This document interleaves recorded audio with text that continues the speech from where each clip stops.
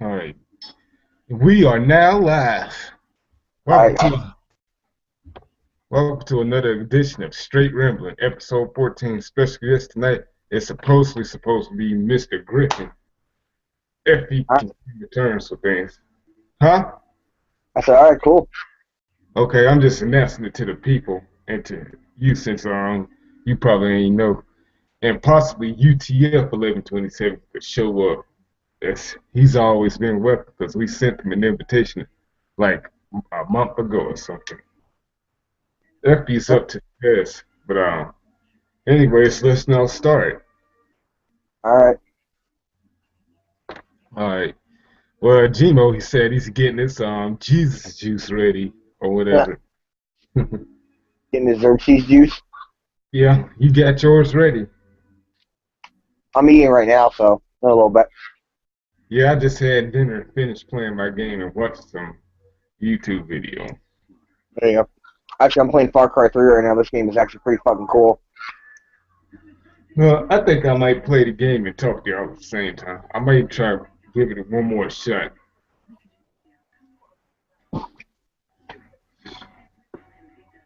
Damn it, I need to get a new game. Yeah.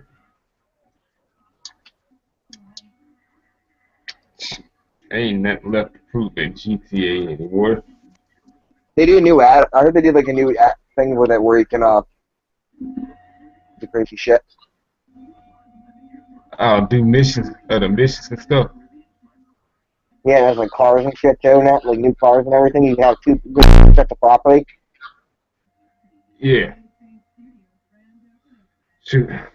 Yeah, but it's stuff happens randomly and all that. Shoot, I get tired of waiting for something to happen and driving around and shit. It gets old and gets boring and tired of. There's two things I ain't did. Was chase down that guy in the country. Shoot, I end up falling down there. It was out in the country, but I ran into the fence and fell off a cliff on my motorcycle. I never did get that dude. And plus, frankly, he got to keep those Mexicans or gang members, whoever they are, from robbing this little bar, his tequila bar. Mm-hmm. Never been able to track them down. One time it was raining. That's what pissed me off the most. I had to try to get them in rain. I couldn't even get it done. Yeah, that can be really difficult at points. Oh yeah, I found there's actually cheat codes for it too. Oh shit! I need to do something with you. Are you talking into a new mic? Cause seems like you're blurring out. No, I'm still doing the same. I'm still playing the same game. I mean, on the same phone. I mean, oh, probably 'cause I'm not using the headset. Yeah, That might be why. yeah, I can hear you good right there. Okay, now what you said again? I said, yeah, it's probably because I'm not using my mic. Yeah. Uh,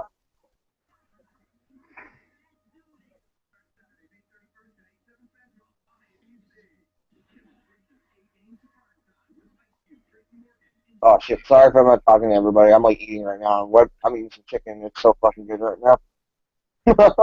Yeah. Yeah, that probably explains everything. Really. Shit. When I had my dinner, we started the show right now. At the same time, I'm looking at Spider-Man too. What, the new one? No, sadly. But speaking of watching stuff, for the first time ever, I saw Transformers. I'm behind on movies for the That's not a picture. bad movie. But I understand that you seen the Godzilla movie already. Oh, I want to wait till Demo gets on. Oh man, Shit, y'all gonna spoil the shit out of this, and I ain't seen it yet. But it's okay. I'll forget about it eventually until I see it.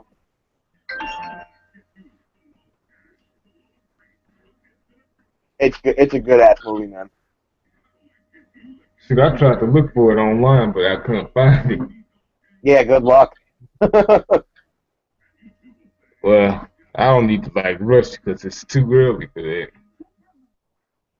Basically, the whole concept of the plot is what the fuck is it? Yeah, it's like it's not just Godzilla. It's like two other monsters. Yeah.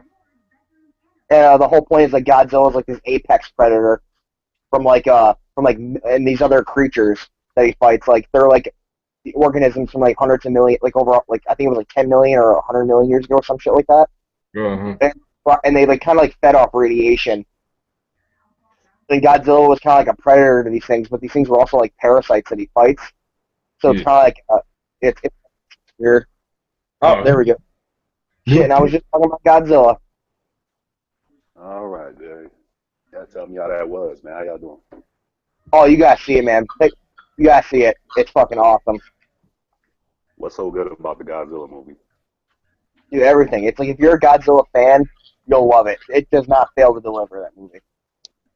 Yeah, because that last one they did was pretty trash. What the But Oh, two? dude, then, that yeah, was because like Godzilla 2000, that it's one was just garbage. TriStar like all this creative work to do. With this one, when Legendary Pictures did it, Toho, the guys, people who created Godzilla, like washed over them like hawks, basically.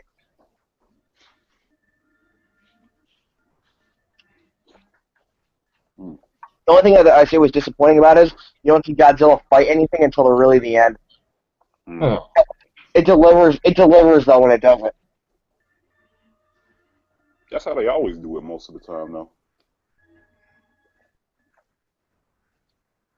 What does it fight, though? Does it fight Mothra? Does it fight Mega No, it's Godzilla?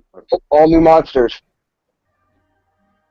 Oh, just some random ass monsters? Yeah, they create two unique ones just for the movie.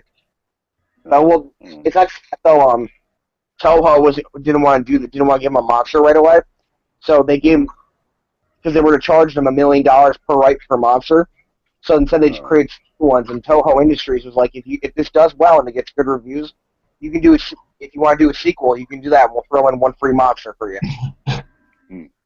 Throw in Mothra. You gotta do Mothra first. No, fuck Mothra. Mothra died. Mothra is the Kenny of Godzilla, always dying. yeah. Well, who would you choose if you chose the first monster? First monster he fights, I would probably go with Gigan or or not Gamera. Probably Gigan Yeah, you or can't do. Megaguirus. Yeah, you can't do Mega Godzilla too soon. Uh-huh. That's later on down the line. I would say King Ghidorah, but that'd be too soon. Mm.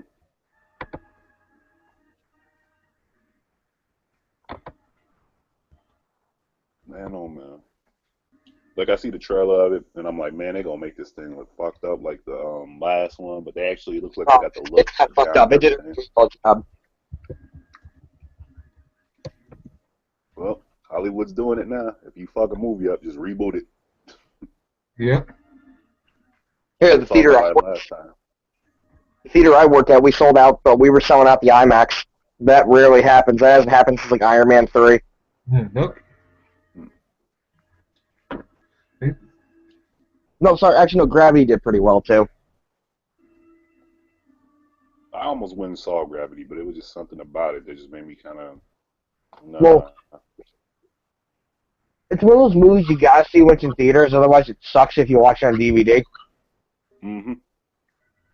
Yeah, Yeah. that's what I heard about that. It's kind of like Transformers 2. Yeah.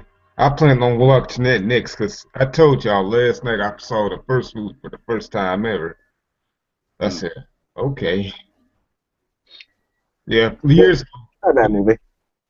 The second Yeah, one, each one if gets you saw, they get progressively worse though as it goes along. yeah, but if you saw Transformers 2 in theater, it was a whole different thing in a Oh theater yeah, versus watching it at home. People were going crazy in the theater every time just one of them popped up. what Starscream happened popped with up, people started Godzilla? going crazy. Uh-huh. Yeah, but anyways, when I first saw it last night, I was like, okay, this. But it like took the middle of the movie for what's the space to pop up right here. This reason, yeah, Prime, yeah, Mhm. Prime, yeah. But I was okay with the movie and all that. Yeah, one was just okay. I think two, they did the movie the way everybody wanted it to be done, but with one they had to lay the groundwork. Yeah. Yeah, but it was some funny parts. Like, what's his face? Happy Time. Yeah, his mom was messing with him about being in his room sweating. I said, "Have you been?" Oh yeah. Shit. Okay, we can call this his happy time. Yeah, I remember that. That was funny. I'm like, I asked him, I said, why would he be doing that when he got Megan Fox in the same room with him? Man, I don't know how to feel with this new Ninja Turtles movie though, with him and that. Yeah, after I saw that ninja. Oh, sorry, Sorry, go. sorry, I meant with Megan Fox. Her. Yeah, but anyways, after I saw that Ninja Turtles trailer, I said, oh hell no, I ain't seeing this shit. They better start over and do the right thing. Yeah, they need to correct that shit real quick. You fuck up a Ninja Turtles movie, man. People gonna lose their shit over that one. Yeah, I'm a diehard Ninja Turtles fan. Yeah, everyone liked the Ninja Turtles as kids. People gonna be fucking mad as fuck they fucked that movie up. Yep. Michael Bay, the destroyer of childhoods. Man, as long as they get Leonardo right, that's all I care about. Leonardo is always my favorite turtle out of them all. I wonder if they're gonna actually fight Shredder though. Yeah, Mm. yeah. I saw both pictures of both of them. Those things is fucking ugly. Yeah. It would actually save the movie.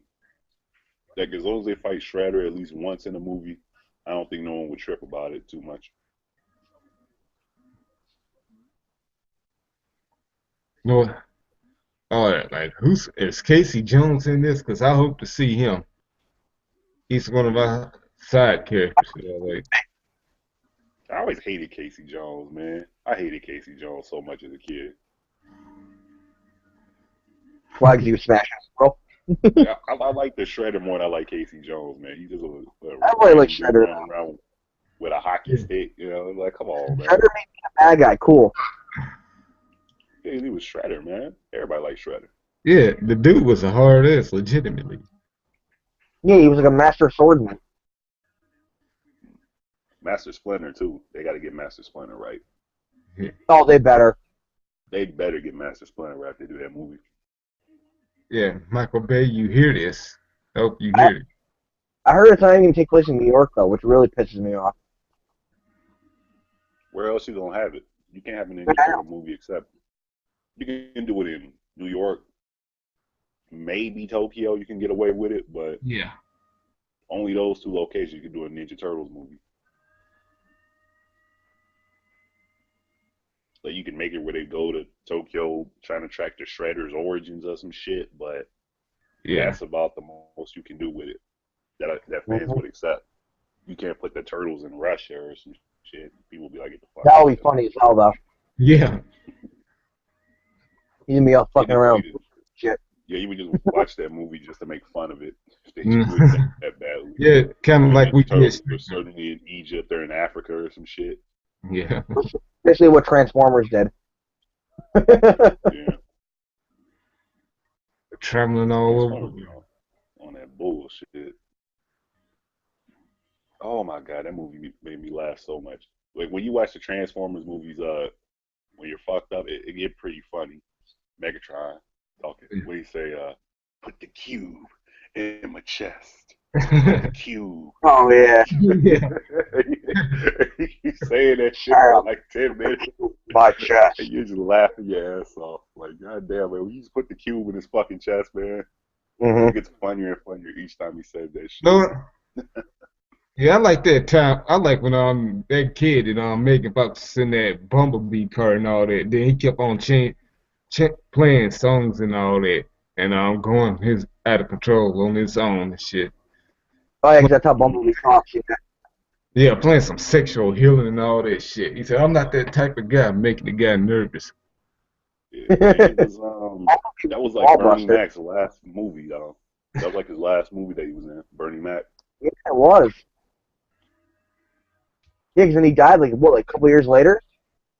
What the Yeah, boy? like, no, No, Bernie Mac. How did he die? It was him. Oh, Bernie Mac. Yeah, he died like Yeah, a year later in it 2000. was. He had like that disease or whatever where your organs start to harden. I can't think of the name of it though. Yeah, Yeah.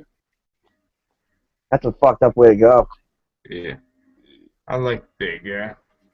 Yeah, he was So funny. just choose it. I want to know them punk ass kids.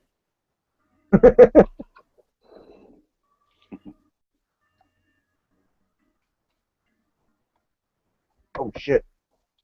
Let's see. I have some more questions about the Godzilla movie. Go ahead, ask away. They don't do Well, I'm Godzilla oh, go ahead. versus the. Nah, I won't spoilers. I won't spoilers because I mean people won't spoil it anyway online. So, guys, if they don't do Godzilla versus the U.S. military for 1 whole hour in that movie, do they? Godzilla's not the main Please focus of tell the me movie. they don't. It's the other monsters he fights. They're more concerned with No. them than they are with him. Okay. Got, like the way they make it out is these creatures are like kind of like parasites, and they're trying to reproduce. And Godzilla kind of like hunted them, so he's like trying to hunt things down. Okay. I was like, yeah, I just thought, it's like, people watch Godzilla to watch Godzilla fight other fucking monsters, and that was the thing about the first Transformers movie. You sit through this shit, and it's like, you don't get Megatron versus Optimus until the very fucking end of it. Yeah. And that's why Transformers 2, most fans go fucking crazy over 2, even though critics go, oh, 1 was better. They made Megatron and Starscream like little bitches. And which one, 2 or 1? 2 and 3. In 3, yeah, but 2, I liked how they did Megatron killed Optimus up in 2. He killed him like. Yeah, but everyone else though? Everyone else was kind of like shit. Beast mode. Starscream, they always do Starscream wrong. Yeah, I don't think they're ever gonna get him right. But then again, I mean, that's not doing him justice.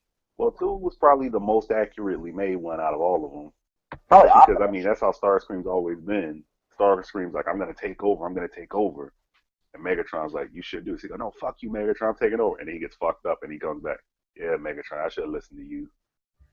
I'm sorry, that's Daddy. That's what it always was. Yeah, I'm sorry, Daddy. Like Lil Wayne and Birdman. Yeah. Megatron and Starscream. Oh shit, he was wrong. That's probably the perfect comparison to Lil Wayne and Birdman, because remember the cartoon Megatron was just a giant gun. He needed Starscream to actually do shit. Yeah. Yeah, that's Birdman, because Birdman can't rap on his own. He can't do shit on his own. He has to have Lil Wayne write his lyrics for him. He got to pop up in every Lil Wayne video, just rubbing his hands together every 10 seconds in the background. Mm-hmm. Yeah. It's kind of equivalent of like teammate, where he's still Gucci. And then like, talking in the middle of the song. Mm-hmm. At least, I'll give Birdman credit, though. At least he didn't have an ice cream cone tattooed on his face. Nah, he did worse. He got a red star tattooed on his head. Of his bald head. No. I'm so serious. Who does he think he is? Bam Bam Bigelow or some shit? A black version? A big red star on top of his bald head. No. Why? Yeah. Because he's a blood, according to Birdman. Yeah. Know what? Like a decade ago, they weren't even talking nothing about that. And now, here we go in like 2006, they claiming that shit. Well, the funny thing is, when they first came out, they were called the Cash Money Crips. And then they changed it to the Cash Money Bloods, CMB, ripping off the New Jack City movie. So first they're the Cash Money Crips, and then when that didn't work, they changed to the Cash Money Bloods. And then you hear about all this other stupid shit about Lil Wayne, where he shot himself when he was a kid and all this stupid shit. I think I remember that. Yeah. Yeah. Oh, yeah, he did. That's right. His little kid was playing, I think, with his grandfather's gun and shot himself. It was his daddy's gun. Yeah. His real daddy. Not Birdman, but his real daddy. Yeah. Yeah. Yeah, the one who died. Man, that shit. But man, oh man. That's probably, I don't know. Gucci Mane's ice cream cone tattoo is probably the dumbest tattoo I've ever seen in my life. But at the same time, you're in a dark alley with a dude with an ice cream cone tattooed on his face. You can't take him seriously after that. Yeah, but I wouldn't fuck with him. I Yeah, would. That's he because I'm an killed, asshole. he killed I mean, somebody. this dude, yeah. Gucci Man has legitimately fucked people up. Yeah, that's why he got those teardrops. He murdered somebody, or not murdered. Well, I think back in the day, like back in the early hip hop era, when you saw a dude with teardrops, it legitly meant that. But now, where everything's so commercial and shit, everybody lying about everything, it's hard to take the teardrop tattoo seriously. I just laugh at L- it. Little Yeah, Wayne like got teardrop tattoos now. Come on, Yeah, man. yeah, he had them for a while, and I'm like, no, he ain't done nothing. I know about it. But then Hmm. same thing with Birdman. But I do question it. Back like dating back to 2000. Remember that group that mocked the Cash Money, mainly Yeah. Juvie.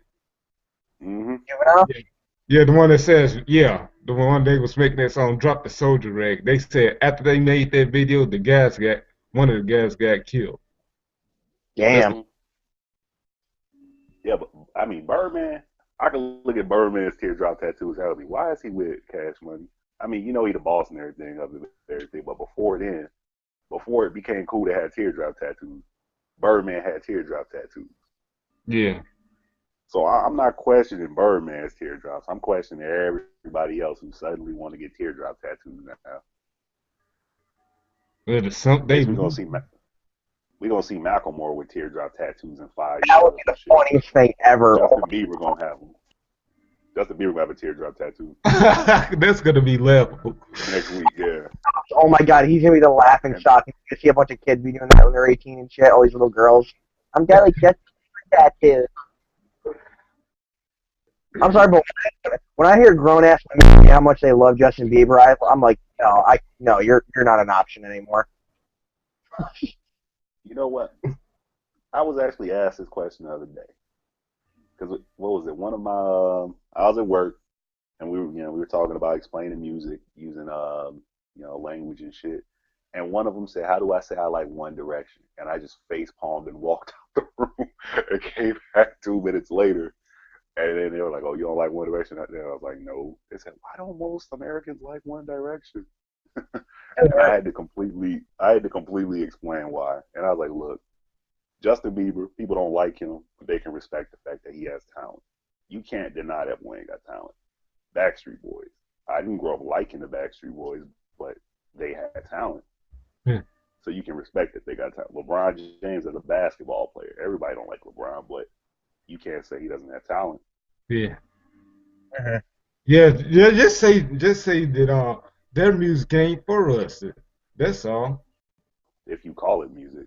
One Yeah, Direction has no talent, man. They have yeah. zero talent. And Yeah, why that do is I say true. this? Because they can't dance at all. Their singing is not even. I remember when Bieber first came, when Chris Brown first came out, and people would say, "Oh, they talented, but their voices aren't, up to par." One Chris Direction Brown is isn't below a bad Chris singer Brown. though. Not now, but that first album though that he came out with, his singing was like, I'd say average. Yeah, I Then think as his time went on, claim to fame though was he was a good dancer. yeah. But mm-hmm, when it he was a first dancing came talent. Yeah. when Brown first came out, I'm like when he came out with the second song, I said this guy's gonna be something. Yep, he could have been the next Michael Jackson if he never smacked Rihanna and kept getting into trouble after that. Yeah, didn't he smack a few chicks? Nah, just No. Rihanna. And Oh, he threw throwing chairs out of windows and Mars. Yeah, all this other shit. I think it was Bruno Mars maybe that smacked around a couple of chicks. People don't count gay men slapping women. Shots fired. uh, I've said this 100 times. Bruno Mars is very, very gay. And that's not a knock on that man's music. He's got great talent, love his music. But he said, "Girl, you're amazing, just the way you are." And I'm like, You probably pulled Eddie Griffin. That's the gayest shit I ever heard. it's kind of like, remember that song "Incomplete" by Cisco? yeah, Without you, girl, my life is incomplete. And you could just say, man, we should X out him saying girl and change it to boy. When Backstreet Boys remade that song. Hmm. I never knew that. Yeah, that was one of their big hits too. That remake. Nothing tops the original though. That's a legitly good song though.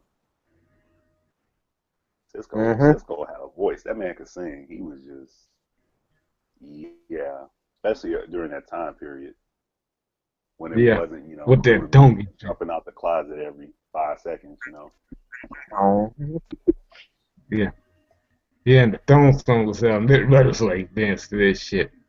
Well, Oh not yeah, me he though. had everyone dancing to it. Like that song in the '90s though. That was Hmm like 2000 when it came out. Oh, that's right. Yeah, it was like early. Yeah, it was It was yeah, it was like early. It was like Then, 2000. Like it came out at the top of the millennium. yep. Then made a remix and all that with Foxy Brown and Big Show in it. Big Show was in it. Yeah, and the second one. Yeah, he was like Oh my posing with two God. black chicks on the car.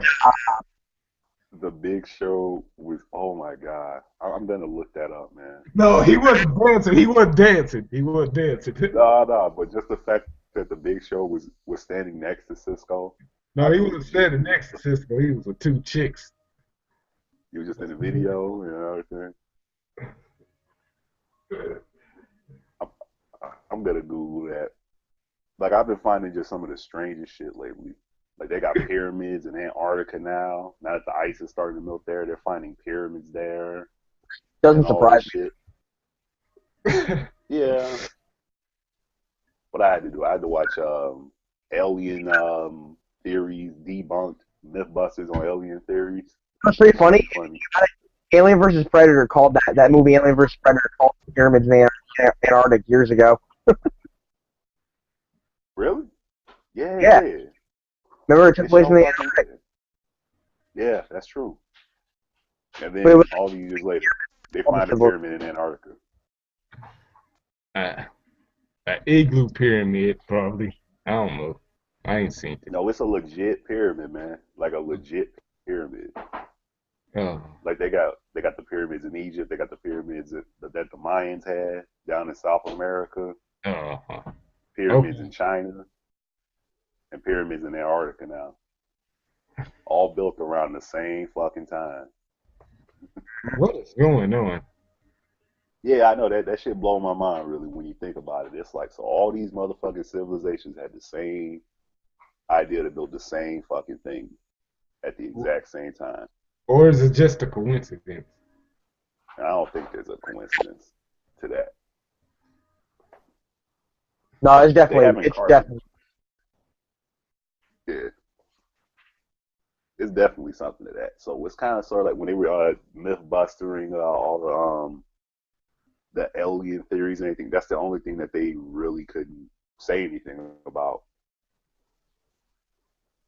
Like they did that big documentary about the was it the extraterrestrial astronaut theory and shit, and they Oh just yeah, completely myth busted it, and they made all the dudes on the show look like complete dumbasses, and that shit was funny as hell. But yeah, and they were like, well, but one thing that the motherfuckers on the show said, they were like, well, you got these pyramids all the way in Africa that were built at this time. You got these pyramids that the Mayans had that are built around the same time. You got the pyramids in China that are built around the same fucking time. yeah. And then I was like, yeah. And then like, I was just Googling the shit, and Antarctic pyramids popped up, and they legitly show you pictures of the Antarctic pyramid. I'm like, I'm telling you, man, we find fucking them pyramids. We're yeah, gonna clean out Oh, pretty. it's gonna be a xenomorph predator gonna pop out that motherfucker. Just start Yep. taking motherfuckers out. I was kind of disappointed with that. Like, it's pretty funny. I thought the movie was badass when I was like 13. I think when it came out, I was like in middle school. Now that I went back and watched it, I'm like, oh man, what were they thinking? Yeah, they completely fucked that movie. That I one alien remember, predators. yeah, it's like no, Predator don't go out like that, man. Predator No, would they have been massacring aliens.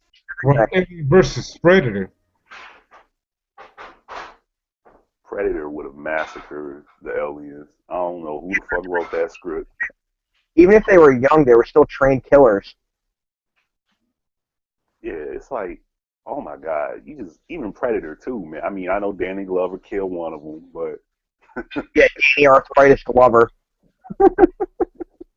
I mean, at least they made it believable. It took that man like a good hour of fighting this motherfucker and chasing them all across fucking California to kill him. And the only way he did it was he had to take the Predator's weapons and use it against them. He had to cut the motherfucker arm off.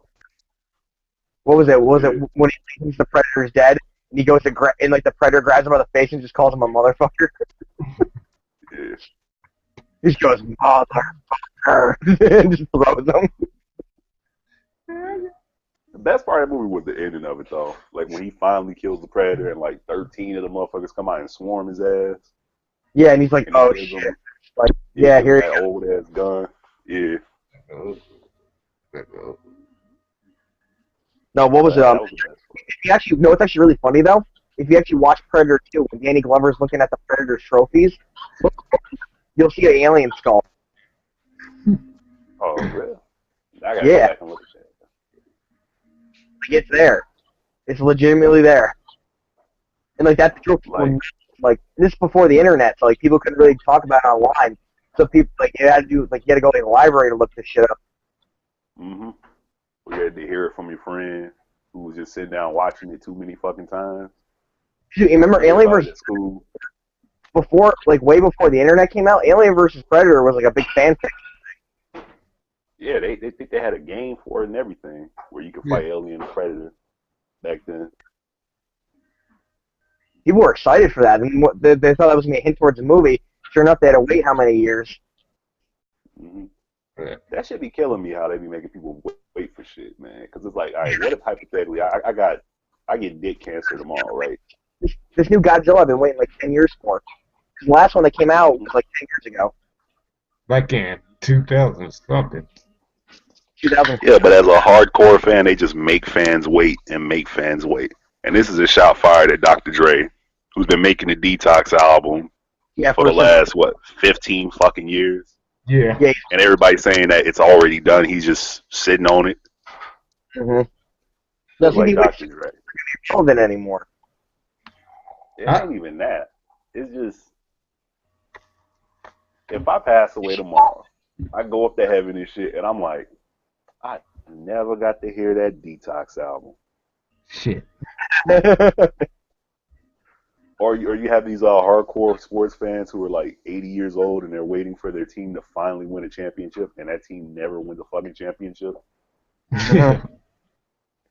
Like, people are like, I can never go to my grave happy until the Chicago Cubs win the World Series. Well, you ain't never gonna be fucking happy, man. Chicago Cubs ain't going no fucking well. No, I could say the same thing about Carolina, probably. Carolina Panthers. Oh my God, I feel so bad for the Cubs. And I'm a White Sox fan, but you feel for them.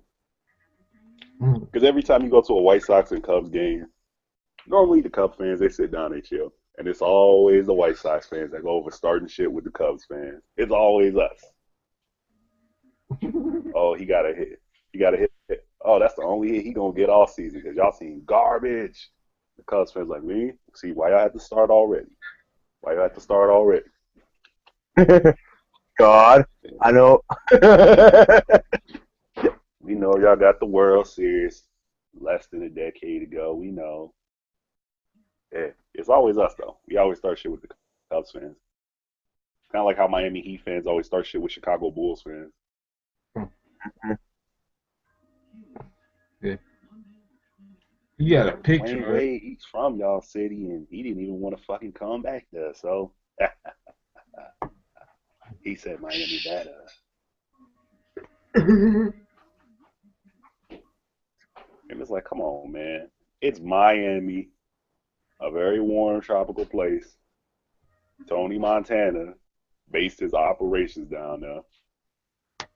You got, let's say, a great deal amount of eye candy down there versus Chicago where it's cold. Everybody rude, everybody...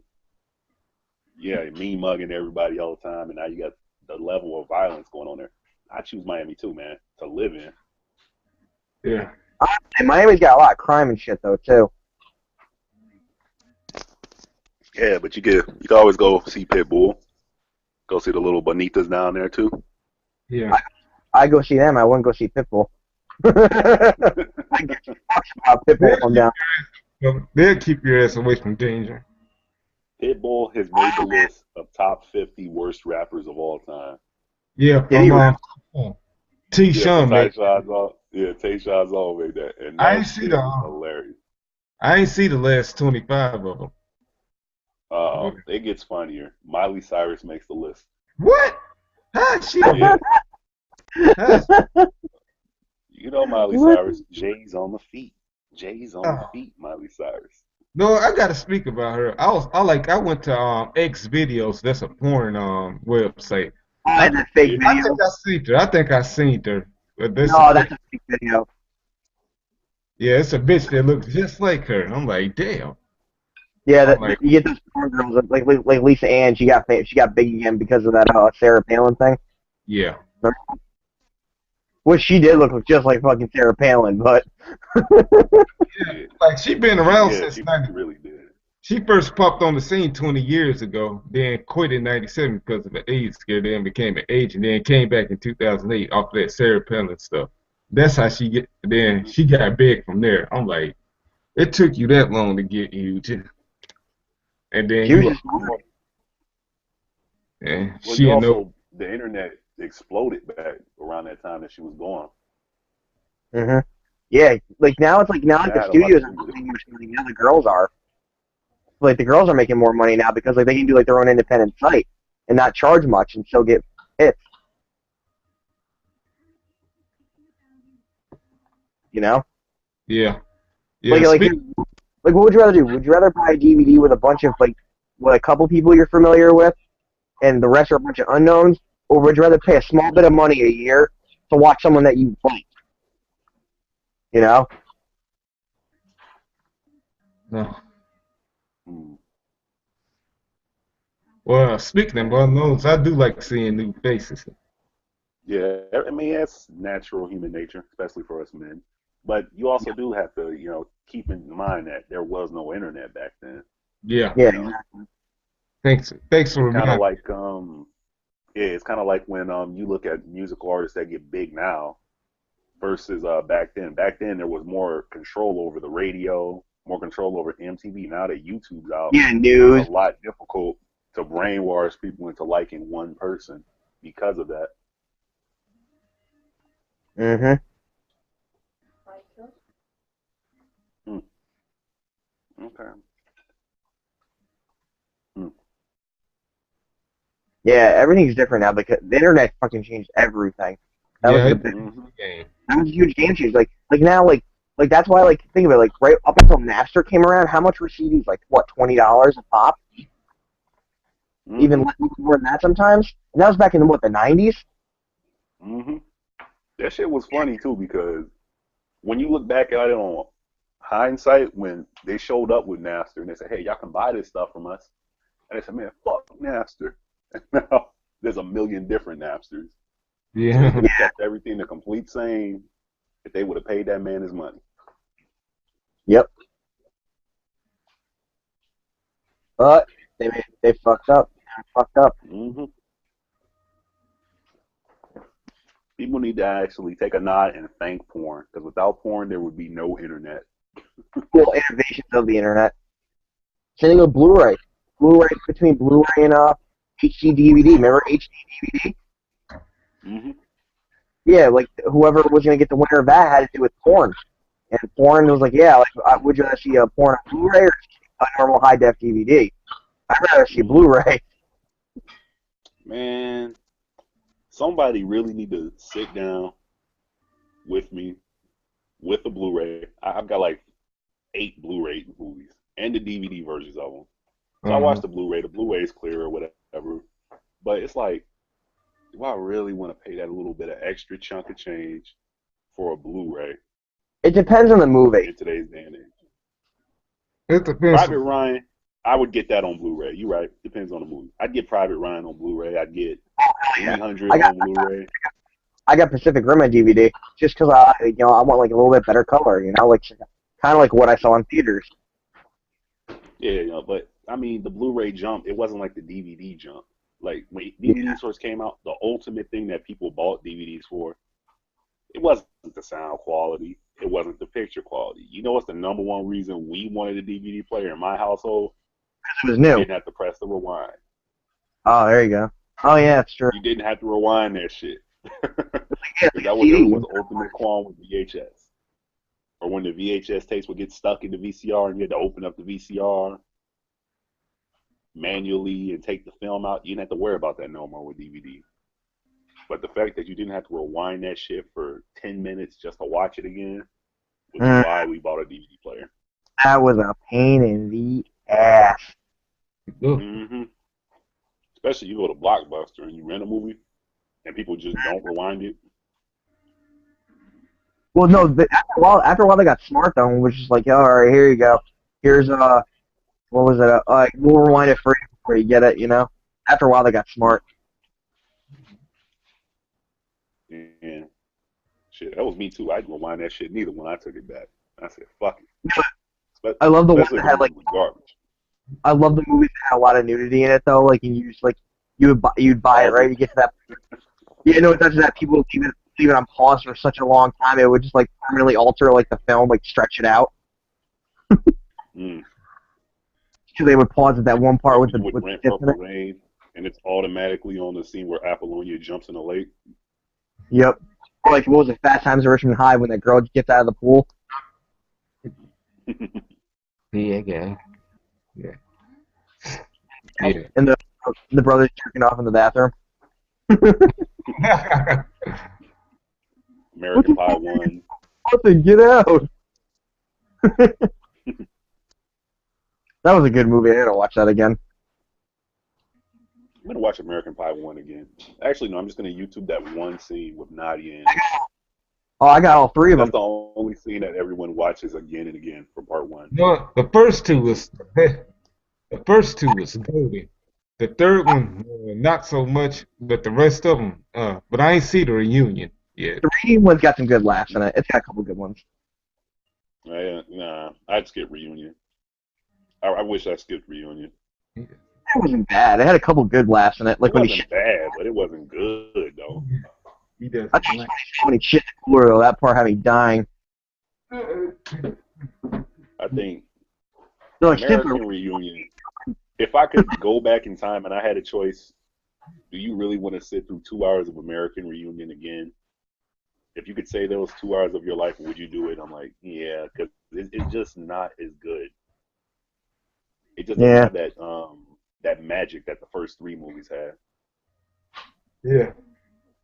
The third one, you had Mr. Belvedere in there. Oh yeah, I forgot he was in that. Yeah, where he's got the assless Prince pants on, and the parents come home. It's like, what you and he's hiding it. Belvedere. Like yeah, he's like the guy that checks the wine and everything. Mm-hmm. And then the strippers and shit, they were acting like the maid and the cop and shit. Yeah, that was the best. That was the best part of that film. I don't know. The dance off was pretty funny though. The dance off was pretty funny as well. Dance offs are so overdone now, though, in movies, man. Yeah, but you know, that part in that movie though was pretty funny though.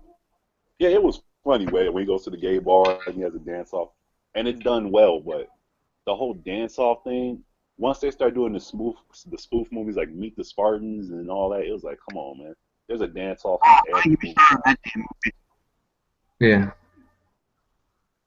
Name one person that likes Meet the Spartans.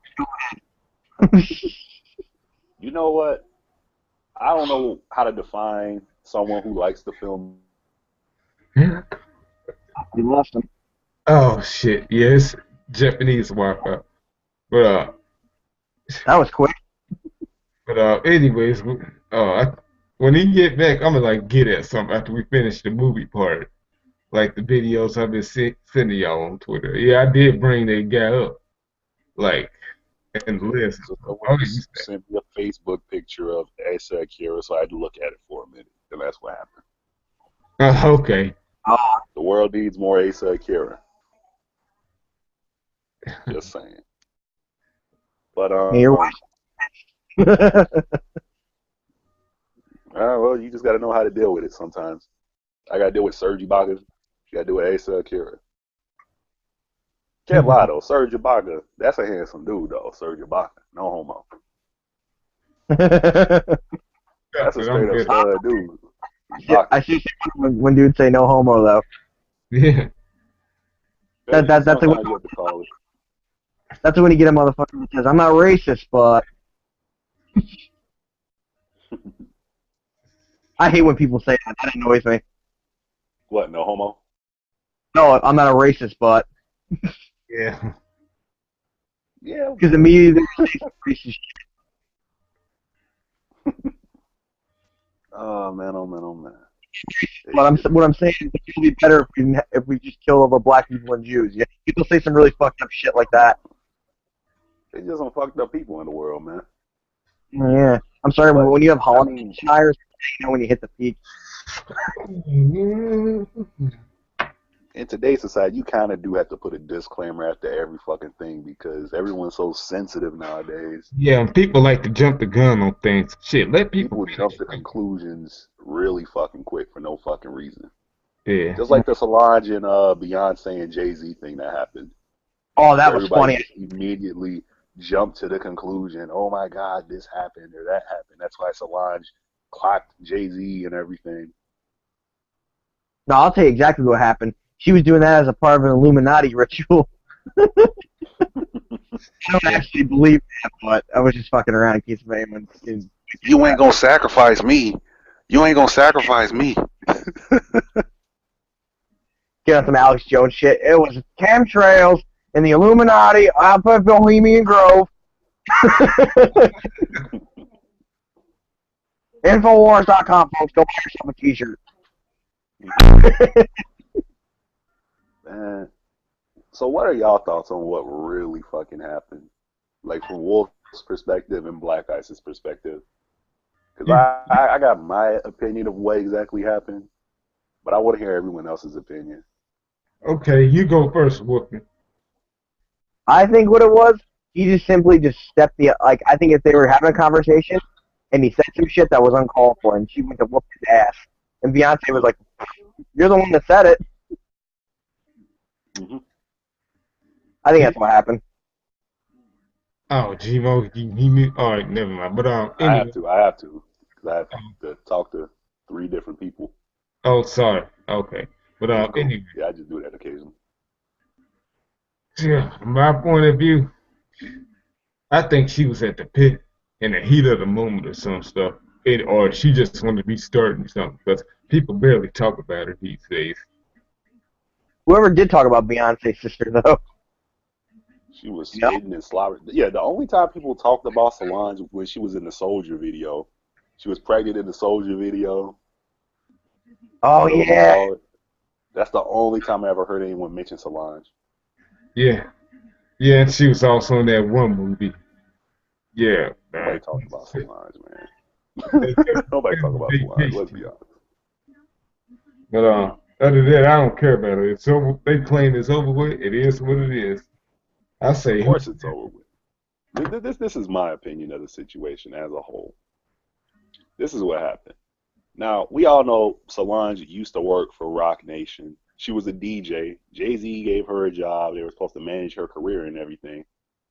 And Solange is still not being talked about, not being mentioned. There may have been a little hostility about the fact that her career is not where she wants it to be. Because it's hard to live in the shadow of your brother and sister or a parent growing up. She's Beyonce. yeah, and they icons. They never. Or especially if your sister's Jessica Simpson and you're Ashley Simpson. You know, Ugh. you could go on That's a good example. and on. That's another example, though. You know, a family that's just locked into a business, and when you're not as good as or better than your sister or brother, who's already had success, everyone compares you to them, and no one talks about you in the way or gives you the credit that you may have in the background for helping their career. So it may have been a little bit of that. I know everybody's talking about this other chick who used to work for Rockefeller that Damon J used to pass around. I don't think that's true. I think that's some bullshit. Another girl. Well, yeah, they're saying that, oh, the old manager from Rockefeller used to smash Dame, used to smash Jay was there. Solange felt some type of way about it. And if that were true, that's not Solange's place. That's not Solange's place to do anything or say anything, because that's Beyonce's husband, you know. And every cat want to start. They had a bogus Twitter account of Solange saying, "Yeah, I smacked Jay-Z because he ain't about that life, and he smacked my sister or something." It's like, even if that did happen, that's not your business, Solange. They're married. You know, you got people jumping up and down. Oh, she came to the defense of Beyonce. That's not her place to do that. If you want to jump on someone that your sister's with, boyfriend, okay, you can jump someone's boyfriend. You can jump someone's BFF or something. But once someone's married, that's not your business no more. Yeah. At all. I don't give a fuck what the situation is. I think it's a bit different though if it's like, let's say like your sister married a dude and you beat the shit out of her. I think then it's your business because you know that's you're her brother. You know what I mean? That's what I had in mind. Yeah, but that's, I mean, Jay-Z clearly is not beating the fuck out of Beyonce. Like, if he just sneezes on her, it's all over the fucking news instantly. Yeah. So that clearly is not going on. But even if it were, I mean, I can see if they at the dinner table. Remember What's Love Got to Do with It? Eat the Cake anime? Yeah. Yeah, I mean, if that's going on at the dinner table, that's one thing. But if they're in the privacy at their home, that's not Solange's business. That's nobody's business. That's their marriage. That's their family. You know. And Beyonce's a businessman, first of all. You think he's going to smack the shit out of Beyonce and have her go on stage, nose broken, eye blackened, and fuck his career and her career up? Yeah. Actually, no, it wouldn't fuck Beyonce's career up. Her career would explode. It'd go even higher if that happened. Look at Rihanna. Yeah. She was relevant for a couple more years.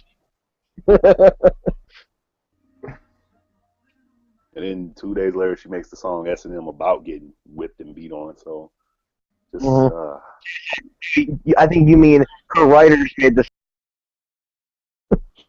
You know, she doesn't make her own songs, right? She had like fucking like 8 people write her songs for her. Yeah. Rihanna. Oh, girl. Yeah, a few days ago I heard about her being in a headline for stupid reasons. Cause, Jesus. Oh, because she was bullying her fan? Yeah, that and the selfie shit. You know what? I say this all the time. If you're a grown man and you're taking selfies, there's something fucking wrong with you. Just a quick snipe shot at men who take selfies. If you're a grown man and you have an Instagram account, yeah, there's something wrong with you if you're not famous. You're just a regular average schmuck working 9 to 5, and you have an Instagram account and you're taking a selfie a day, you might be gay. Yeah. Yeah. Oh, if you do it, hey, I just need to follow people. That's it. I'm gonna just say it like this. I'm gonna put it this way: if they do it some of the time, like once in a blue moon, I'm okay with it. But Yeah, that's constantly, different. Yeah. but constantly, that gets on my nerves. I ain't never getting on Instagram, so you ain't got to worry about it. If I check, my Twitter or my Facebook, and I see a selfie of you, because all the accounts are so networked and connected now, and you got a picture of you wearing, one shirt one day, selfie, and I check Wednesday, you got another selfie. If I check Friday, selfie, you might be gay. Yeah. No grown man has to take one selfie a day. No grown man has to take one selfie a week. Especially if it's just you wearing a t-shirt and some new corduroy shorts or some shit. You wear a suit, you wear something like that, you want to take a selfie, okay. Yeah. But if you're just getting dressed to go to the fucking store and you have to take a selfie every single time, you might be gay. Yeah. You might be very fucking gay. Mm-hmm. So Rihanna's fan is this teenage girl, takes a selfie. Rihanna, I'm so inspired by this Batman dress you wore, or some shit. And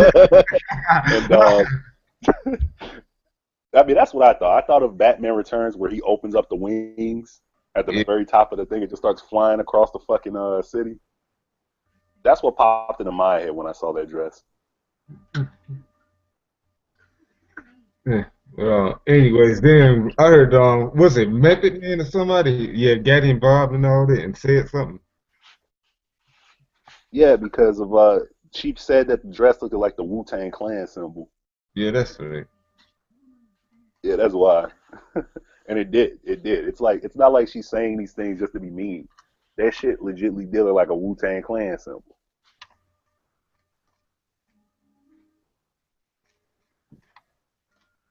Yeah, but shoot. But enough about there. But it is what it is.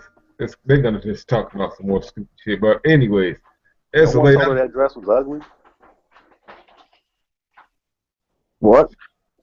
No one told her how ugly that dress was when she said she wanted to have it made. I don't remember anybody saying it. I'm just saying. But anyways, yeah, I remember all week long I had sent y'all some videos of this crazy preacher and all that from the mid '90s. Hmm. Yeah, Yeah, I had so many questions about this dude, okay. Reverend X. Oh, that guy. Yeah, yeah, yeah. Oh Yeah, I my bought him up. God. I bought him up in the last show when I told him how he got kicked off that public ethics. So Yeah, they need to bring him back again. They need to, Reverend X is hilarious, man. yeah. Atheists love this man. No, she Reverend was X lying, is one of bitch. No, my favorite he's part one of the funniest. when he You says know you what ain't makes it so funny to me what? about Reverend X? You know, the fact that he's on the high horse saying he's God and everything, Yeah, but that's not what does it for me. It's the camera work that makes me laugh so much when I'm watching this shit. Like Yeah. they move the camera like so slowly. It's like he's floating in the sky. yeah. I'm just watching this like Brian's Black Eye Sensitive, and I'm like, this is some funny shit, and I don't know why. No, I So don't. like the media nerd I am, I had to pick apart the small things about it that made me laugh so much, and I was like, it's the camera. That camera is magic. Whoever's idea was to just zigzag the camera like that to make him either look like he's high or he's on some other shit.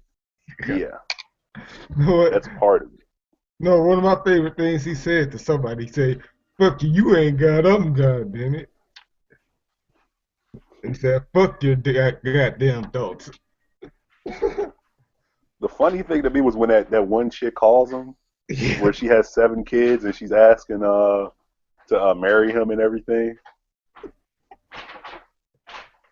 She was on And Tasha then Show, actually, now that I remember. yeah, she calls him talking about some. I love that you thank your God, you praise God. How can a girl talk to you? And like you could see his face kind of warp where he like really didn't expect her to say that shit because so many people call him and troll him all the time. That he was like, well, She's you like, know what you got to do? You got to donate all your money and all your funds to me and to the word. He said, can you do that? She was like, yeah. Me, and my 7 kids can do it. He's all right. Well, all 7 of them are gonna be working and donating too. that's pretty funny. Yeah, I was just like, man, he He played that so well played. It was so well played and funny that I was just like, he said the right shit in that situation. She said yeah. 7 kids. He's like, well, they gonna be working, be adding to the funds of the Lord too. Yeah, I Mm. come. Then he always begins his shit with, "I come in the name of Jesus," and all that stuff. He make it sound funny. I know I heard it for years from different churches, but the way he is, he makes it seem funny. Yeah, I didn't know who this dude was until you Yeah, sent me that. Like, yeah, I yeah, saw the image of this dude. I thought he was Busy Bone at first, man. I'm like, this look like an old Busy Bone or yeah, Bone yeah. Thugs. And I'm like, Yeah, he had a show in like in the late '90s and all that in California. I don't know if it was actually on TV or especially a religious channel because I don't think they're gonna let him get back with doing all that cussing, that swearing. nah. But Especially in the '90s, someone would have tried to kill him in the '90s if it after was all on that, TV. it took him mooning the camera in 2006 for them to take his show off the air. That shit Yeah, was but funny though, man. That shit was that shit was funny, man. Yeah, that dude, he stay getting kicked off of Twitter and YouTube and all that. That shit be funny, man. No, dude need to get his own show again.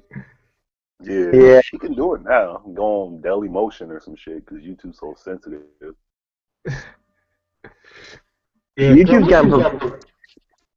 got involved. Well, you know why he ain't doing no show because he trying to get that check. You can't get paid that much for doing a show on YouTube. yeah. He trying to get that check.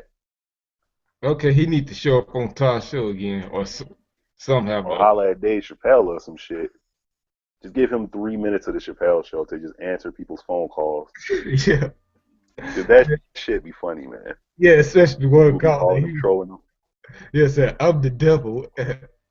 I'm the motherfucking devil. Like you could easily replace Paul Mooney's Negro Damas with him. Oh, you can't out of here. Well, just for 1 or 2 episodes, just to see how fans react to it. Yeah. And if fans think that Reverend X is hilarious, you can have him and Negro Damas do a collaboration. He is with the Booty Warrior. No, I like how I wish Chappelle would do that. Chappelle, I wish Chappelle would come back. He's the one. There's so many shows I wish would come back on TV, like they could reboot it, or they could just continue the story of it. Yeah. Chappelle's show was definitely in the top 5 category for me of shows that should come back. That show died before it could have gotten better. Yeah. And It was to me it was still hot right after it was gone. Like right after the season was over with, it was still hot and on fire. And then we was still those jokes today. Still. Yeah, Chappelle's show season 3. It was kind of like after in the NBA, So they found out Magic Johnson had AIDS. Yeah. You go like, damn, that dude's still good, but it just wasn't the same watching it. Season 3, the lost episodes. Yeah. It didn't have that same feel as 2 and season 1 did. Yeah. It's like the show had cancer or some shit, and it was just slowly dying. Yeah, I knew that. Those lost episodes are pretty garbage. The only one I thought was funny was the Cribs one and the one where you get that chick to fly out, meet him, and then it's like his wife and his kid are there and making fun of her. Yeah. You gotta put the Tupac episode in there. Okay, yeah, the Tupac remix song, yeah, that was funny. Yeah, that shit was funny. Okay, I will. For 1994, I'm not alive. They should pay him. That ain't your wife. Yeah. He got 2 kids.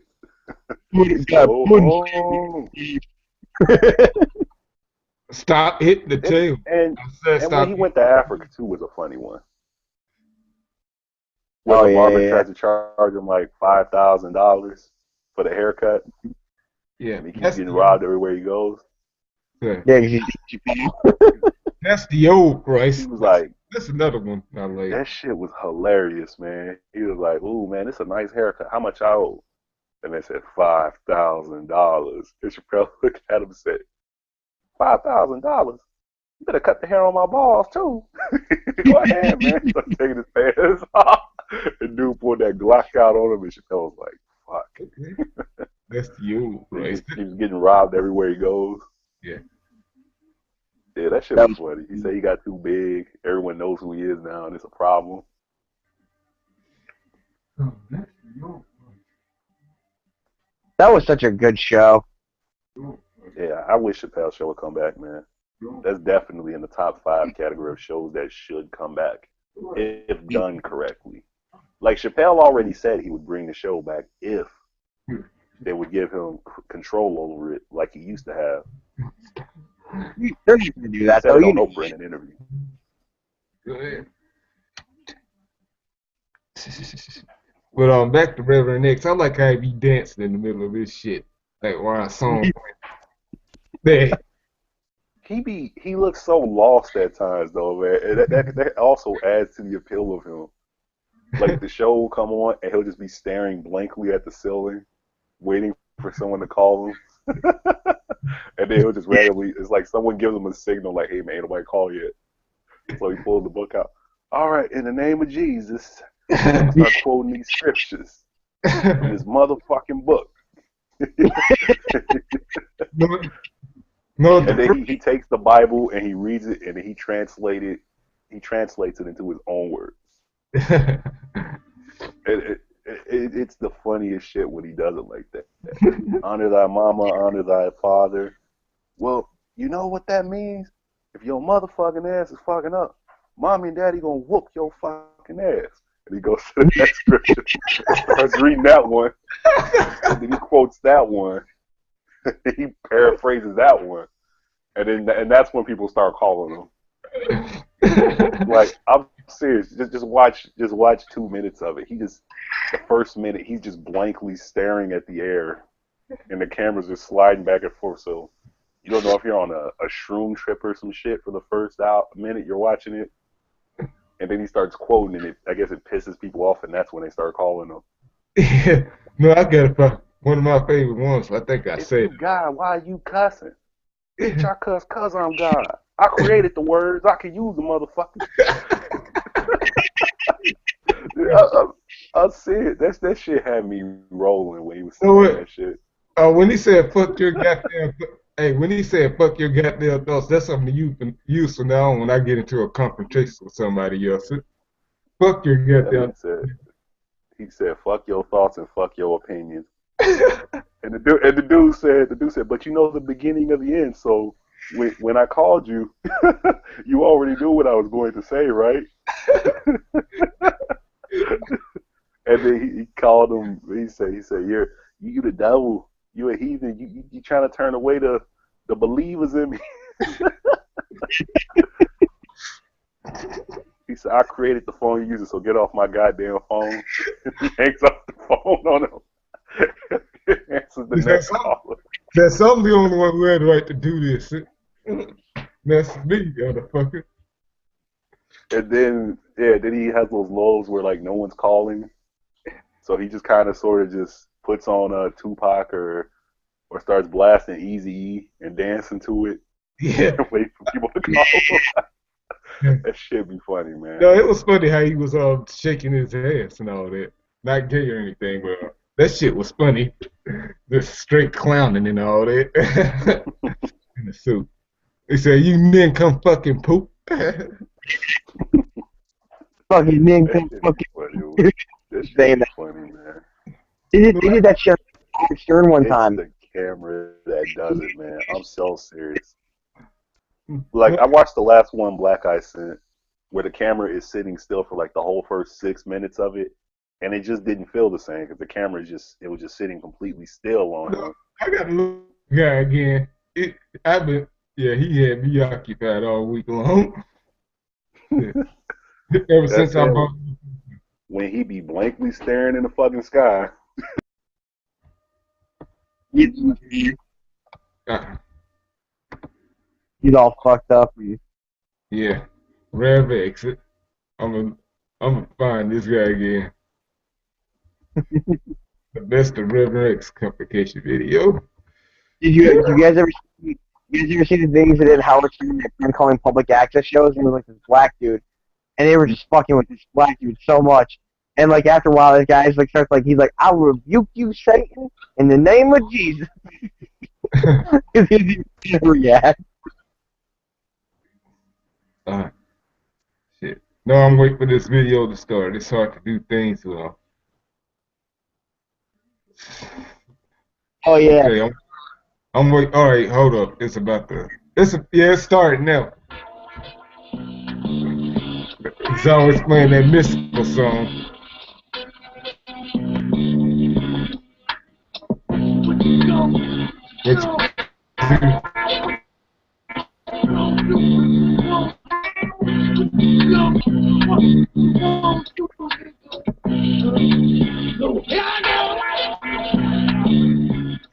One man. Stupid ass bitch. Bitch, I give a fuck what you're thinking. Fuck your thoughts. I'm God, and bitch, you not. Bitch, you ain't God. Stupid. You. You ain't, you ain't got fuck your goddamn thoughts. I'm good. Fuck what you thinking.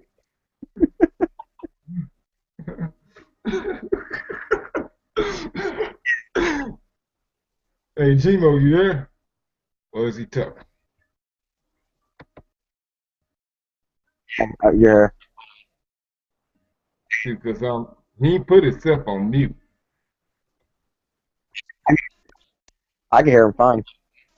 Oh, you can hear him. Yeah. Okay, he needs to like jump out again, then come back.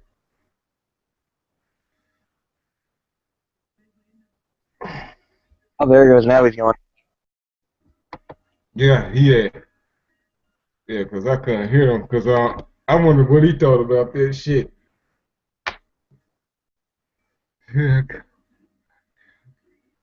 All right, all right, I can hear you now. Yeah, you hear my dog barking in the back. Yeah. All right, there we go now. That's the one I was watching. He's blankly staring in the air. Bitch, I'm God. How the fuck you tell me to watch my language? It ain't no fucking child. Bitch, get off the phone. Go tell them children watch they fucking language.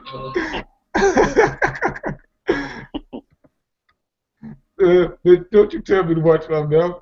I ain't no fucking child. Why don't you get off the fucking phone and tell your kids to go watch this You know goddamn language? What really made me actually sit through him staring blankly at the ceiling was the fact that he was playing that old Funkadelic song. Funkadelic, One Nation Under. I'm like, you know what? Anyone who plays that song deserves at least 2 minutes of my time. He plays my kind of music. And I'm glad I waited, because that shit was funny.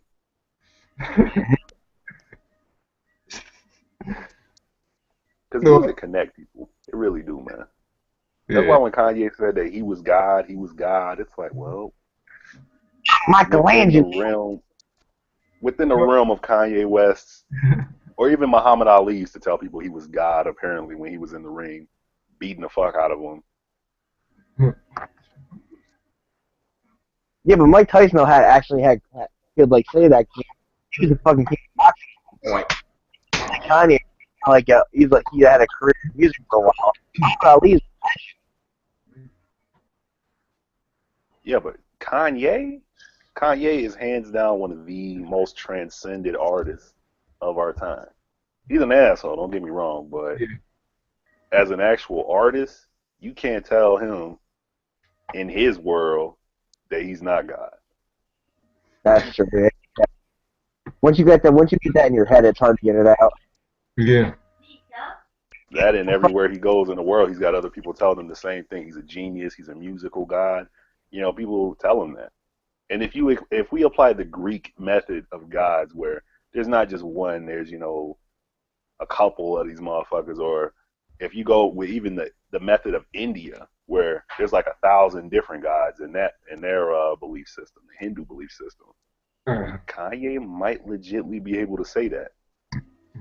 But under the Western ideology, where there's only one, people got something crazy to say about that. Yeah. Unless you got no, I'm gonna say this. If you tell him otherwise and all that he's not, you must like seeing him going up on people because that shit's kind of funny. He's not gonna go off on nobody. All he's gonna do is sing, "You can't tell me nothing," because it's true. I mean, what am I gonna tell Kanye West? Go fuck himself. Is he gonna listen to it? No, I don't think he will. I don't think so. When everyone makes jokes about Kanye because how much of an asshole he is. Sooner or later, that's gonna get to him. That's got that power. It's Kanye. He ain't Drake. Drake be all emotional. I don't know why everyone says I'm lonely and emotional. Yeah, that I'm video. very happy. Well, that video told me to look up on Kanye and Sway and all that. He sure did seem emotional. He's emotional about his fashion. You don't have the answers. You don't have the answers. That shit was funny, man. I'm telling you. I would have smacked the shit out of him if I was Sway. At that one point where he said, "What happened to your company, Sway?" What happened to your old company? You bankrupt now, right? I would have. Oh, Kanye would have got his ass whipped with the quickness at that point. That would have touched. Kanye didn't have to go that far on Sway, man. You on that man's show, you getting that check from that show, and you gonna just diss the host like that, man? Put his business out there like that?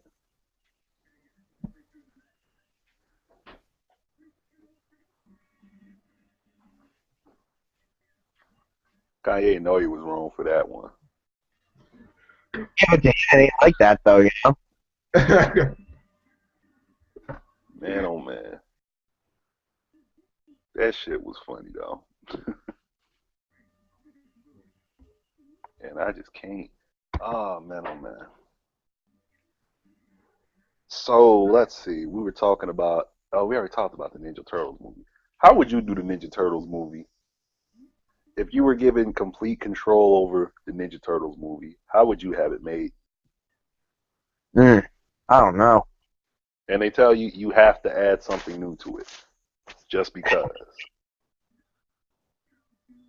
Okay, adding something new, I'll probably like upgrade the way the weapons look and all that. That's all. They make the weapons. I agree. I agree with that one. Fans wouldn't get mad at that. I mean, you have them start with the original weapons or some shit, and then they get like somewhere down the line get upgraded, like in Kill Bill, where she starts off with just some regular ass shit, and then she goes and gets the sword made from the one dude. Yeah, something like that. Yeah, redo their weapons over again. That's what I said. Yeah, they get like, these special weapons that were made from like some master like swordsmith from like ancient Japan, like 800 years ago. Yeah, that'd be cool if they did it that way. Or have the Shredder's armor get, like Iron Man's armor, where he had one suit upgraded to another, so you can upgrade the Shredder's armor. You don't have to exactly add something completely new. You could just go off what fans already have and just upgrade it. Kind of sort of like how the Power Rangers movie did it. As terrible as that movie was, they did it correctly for the fans. Yeah, I loved it. Yeah, but except the fact they didn't follow their roots like the Japanese roots. They didn't follow their roots. But I still love the movie though. Sometimes that's a good thing that they don't follow the exact roots, especially with the American audience back then. Yeah. Like I had a debate with a guy about a week ago about Dragon Ball Z Kai versus the regular Dragon Ball Z we grew up with, which was better. The only thing that's good about it's got like no filler. I said that's the only thing you can say is better about Kai is they kill all the filler episodes in it. He was like, well, they keep the original dialogue, they keep the original music. As soon as he said they keep the original music, I said you no longer have a valid argument. The original music, and that's why it's better. I'm sorry. I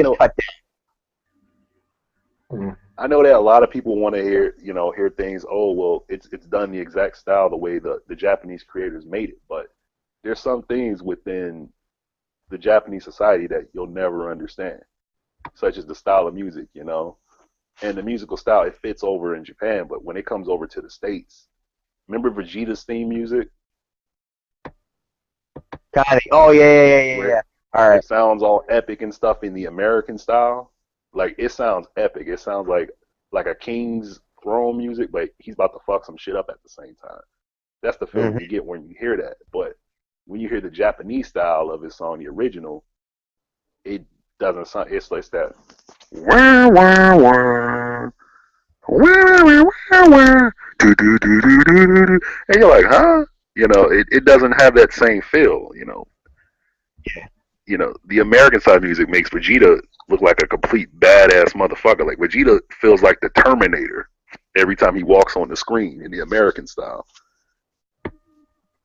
Or maybe that just comes from the fact that that's the song we grew up hearing when Vegeta came on the screen. And every time you saw Vegeta, you knew shit was about to get real. Yeah. If you saw Vegeta pop up or you saw Future Trunks pop up, the shit was about to get real. Future Trunks is probably my favorite character ever in DBZ. Future Trunks is the most promoted character in DBZ. Yeah, but for a He good is the reason. most promoted. Well, it was the mystique he had around him because even before he popped up on the TV screen, he basically got free promotion by little kids who had was American Online and everything and would print out his picture, bring it to school, color it, and draw it. We were seeing this thing for like 4 or 5 years before he even popped up on TV. So we're like, oh my God, who's this dude? He got the sword. He cool. That was because it was already out in Japan like years before it was out in the U.S. Mm-hmm. So like, yeah, Dragon Ball Z came out what, the late '70s, early '80s. Yeah, it came out in the late 80s. And mm-hmm. Then GT was in the '90s. Yeah, so while we were watching the Frieza saga, they watching GT. Or not watching GT because it was so trash, but It was alright. no, It even over here, got GT gets shunned. GT gets shunned by most fans, even over here. It's really hit or miss with fans. I think that's the one thing that everyone legitly agrees on.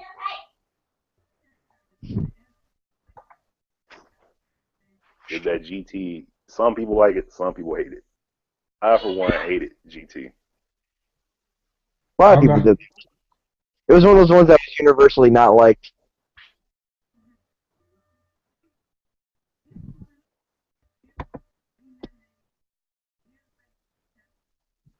Yeah, but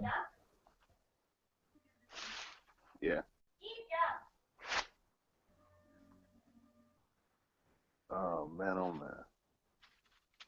It ain't like Reverend X where you just laugh at him all day. Yeah.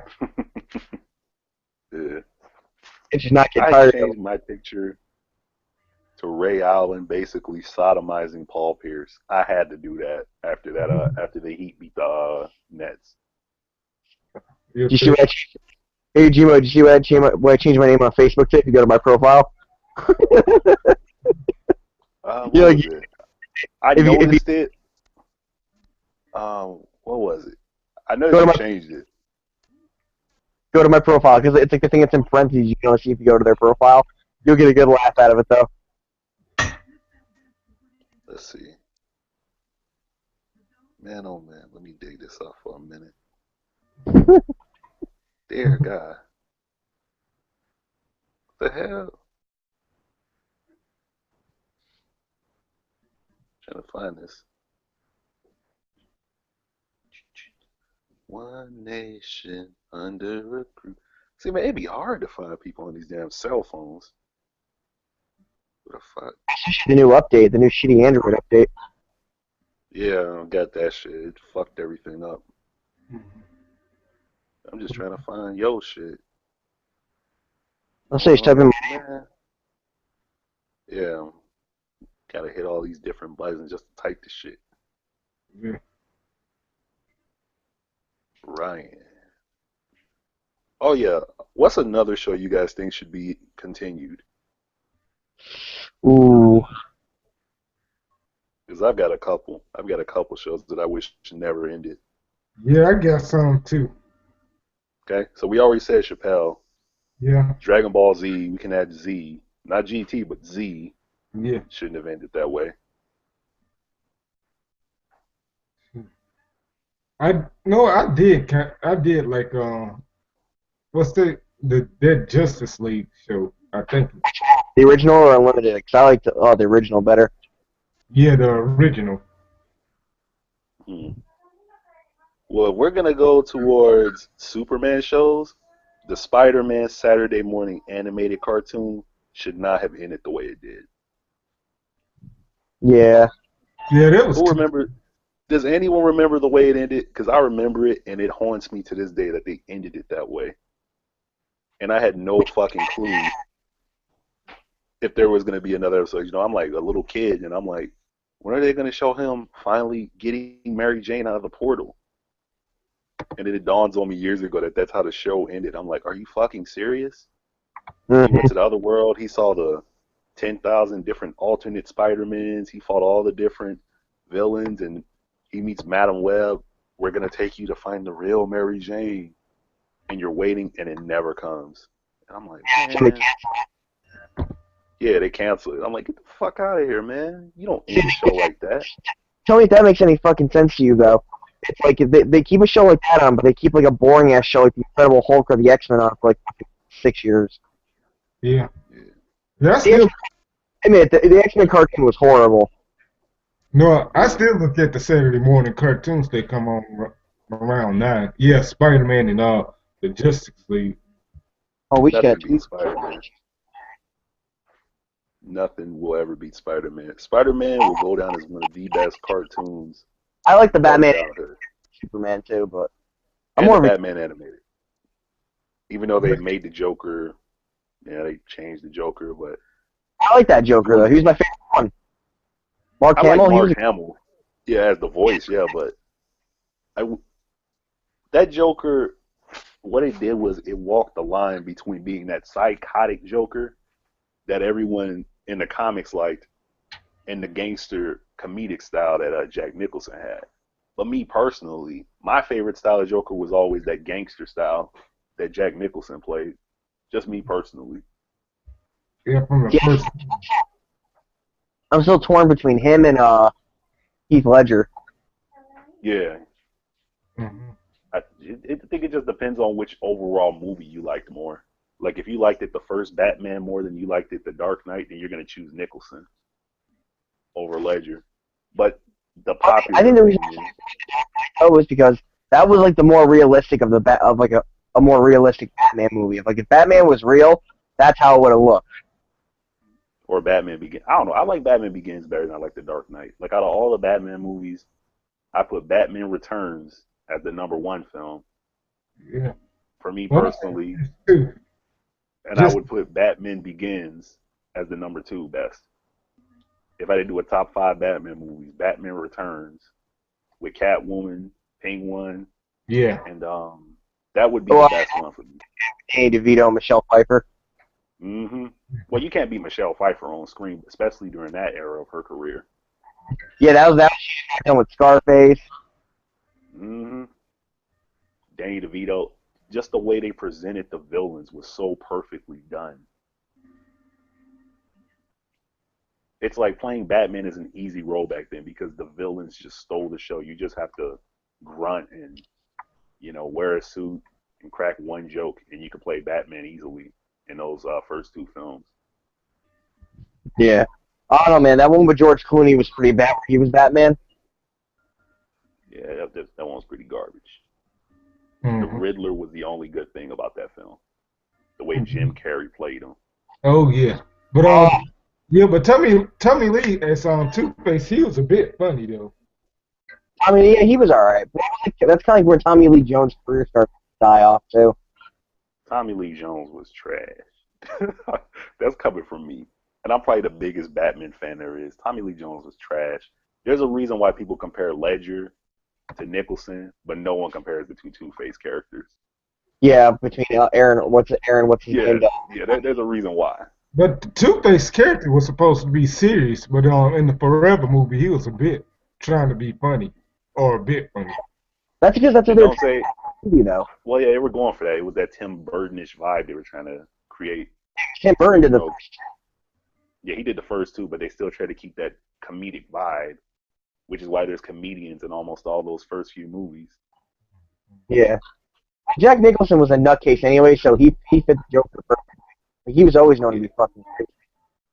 Especially during that time period, if you had to cast anyone to play the Joker, you would definitely choose Jack Nicholson. That's not even you don't even question that. Jack Nicholson was at his peak, man. He was that dude, especially when he did The Shining. Okay. Oh, The Shining. You actually He did The Shining. You said that's the Joker. Mm-hmm. Do you know that though? Stephen King always talks shit about that movie. He did not like Nicholson in that. Jack Nicholson, that's the film that made him a star, because no one had ever seen no one just go that ham on a door with a fucking axe. My favorite part's when the black dude shows up to save the kid. He just comes out of nowhere with that axe and just whacks him with it. My favorite part of Shining is the lady in the bathtub. I was so fucking scared of that shit. Yeah. Just because everything around that time period for a little kid my age situated around something in a bathtub trying to kill you. Freddy Krueger did. Hmm. Yeah. But anyways, shoot, I still ain't seen the Batman Begins movie yet. Yeah, the first Christopher Nolan one. That one's not bad. Yeah, and I ain't even seen the Dark Knight either. But Heath Ledger. Yeah, I just saw the 2012 movie like 2 years. Oh, yeah, I watched the other ones first to get what's going on, though, really.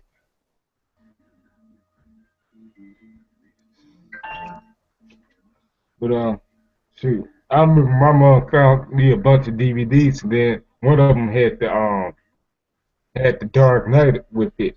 It only has the behind the scenes stuff and all that in the commentary and shit. But the DVD of the actual movie ain't nowhere to be found. I was pissed off. Hmm. Like, damn, how you gonna give me a DVD case with just the behind the scenes shit and not the actual movie? Some people that don't like commentaries, though, and all that. They just want the movie. It's really only for, that's only for, like, real movie lovers, you know what I mean? Yeah, Yeah, movies to like watch that stuff.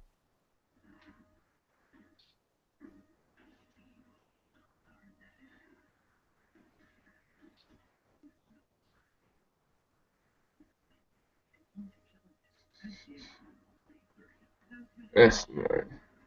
But anyways, All right, I'm back. What y'all talking about? okay, we off that subject. But Really. I gotta say, Mr. Griffin, he'll be around soon.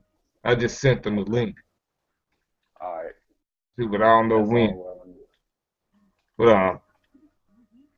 But anyways, speaking of rebooting movies after they fuck up, you know what? I don't care. I know this movie came out like almost 10 years ago. I don't care what nobody says. It was one of the most funniest action movies I've seen. Was I know I brought it up in the past sports like Street Fighter. I actually did like a review on it. Yeah, Yeah, Raul Jr. He saved that movie. Him and Zanya when he said, "Quick, change the channel." I yeah, don't know, man. A lot of people hated that movie too. It was funny though. Quick, change the channel. And I said that's gonna be my slogan every time I see something I don't like. Like if I see another fucking One Direction video again, I'm gonna say, "Quick, change the channel." man. Everyone's gonna say that. Never been clones with One Direction because you see them everywhere over here because they just did a deal with a phone company over here. Oh So man. everywhere you fucking go, I have to see these motherfuckers. Every time I go to pay my phone bill, I have to see these motherfuckers. Oh,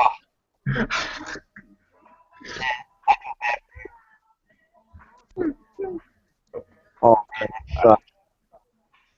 yeah, man. Yeah, I'll acknowledge. Yeah, they're a bunch of five little handsome boys, whatever. You can sell posters off of them, but they have no talent. Yeah. And if you're a fan of Michael Jackson, Prince, or even anyone with real musical talent, do not try to even dispute the fact that these guys are that great. They're that good. It's like, come on, man. Oh If god, I that's can find go a ahead. Japanese boy band, or if I could find a group of 5-year-olds right now down the block from here who are Hmm. more talented than them, they don't belong on TV. To go do some hairspray commercials, but don't try to put these guys on the level of the Backstreet Boys or NSYNC or even S Club 7. And we already heard my thoughts on them motherfuckers. S Club, I hate S Club 7, but at Yeah. least they had talent, somewhat. They had a token black guy too. Don't they always though? They had You a gotta, token everything in S Club 7. gotta. You're still not over it. I'm still over that because it's all on how you present something, man. It really is. Like we were talking about, you know what? I checked my statistics. They got Jamie Foxx to play Electro in that Spider-Man movie, which He's kind of gonna be in sort of makes me feel better about it. But Electro will never be a top 5 Spider-Man villain. Yeah, show. He never will be a top 5 Spider-Man villain. He'll be a top 10, but definitely not a top 5 Spider-Man villain. So I don't agree with them putting Electro in the movie. But Jamie Foxx played him, so I can forgive that. Yeah. Yeah, as a sidekick, I accept it. Yeah, Electro. But Yeah. Sandman was a better villain than Electro. Ew, Spider-Man had a lot of garbage villains, though. yeah. Well, what hero doesn't? You go to Superman, Brainiac's pretty garbage. No, not Brainiac. No. I take that back. Do not skewer me for saying Brainiac. I meant Bizarro. Because Brainiac is my favorite Superman villain. Or opposite. Yeah, if someone says Brainiac is the worst, is a bad Superman villain, they need to get slapped. I didn't mean to say that. I meant Bizarro. I'm a little fucked up right now. Drinking his Jesus juice. I thought you were drinking a jerk cheese. Nah, it's Jesus juice. Me and Michael Jackson's Ghost.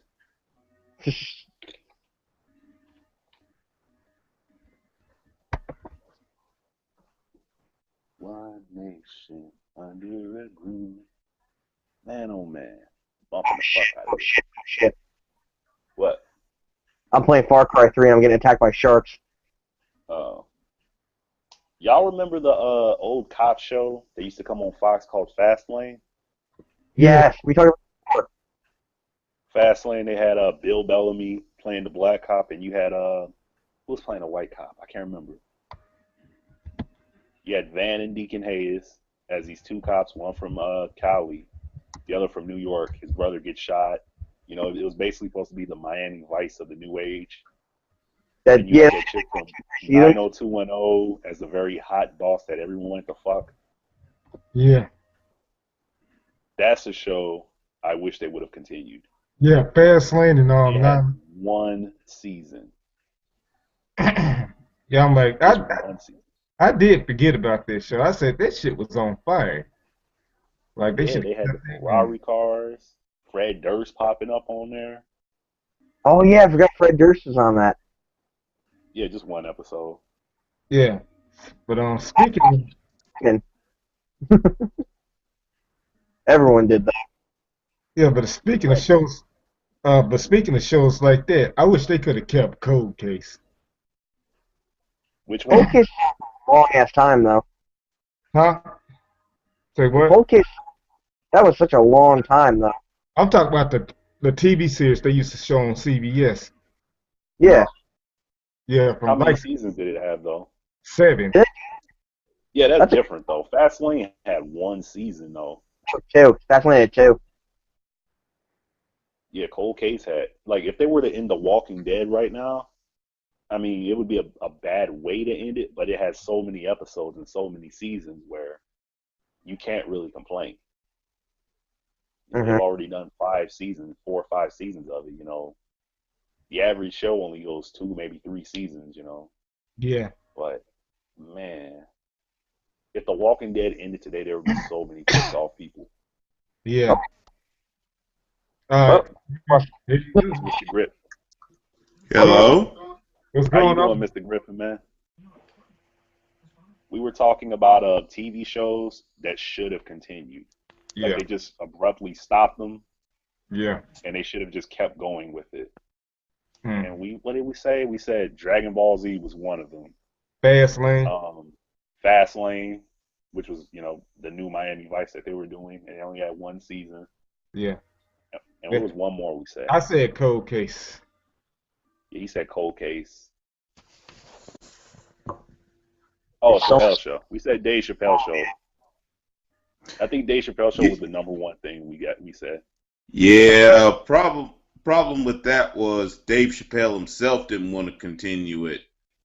Yeah. Yeah, that's the main reason. He was because I'm sorry. Yeah, now you good, Mr. Griffin. Go ahead. We just fucked up. I'm drinking. Yeah, yeah. Because Comedy whiskey. Central wanted to continue the Chappelle Show. Dave Chappelle himself walked away from a lot of money. Mm-hmm. And I'll be honest, at the time I thought, man, this dude is crazy. Something wrong with him. But I look at his reasons and I'm like, well, you know what? I could somewhat understand. why he walked away, because he felt it was going from people was laughing with him about certain things to laughing at him.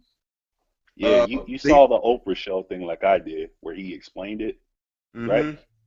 Yeah, I saw parts of it. Yeah. Yeah, he felt he was going to become kind of a coonish buffoon character, and he didn't want that, even with all that money. And he walked away from a lot of money. Yeah, he walked away from what was it, like $27 million or something like that. Yes, Somewhere. he walked away from a lot of money. But I think that took guts, because most people would not have done that. Yeah, they say never leave money on the table. Yep. But I mean, when Chappelle explains it in his version of things, where they wanted so much control over what was said and what was done over the show, that show was his baby, man. That's like having a kid, and your kid suddenly gets big and someone else says, okay, we're going to take control of your kid. Yeah, that you fed, that you clothed and bathed, and whose ass you whipped when he fucked up, and we want control over it. We're going to give you maybe 10% control, but you have to do 90% of what we want, because we want to appeal to a larger audience. Yeah, and I don't know. For all that money, I could see it from his point, because I guess he was probably thinking, well, if you want that, you should do Saturday Night Live. Not my show. Because that's pretty much what Saturday Night Live is. I would love to see Chappelle's show come back. Like, I mean, really, really come back. Oh, yeah. I still look at the reruns once in a while. I go to Hulu Plus or something so I can watch them uncensored. I think The Simpsons. I would like to see The Simpsons be funny again. Yeah. Is it still going? Yeah. I think so. Yeah, they are. But no one watches it anymore because it's just not funny anymore. It's not the same. Then I got to say something. When they came out with their first movie, that was like too late.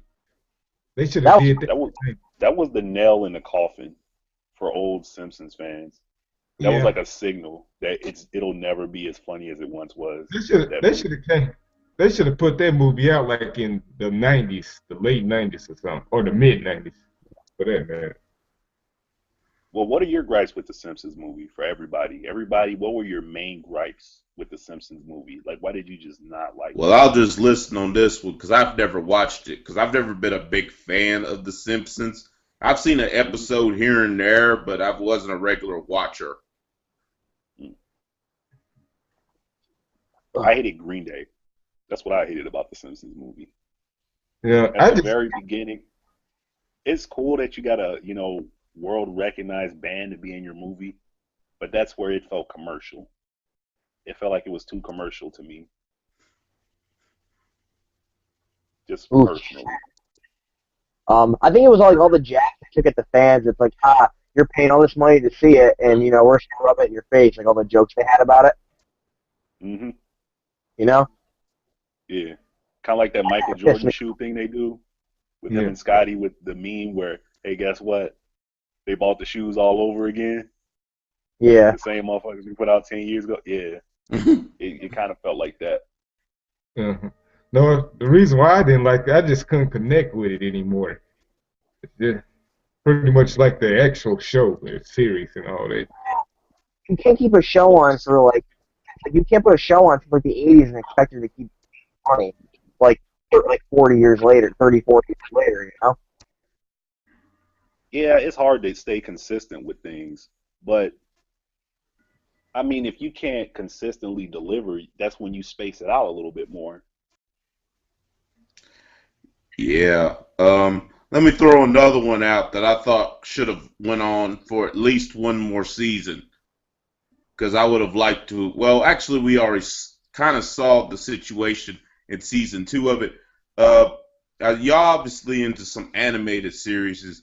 Do you remember the X-Men from the early 90s, that version? Yes. On Fox Yes. I thought that one should have went on for at least one more season after Xavier almost died, and they had that, which I was okay with the way they ended it because it was it would have had more impact if they would have actually killed Xavier. But being that it was a kids show, they weren't going to do that. But yeah, it was America in the '90s.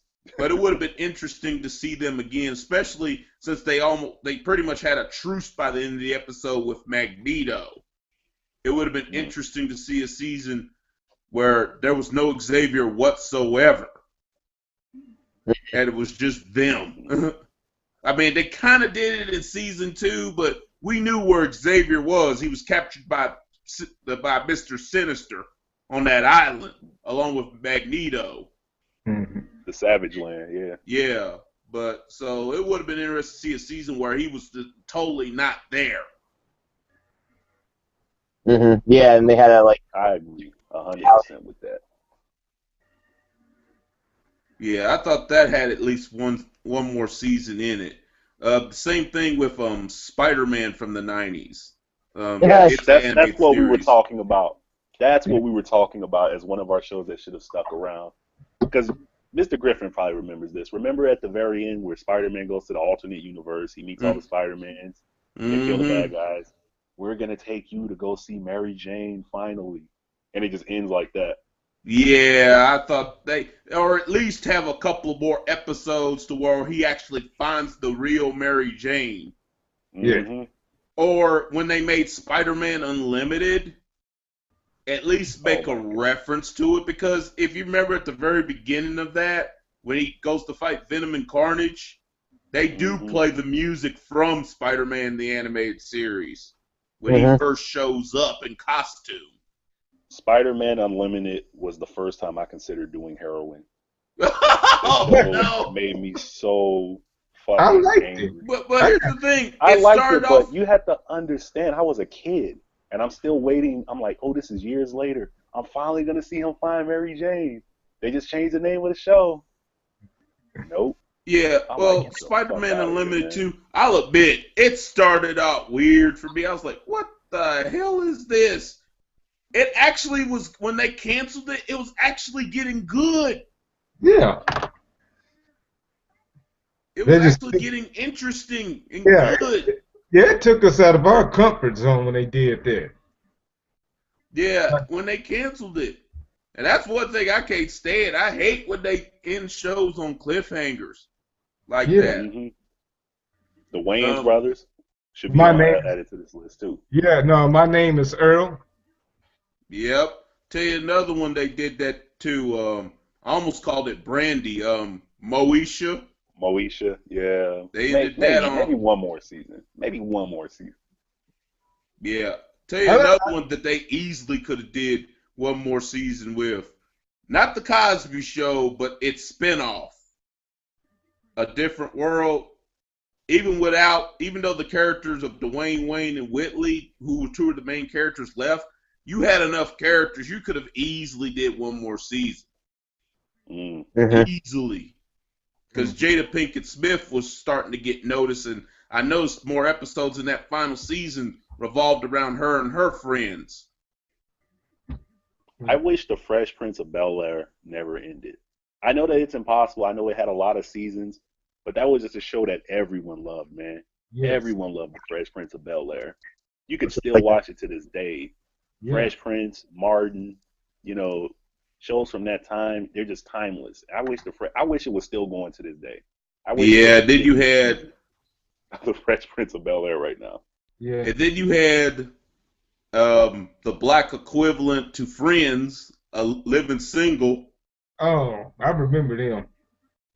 Yeah, which actually that's interesting because some people was like, well, all it was, they were just copying Friends. I was like, wait a minute. Actually, Living Single came out a year before Friends. Yeah, I thought, you're right, because our Friends came out in the mid-'90s, then Living Single was like in the early 90s when they first popped on the scene. Yeah, they popped up first. I mean, and to be honest, and maybe I'm a little biased, but even most people, because where I live at is predominantly white, but even most of them, if I catch them honestly, they've never seen Living Single, but they have seen Friends. And they said, to be honest, Irvin, the first 3 or 4 seasons is the only, if you ever watch it, they're the only seasons you really need to see. Because after that, it started getting dumb. Save a few episodes. And they was like, they're like me, they said, how did it last 10 years? Now, my best friend, he actually liked the first 2 seasons. Then after that, he didn't like it no more. I just didn't like it at all. I just couldn't connect with it. Yeah, I think that's the thing. I couldn't connect with it. Like, I tried watching, because I wanted to see what was so special about it. Sex in the City. Oh, I could not get into that at all. I mean, go ahead. Yeah, that's a I woman watched show. it to see titties when I was a kid. Those bitches was ugly to me. But I'm sorry. Yeah, they weren't all that. I mean, especially the main one, Sarah Jessica Parker. I mean, he's like a horse. I'm gonna be honest. I mean, she got a nice body. I mean, I would kick her out of my bedroom, but that face ain't all that. But then again, that's why man created the doggy style. But anyway, Right. That's what my chief used to say. He said, you know what? If you do doggy, you don't have to look at him. And that was his rule for fucking fat bitches. yeah, I mean, good grief. You know, no, if they cute, that's all right. But yeah, I mean, or somebody that you can deal with the body, but you don't want to remember that face. Sarah J. Sarah J. Yeah. Sarah J. Oh, I can name several. Sarah J again. No, I'm sorry, but I'll give you another one I can't stand. all right. Wendy Williams. Oh hell no! I couldn't fuck Wendy Williams with nobody. Nah, man. Wendy Williams, hell no. Let me put it this way. The only way I would have to be drunk and stoned. And I'll tell you what, I even had a nightmare once that I was like drunk, because I rarely drink and I don't do drugs. But somehow I got drunk and stoned, and I woke up and she was on the other side of the bed. Oh, I screamed in terror. I screamed like the little woman. Did she have her wig on, or was the wig off? Wig on, thank God. But okay. But I jumped out of the bed, made sure there was no recording cameras around. Then I somehow snuck out of the room, burnt my clothes. Basically, I wanted no evidence whatsoever, and took a shower for at least an hour. Oh. I was like, oh. Dreams will do that to you. Whew. Like, who was it? I think it was Ryan or someone. I tweeted someone the other day because I was so fucked up. Hanging out with crazy fucking white people will get you fucked up. And that's what happened to me the other night. I keep saying that, and people keep laughing like it's funny. When you go to the bar with a bunch of crazy Irish guys, what do Irish people like to drink at the bar a lot of, besides beer? Every fucking thing. So you end up drinking every fucking thing, fucking around with these crazy people. I had 3 kamikazes, 6 shots of tequila, and 8 beers in less than 3 hours hanging out with.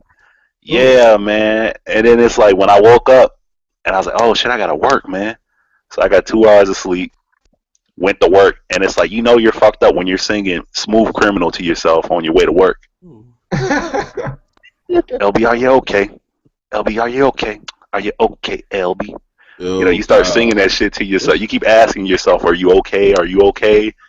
On your way to work. But I made it to work. It was a little stiff and everything, but at the same time, after 2-3 hours, you kind of get into that extra mode and you keep going. But I said, man, what in the world happened last night? Hell yeah. Oh, speaking of Michael Jackson, what y'all think of that whole thing with him and Justin Timberlake? Get the fuck out of here. That's how I feel about it. When I first saw that, because I work at a TV station, And there's a show we play right before we go on the air, where our local show called Early Today. It's an NBC. It's an early NBC show. It actually helped launch a couple of people, specifically Natalie Morales, who's on the main Today show now. Mhm. I'm gonna look and see if she's hot right talking quick. about Michael Jackson and Justin Timberlake. What did you say? That's I'm gonna look her up and see if she's hot. Natalie Morales. Oh yeah, she's pretty in the face. Little Oh. bit thin, but she's not anorexic. But then again, she does a lot of track and marathon stuff in her personal life. So a lot of those cats tend to be like slim to athletic. So I can give her a kind of a pass. No, she's a nice looking woman. But Yeah, she's face fuckable. I'm looking at her now. She's face fuckable. yeah, she's a nice looking woman. She got some nice legs on her. Yeah, Yep. but I saw that, I was like, oh goodness. They're really trying to prop this guy up like he's supposed to be following Michael Jackson. I said this in my own video. That man, I mean, and don't get me wrong.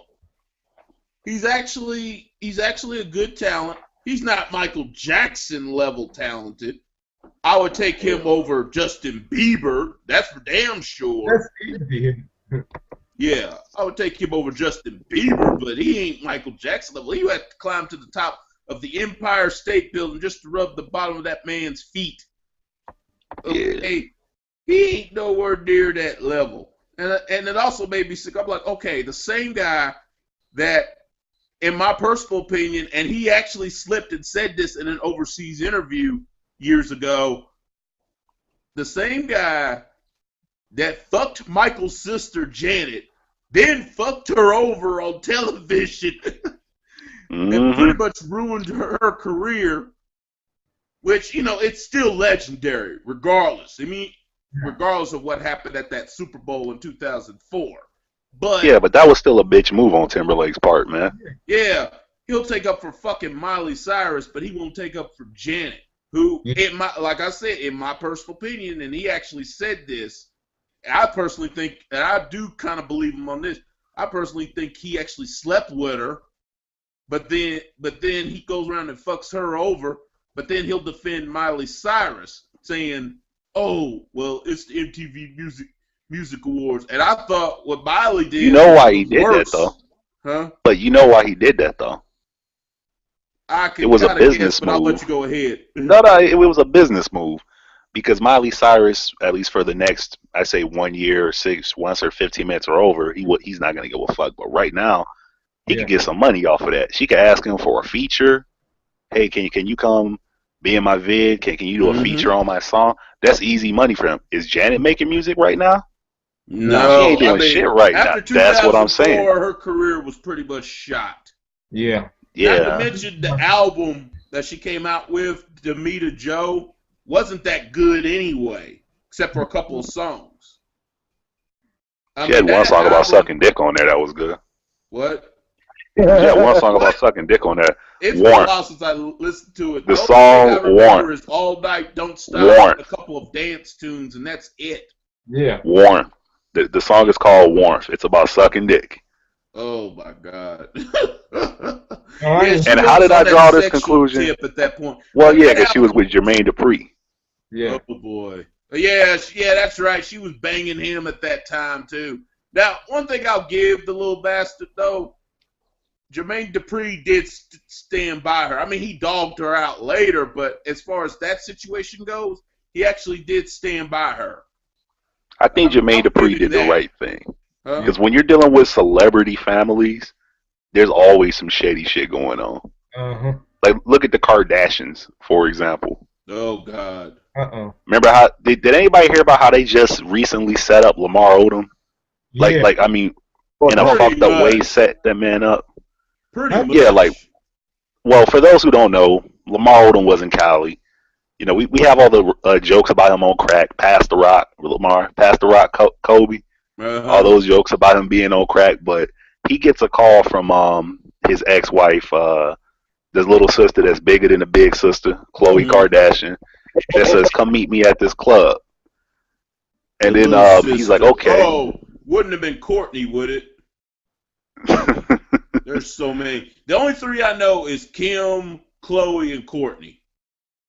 Yeah. Yeah. He gets a call saying, or a text or some shit saying, meet me at this club. So Lamar shows up to the club. You know, I don't know what the fuck he showed up to the club for. You know, because if I was Lamar Odom, you know, this is for me. You know, I've been divorced before, but when you show up to meet your ex-wife, you're supposed to bring your current project or your current wife, and you're supposed to make sure she's 10 times hotter than the ex-wife. Yes. That's just man code 101. You know, but he showed up by himself looking like Mario Winans in an I don't want to know video. Knocks on the door, and security goes, oh, we can't let you in. Why not? Because Miley and there were French Montana, you know, the little chubby guy that just say, I ain't worried about nothing. Uh-huh. I ain't worried about nothing. But you worried about Lamar coming in the club? Come on, man. And they had they had the cameras from their reality show posted right outside. Yeah, to record this man. And they basically set him up to look like the bad guy. You know what? Lamar made himself out to look like the bad guy. Yeah. I don't care what the fuck was going on, Lamar. But of all the drugs you could have turned to, you turned to crack. That's one of the worst ones. That's what did it. That's what did it. If he was on coke, I'd understand. Smoking weed, who doesn't smoke weed in today's age? It's not even really a drug. But yeah, I mean, I don't smoke weed, but I don't mind people that do. I mean, I'm like, well, there's worse things they can be on. Mm-hmm. Actually, and it'll be legal. You know, and everybody talks about how bad weed is. I'm like, look, statistics show alcohol and cigarettes have killed more people than weed. Mm-hmm. How many Jamaicans you know have cancer? It's that weed that's doctored. I always say that. When people say that, in it. I say, how many Jamaicans you know that have cancer?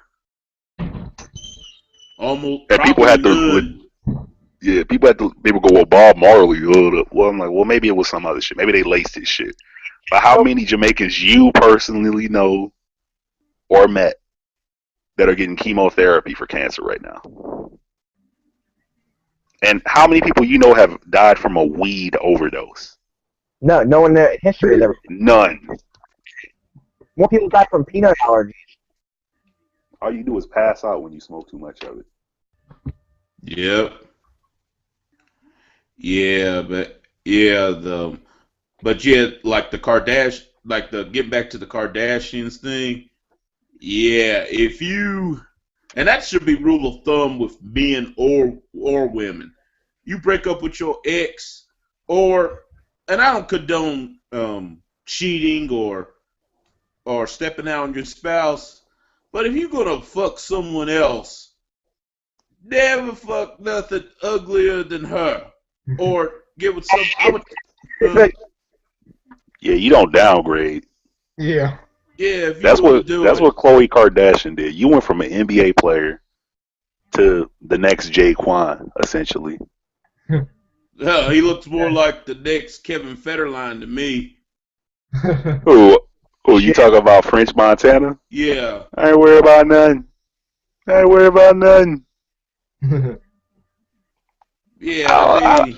I just don't think in 3 years I'm gonna see French Montana again.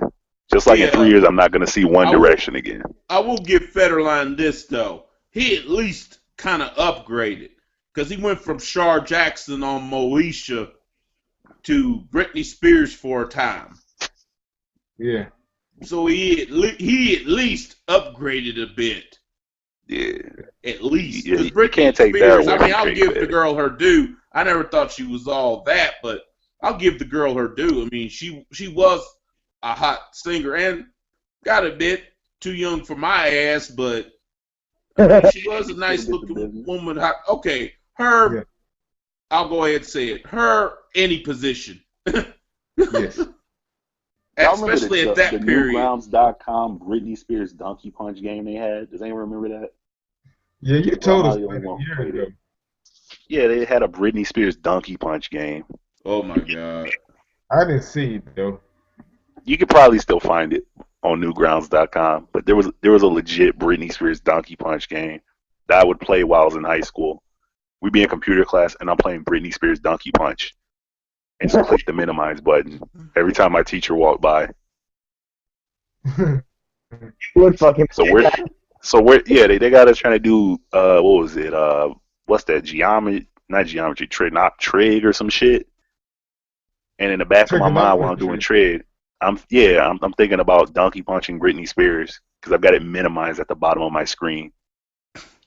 Oh God.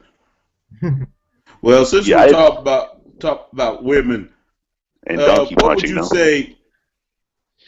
Let's name some that that are always like in the media and stuff that you just feel like over like they try to prop up as so hot, so beautiful, but I'd be like, okay, there's nothing beautiful about this, or she's okay, but she ain't all that.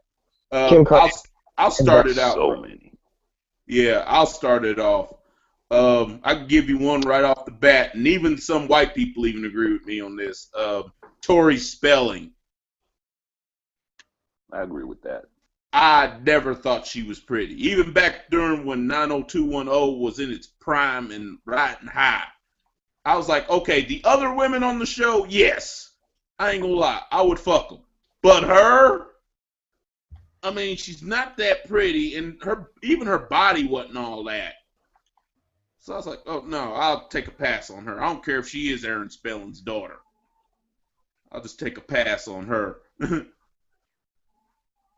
Yeah, we definitely have to talk about white women with ass at some point. And there's a certain trend of all white women want asses now.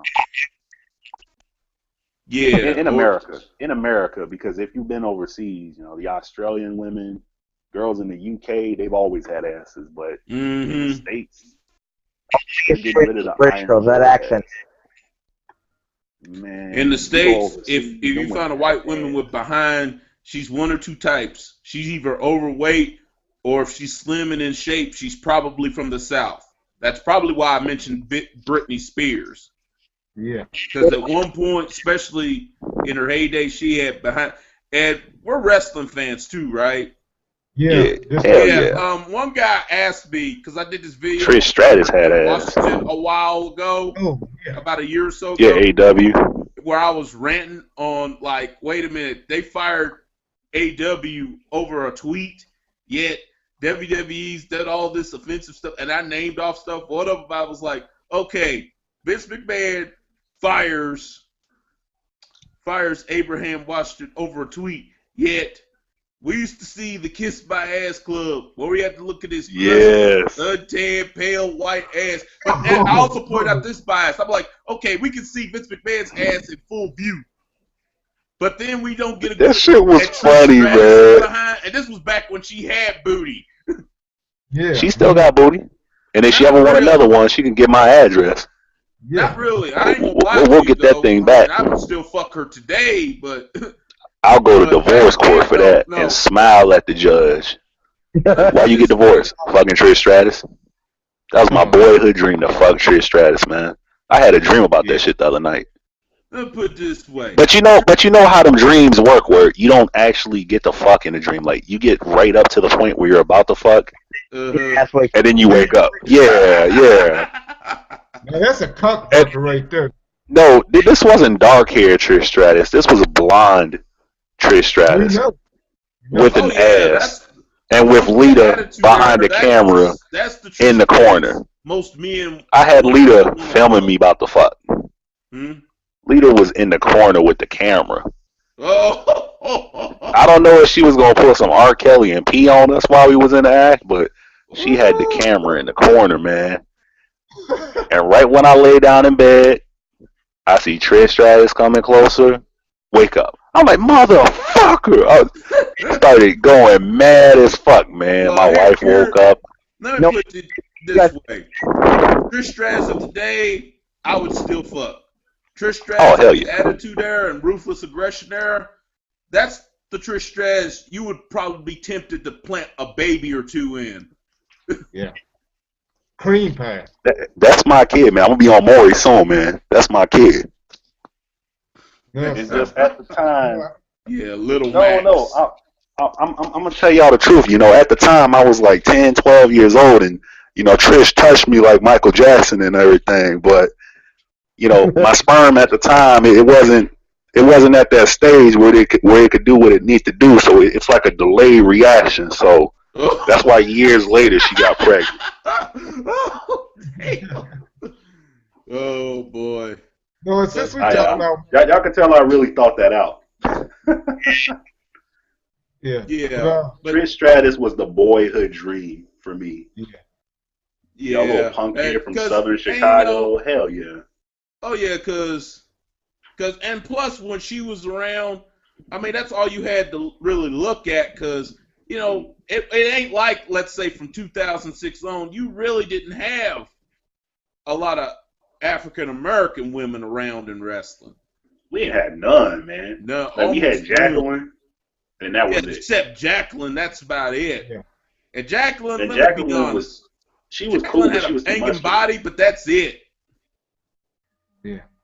She's too muscular for me, man. Yeah, That's how I felt. No. Muscular is somebody like Chyna or Nicole Bass from the old ECW. Yeah, I remember Nicole Bass. She was stalking Val Venus. Yes. She was like stalking him. But when you look at Trish and Lita's muscles, right? Yeah, they're toned. Muscles I can deal with. Yeah, they're toned. They're not ripped. They're toned. Jacqueline was ripped. For a small woman. For a small woman. Yeah, but plus she's too old for me anyways. Yeah, now the one I would have loved to jump, and you guys might have seen a tribute video I did to her, Bobby Lashley's ex. Oh, Crystal Marshall. Yeah. Yeah, I would have jumped Tori Wilson. No, I like when Crystal Marshall had longer hair. Yeah, I don't like that blonde she got these days. I like it when she had like the dark colored hair, or a little bit longer too. Yeah. Tori Wilson would have got the business if it was me.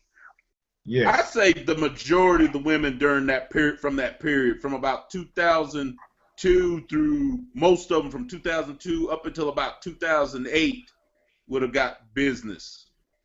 Melina did. Even though she we were talking about Melina last show. Yeah. Batista gave her that D. Oh yeah. Yeah. Melina would have got it without question, but I would have used protection with her. Yeah. You know what? I'd have fucked her raw.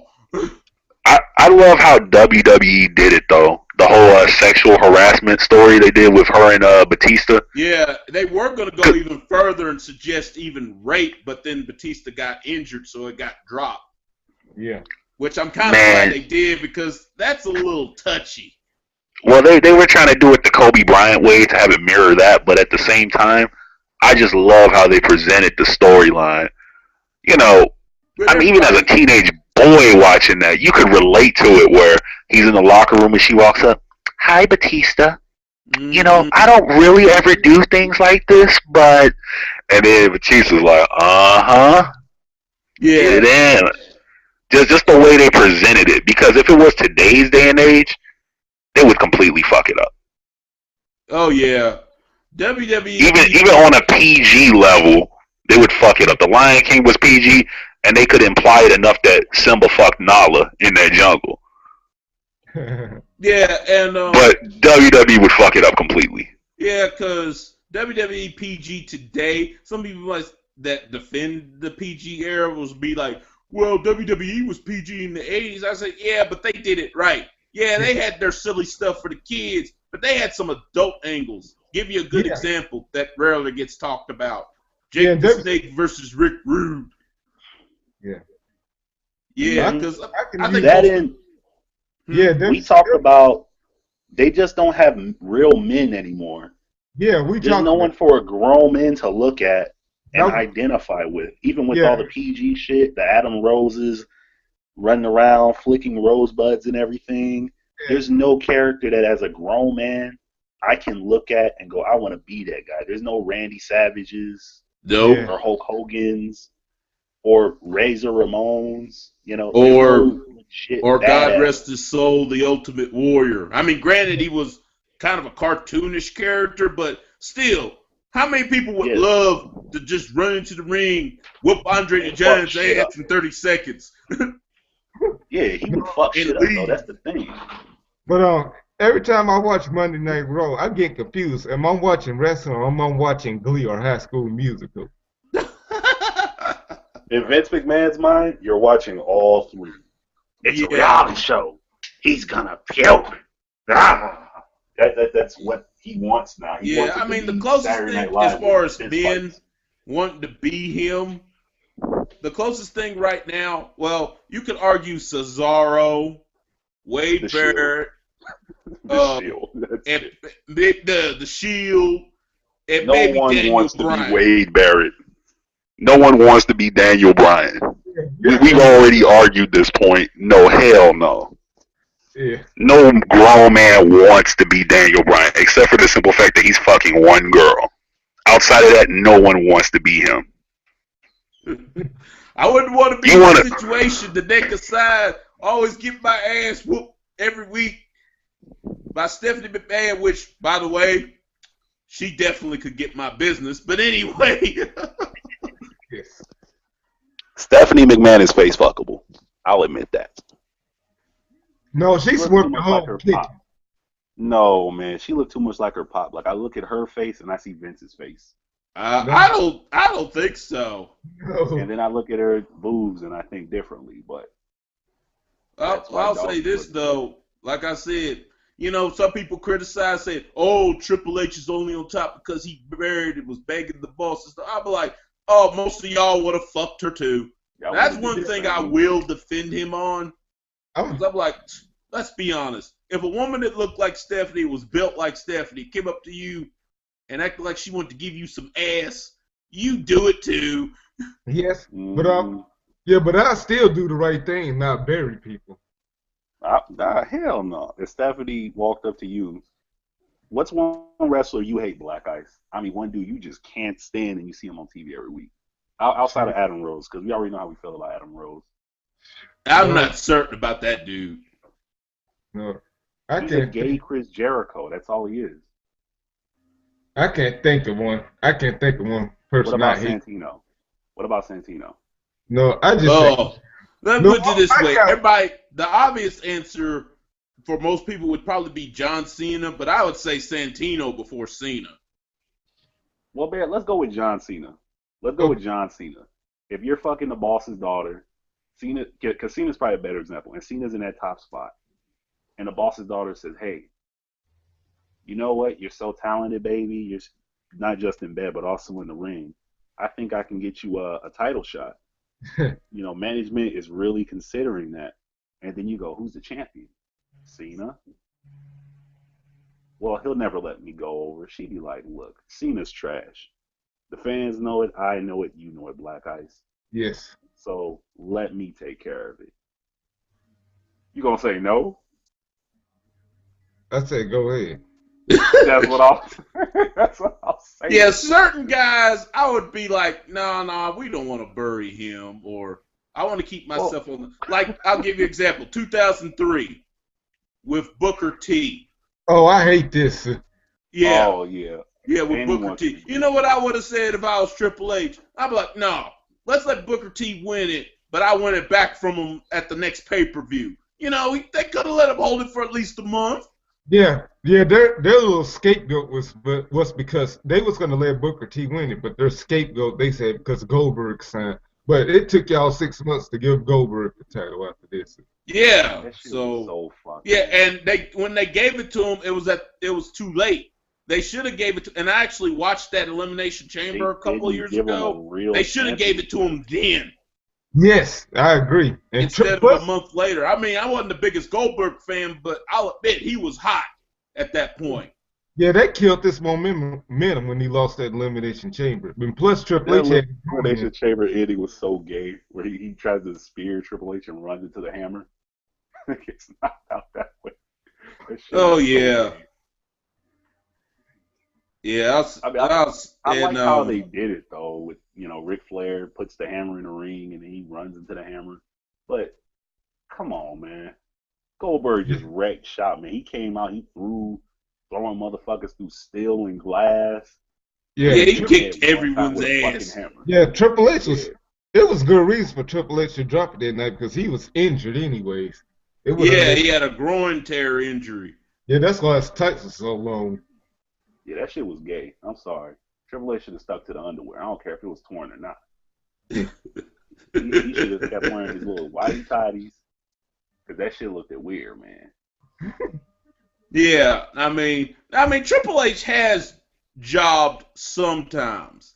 Like, let's face it, the last few WrestleManias, he has been somewhat good. Like start with 96, of course, he got his ass kicked by the Ultimate Warrior. 97, he beat Goldust. I'll defend Triple H, though, because even it doesn't have to be a WrestleMania. He's putting guys over or putting guys in spots. Yeah. Sometimes. Remember the Brooklyn Brawler gets a title shot? Uh-huh. Gilbert gets a title shot? Yeah, he has at certain times. I do think he unfairly gets targeted. I can see people's point about burying people, which he has. Those are Chris Jericho fans. But hell, he buried Randy Orton, and Orton's one of his boys. Yeah. Randy Orton wasn't ready, though, at that point. That's Orton true. admits it. Yeah. Like, they just threw the strap on Randy Orton to spite Brock Lesnar. Because Lesnar was the youngest champion, and Lesnar sued them and left them. So they're like, oh, he can't be the youngest champion no more. Yeah, but I'll tell you the time he should have jobbed the Randy Orton, though. WrestleMania 25. Yeah. Yeah. He should have jobbed to him then. Well, people were selective with that, because Triple H was the babyface. He was the well-liked guy in that match. And that match was horrible. But if Batista won WrestleMania 30, you go, oh, why did the heel have to win?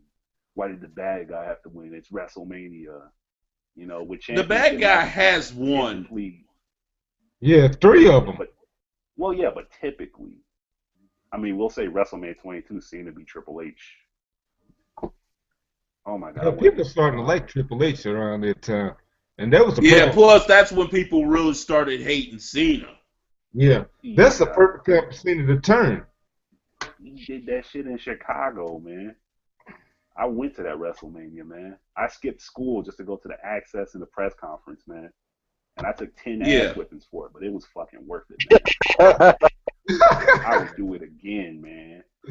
When you see Triple H in person, man, I shit myself, man. I legitly almost shit myself when I saw him in person, man. Because kid, and let me say this as far as the history, because I know some fans will omit certain things, as far as Triple H. I mentioned strictly WrestleManias just as an example. They say, oh, he rarely dropped. No, he's put people over. Like a WrestleMania 17, he dropped to The Undertaker. 18, he won against Chris Jericho, which I still say to this day on 18, that should not have, all due respect to Triple H and Jericho, that should not have main evented. Rock Hogan should have main evented. Because that's the only reason I even bought the DVD, was to see that match. Yeah. And really, and Triple H Jericho wasn't even the second best match of the night. It was like third. Second best was Undertaker and Ric Flair. No, after Hogan and Rock, people didn't care anymore. Yeah, that should have been last. Because that's the only reason people came. Then 19, we talked about Booker T. 20, yes, I still acknowledge it, even though I think Chris Benoit's a bastard.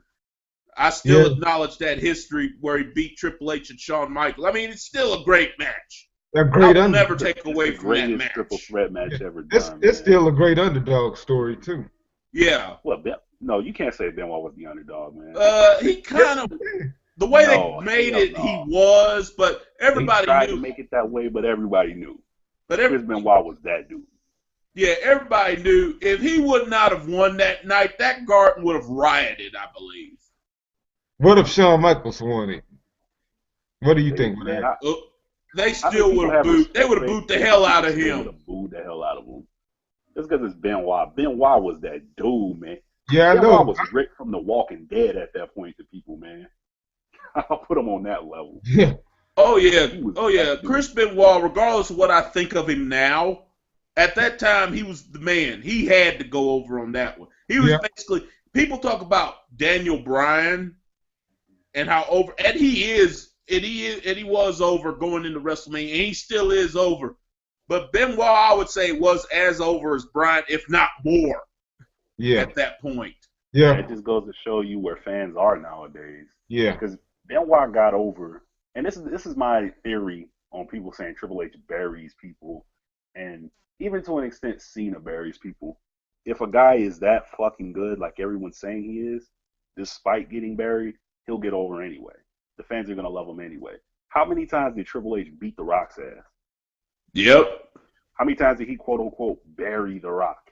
Because I remember as a kid, every week, The Rock and Triple H would fight.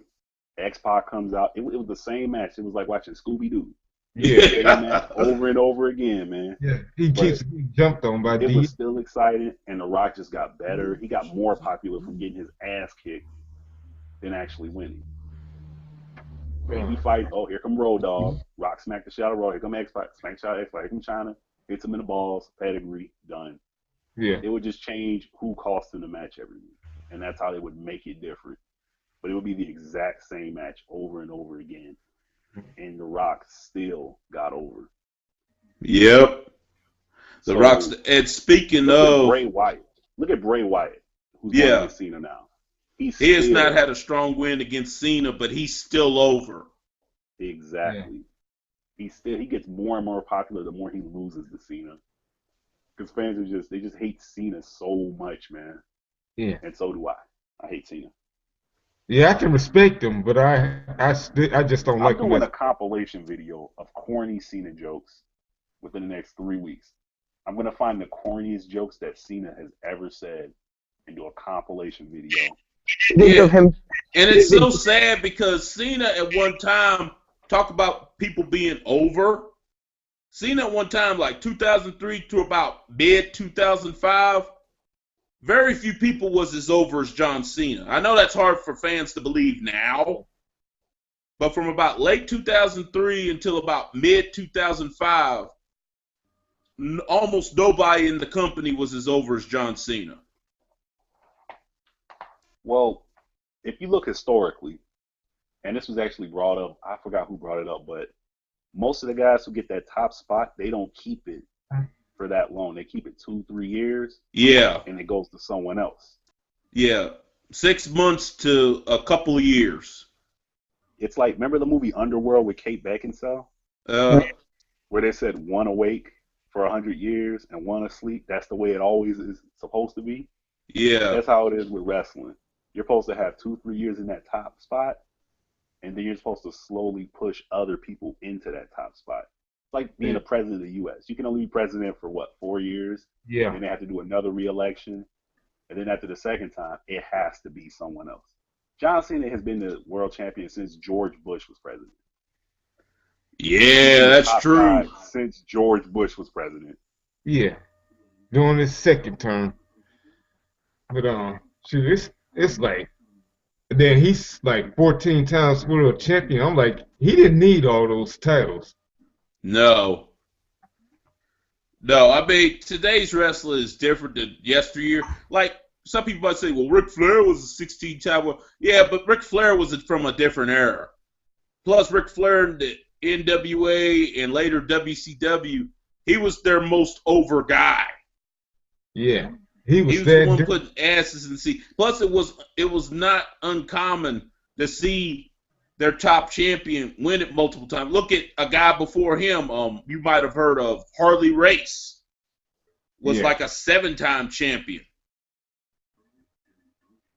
in his era. So it wasn't uncommon. I mean, Dusty Rhodes was a 3-time NWA world champion. It's not uncommon at all. I mean, Sting was like, 6-time between the NWA and WCW eras? He was like the 6-time. There's a small difference between these things, though. What? Is that Sting, Harley Race, and all those guys, they would switch from being heels, as people call it in wrestling lingo. Especially Flair and Race. Cena, exactly, especially Flair. Grown men respected Ric Flair. Yeah. To this day, you got Pusha T, you got rappers quoting Ric Flair. Yeah, That's and how that's respected that another dude good is. difference. Grown men liked Harley Race, or at least Grown respected men Harley liked Race. Ric Flair or Grown had men that liked respect Ric for him. Flair, or at least respected Ric Flair. Grown Same men with liked, even though he was Goldberg. kind of cartoonish, grown men liked Sting, or at least respected him. I don't Yeah, get he's a that sense dude with Cena. coming down from the Raptors with a baseball bat, beating people to a pulp. Yeah. He was the Batman of wrestling for 1 Yeah. year, essentially. You know, Batman with a baseball bat. You Yeah, know, and it's like I said earlier about the Ultimate Warrior. Cartoon character, but he would get in the ring, whoop people's ass, leave. That's yeah, what people liked about The Undertaker, especially early on. I know me and my friends, there wasn't too many characters we liked, but that's one thing we loved about The Undertaker. He didn't talk no shit. He just got in the ring, annihilated people, left. Same with Goldberg. Goldberg did the same thing.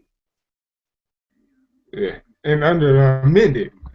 What does Cena do? He cracks a corny joke. Kurt Angle, you're acting like a ham sandwich. What the fuck is a ham sandwich, John Cena?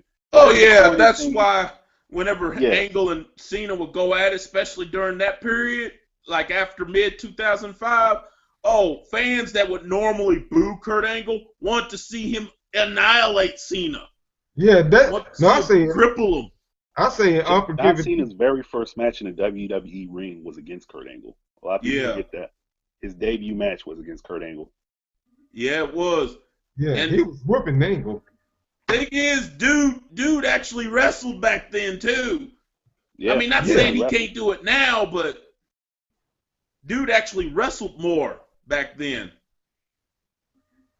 Referring to Cena. Well, all right, I got a question. What should fans do to get CM Punk back? Like CM Punk, do we have to come crawling on our hands and knees for you to go back? Because CM Punk, y'all, has anyone ever played Yakuza for PS2? Yeah, I remember the first one. All right, has anyone ever seen Godfather? Because people can relate to this a little bit more, where one guy is basically the heir to the throne, but just does not want to fucking take the throne, or there's something in the way of taking that throne. That's CM Punk. CM Punk is the man right now. He should have been the man. Even without being in WWE. Personally, I'm just kind of over it. I don't care. If he comes back, great. Yeah. If he doesn't, it makes no big difference to me, but I will admit he would make a big impact if he came back. But if you think about it, he's got probably enough money. He's lucky WWE hasn't sued him. And I actually argued with somebody about this. I was like, look, CM Punk walked out on his contract. WWE legally has every right to take his ass to court right now. Yeah, they probably won't because of the backlash they would get, but yeah, legally they could sue him. Not to mention, he's probably got a lot of guys pissed right now because he's fucking the woman they want to fuck. AJ Lee, which, I mean, she's all right. I wouldn't throw out. She's another one I wouldn't throw out of my bedroom, but I wouldn't be in no hurry. She is just face fuckable. That's it. AJ Lee is face fuckable. I think I've seen on. There are some girls you can legitly, I mean, fuck this shit out of for hours upon hours. Remember that slap video I sent to you guys? Oh, yeah. That's AJ Lee. I know. Speaking of AJ, all you can do with her. Hey, I seen the girl who looked just like her on one of the sites a few months ago. Probably was. I said, shit, that looks like AJ. Yeah. Now, I'll tell you one that they rumored when they were, well, AJ Lee ended up being the top diva anyway. But there was a rumor 2012 to 2013, before she left, they were going to make a big angle to where who's the real top diva. Because at the time, there was really only two top divas, like from about mid-2012 till beginning of 2013. That was AJ Lee. And y'all might argue with me on this. Eve Torres. Yes. They were the only two that were really getting any shine. and they only had them like run into each other a couple of times. And there was a rumor they were going to have them have a big blow off at either the Royal Rumble that year or WrestleMania 29. But that never happened because Eve Torres left. Eve Torres, by the way, I would try to destroy that ass. Now Eve Torres, that's a chick you can do it all with, but Yes. AJ, come on, man. Oh, I would try to destroy that ass. Eve Torres. Destroy that ass, plant babies up in her, everything. I see about 8 dude, because he's fucked half the locker room. CM Punk has fucked half the locker room. Oh, hell yeah. CM Punk's on par with Ric Flair as far as getting pussy. I'm just saying, what grown man can't respect that? It's like John Cena. Who have you fucked? You fucked Mickie James, who they were teasing about a weight problem, and that's it. You know, I'm sure he tagged a few more. He tagged the Bella Twin, okay. The Kim Kardashians of the WWE, okay, man, whatever. You know, everything Cena touches just rots, man. Everything he touches gets destroyed to me, man. Dude, I still mess with Mickie James, though. Yeah, Mickie James will still get it. Even now, she still could. You know? Yes, she could. She's got that Southern country girl type thing. And I got a question for Black Ice because he's from Memphis. Do you put sugar on your rice?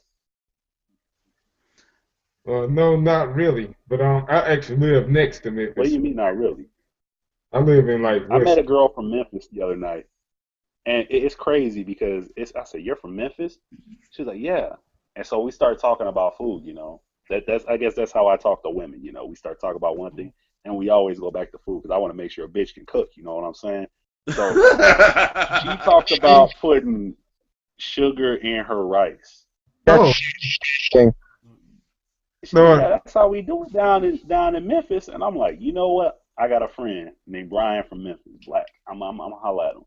We call him Black. You know, we got a reason to call him Black. But I'm gonna ask him about this sugar mixed with rice shit because that sounds weird to me. You know, I'm from Chicago. You know.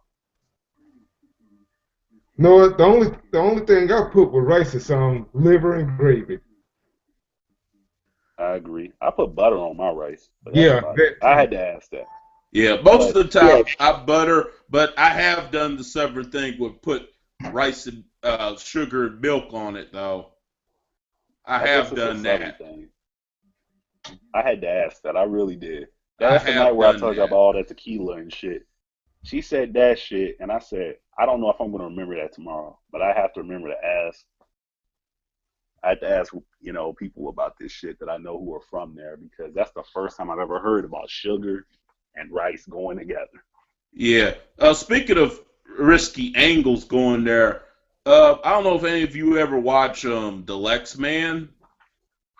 He suggested, and there is a rumor about this, that with the current angle with Fandango and Layla's another one I would try to smash into oblivion. That's my way. Layla, that they may go a domestic violence type deal, which I don't know about that one, especially in this era, because they probably wouldn't do it right. They need to do that with Fandango. I mean, grown men hate Fandango anyway. No one legitly likes Fandango.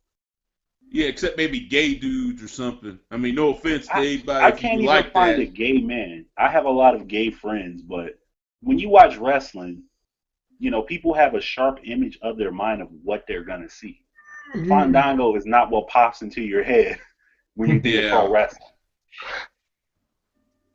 You know, I know that, you know, WWE's offer this, we need to go small. We need to change the image from Stone Cold Steve Austin drinking beer and stunning people and, you know, The Rock asking Lillian Garcia about his dick, you know. It's just, wrestling used to be cool, man. Shawn Michaels and his assless chaps would walk out into the stands and would make out with 3 chicks before every match, man. Talk about Shawn Michaels. Shawn Michaels would do that, man. Shawn Michaels would pop fucking Percocets and fucking oxycodone and have sex in Vince's fucking office with Sonny and then go out and wrestle. Yeah, and most men would actually dig that with him. Yeah, I mean, despite the, whatever issue someone has with drugs, I mean, he's fucking Sonny on the boss's desk, and there's nothing the boss can do about it because he's the champ, Oh Oh God. yeah, I mean, going back to Fandango, yeah, men will hate him not only because of the image, but by default. I mean, think about it. On screen, he's making out with Layla. Oh, Off screen, he's supposedly messing with Summer Rae for real. So I'm like, yeah, Fandango men will needs to hate go him heel. by default.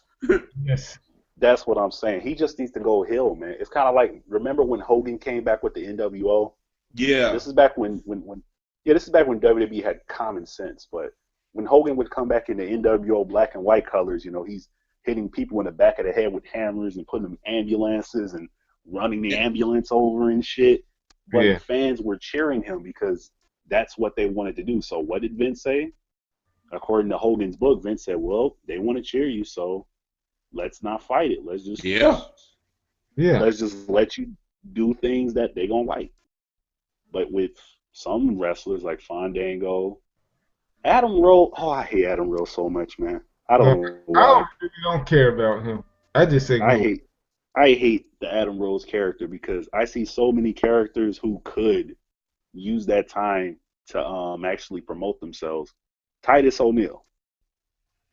Oh yeah, they've done nothing with him since they broke up the primetime players. Him nor Darren Young, which I understand Darren Young's out with an injury. Darren Young trash. Darren Young trash anyway, but Titus O'Neil, that could be a legit. Yeah, Darren Young at best is mid card.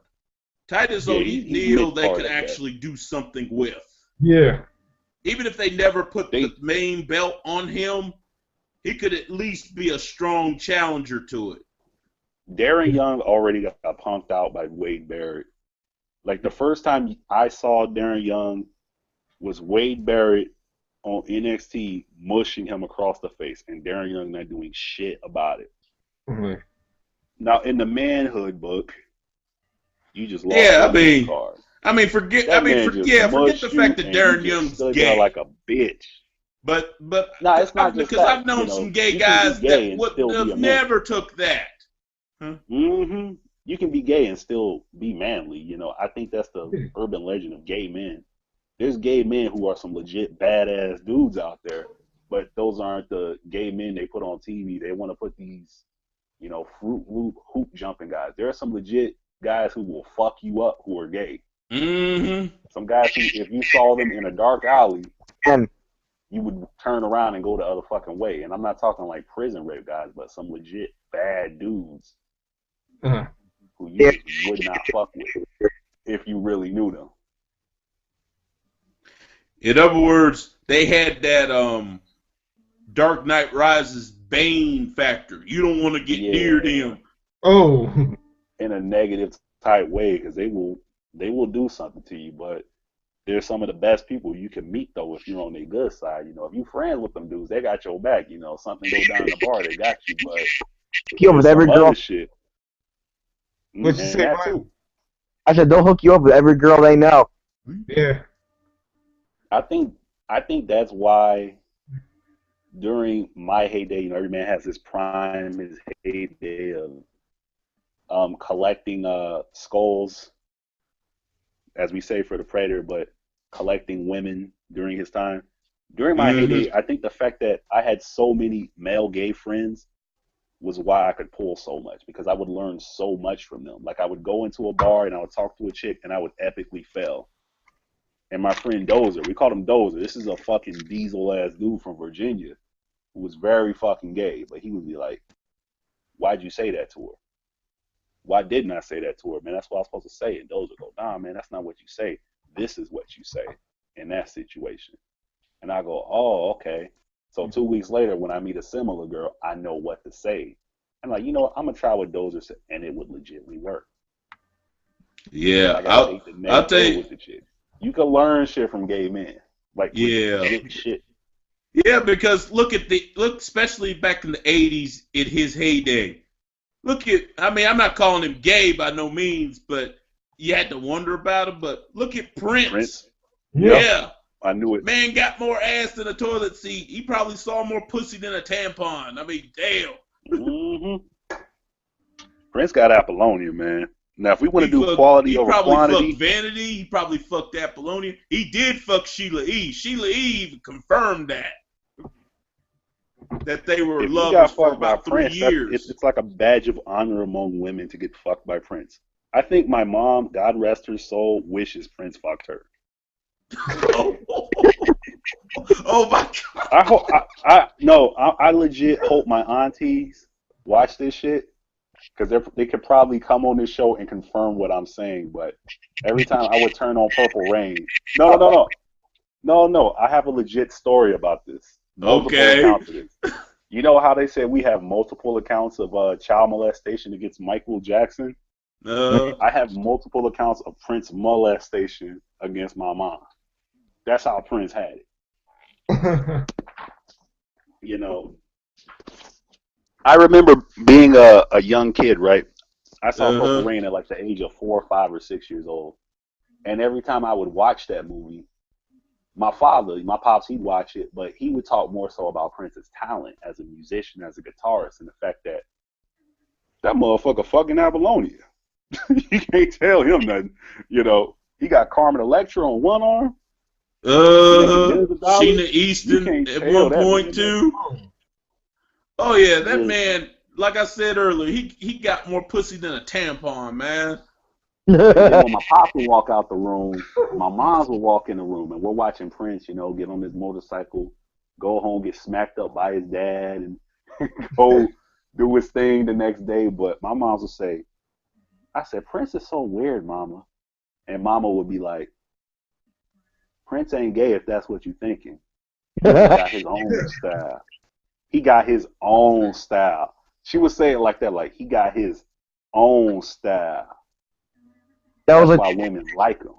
Yo, remember that? She would go not to take it into the creepy territory or nothing, but in other words, you're saying you think your mom, if Prince would have walked in the room and be like, hey, "What's up, miss?"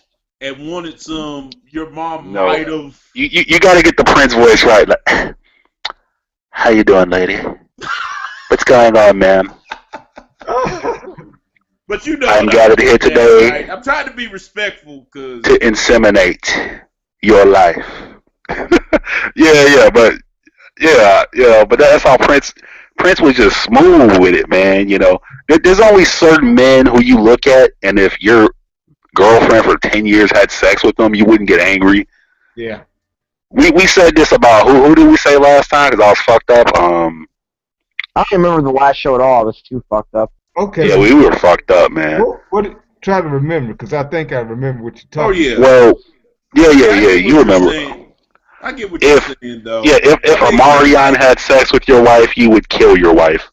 If Ray J had sex with your wife, you would kill your wife. Because that fucks up your man card.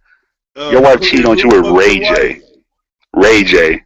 Oh, God. Amarion. Yeah. Now, if you walked in, Justin Bieber. I might. Or if One Direction ran a train on her. I'd have to kill everybody would have to die. Everyone involved would have to die. But if you have someone like, say you caught LL Cool J fucking your. Yeah, that's who I was saying. LL. Yeah, if LL Cool J doing it, or even Michael Jackson. Michael Jackson had enough man points where you would go. Yeah. Man, that's Michael, man. That's Michael. I mean, I would want to get mad, but Michael in his heyday. I'm talking Michael during the bad album era. Yeah, like Michael Jackson had chicks who would suck his toes at that time. Yeah, so in other words, in that situation, it'd be one of those situations you know you should get mad and you want to get mad, but you can't. Well, we talked about upgrading. How am I going to beat Michael Jackson if we were to compare the two of us? Yeah, because I'd be like, well, at least she upgraded. At least she upgraded. Yeah, I need to step my game up, you know? Yeah, it'd be like, let's say if I'm not married and I don't have no girlfriend even right now, but let's just say my woman caught me. Now, they caught me fucking, let's say, I mentioned her earlier, Sarah Jessica Parker. I'm sure that whatever woman I'm with will probably beat my ass and hers, probably mostly mine. But if they caught me fucking, let's say, Holly Berry, Mendez, even today, Holly Berry, or something, she might want to get mad, but she really can't. Mm-hmm. Like, now it's different. If you fuck someone who maybe they rich but they just third world ugly, just fucking them as punishment of like, if my wife walks in and I'm having sex with Rosie O'Donnell, my wife would just, she will pull out a camera and say, "I'm filming this," so the world could see just how dumb you are. You went from this to that. And there's some ugly motherfuckers in the world. I mean, I know Jay-Z got money. Let's say I'm picking somebody random.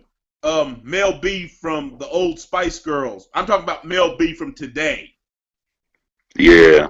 She probably wouldn't get as bad. Spice Girls, man, they all could get it. Yeah. Even Ginger, man. Ginger could get it. I want Victoria the most. We talked about this where Posh Spice was more valuable before all that surgery, and now her value has dropped, depreciated, just because of the surgery. That's why, man. But I mean, you're fucking David Beckham. I guess David Beckham went over to Europe, smashed a few girls in Amsterdam, and said, "You know what? I like girls like this." Oh, really? When they got some surgery. Okay, now I have that. Women are weird like that, man. They have to compare every single thing. You know, if anyone's got a sister, little sister, big sister, girlfriend, or a wife, or just even a best friend that's a girl, if you ever hang out with them at their house when they're getting dressed, what do? They walk out. Should I wear this outfit or this outfit? Mm-hmm. And part of you wants to go, bitch, wear what the fuck you want to wear. I don't give a fuck. But they have to hear an opinion. They have to go try one thing on, come out. Okay, how's this look? Yeah, it look good. All right, well, I'm going to try this one on. Well, which one now? The first one. Okay. And then they're cool, you know. That's just the nature, you know. I don't know why. But oh yeah, I got 4 sisters, man. Oh, man. So imagine how life was growing up for me and my little brother, man. Oh Lord. You guys probably tampon just a bit. You find tampons every day, man. I didn't know what a tampon was, man. I thought it was like some fucking new stick of gum at first, man. I didn't chew on it, but I just looked at it like, what the fuck is this? Yeah, I was just finding them everywhere all of a sudden. Well, to bring this shit up again, your brother probably thought it was a bag of chips. Well, here's something else to think of. Here's something else to consider. You know, since we're talking about people that were popular, let's go to Michael Jackson. You know, that whole, I mean, you all may have various opinions. I'll admit, when the child molestation charges first came out, the first time around, I didn't pay that much attention to it. The second time around, I was like, okay, there might be something to this. But the more stuff came out, I'm like, Michael didn't do this. Yeah, it started getting ridiculous. Like, he didn't do this shit. When people molest children, look at R. Kelly, for example. They can normally present some hardcore evidence that the guy did it. Like a video of someone getting peed on or something. Yeah. You mean to tell me, and you know what? Eddie Griffin made fun of him at first, but then later on Eddie Griffin said, well, you know what? I don't think Michael did it. And it's like, you have to think about it from a parent standpoint, or even from the perspective of an older brother or a younger brother or a family member. Mm-hmm. If your little brother got molested by Michael Jackson, and this is after he's had 3 counts of this shit, and your parents still want to send him there, and don't nobody get their ass whipped. I mean, Michael Jackson don't get a brick thrown at him. Yeah, even your mama or your daddy don't get their ass whipped. Yeah, even Janet even said, look, if I had a child and someone molested my child, I would want to see that person either in jail for the rest of their life or dead. Yes. Yeah. There's no way you can repair that damage. Yeah. And even when, I mean, think about it. Everyone knows about or knows somebody who might know somebody who had a child molester get out of jail. He goes to his new apartment, new house, and he has to walk through the neighborhood and say, "Hey, I'm a child molester. I just got out of jail." And what does every parent do? Sick motherfucker. My kids won't be playing near your house, you know.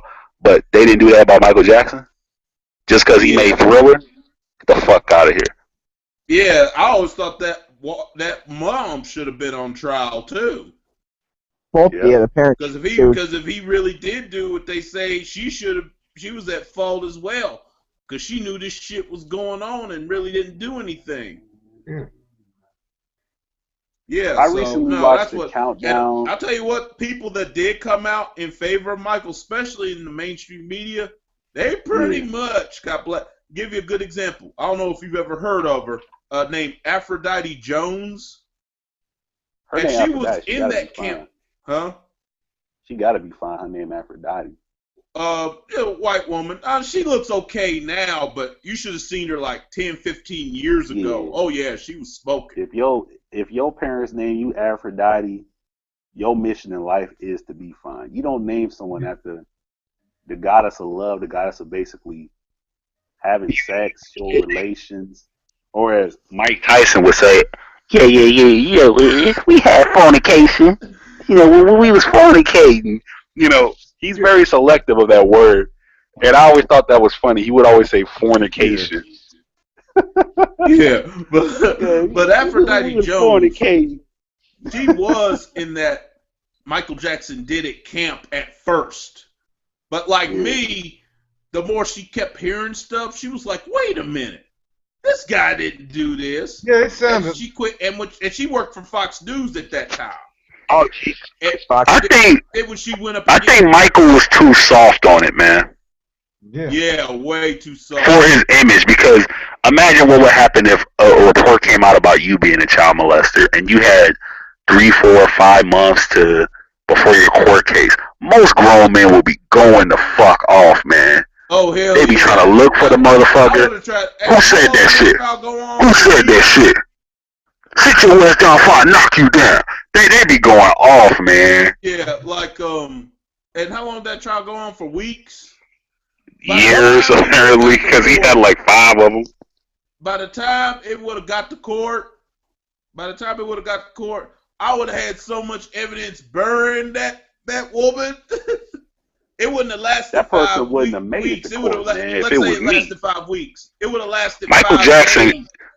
I'm going to tell you this. You got millions of dollars, man. Now, maybe they will say if this person turned up missing, that you had motive.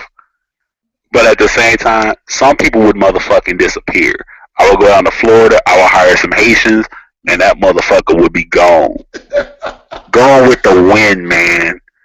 Yeah, I'll tell you where. Gone with the wind. I'd be like, you tell me who the fuck is trying to prosecute me? Who trying to sue me? That's his name? Where he live at?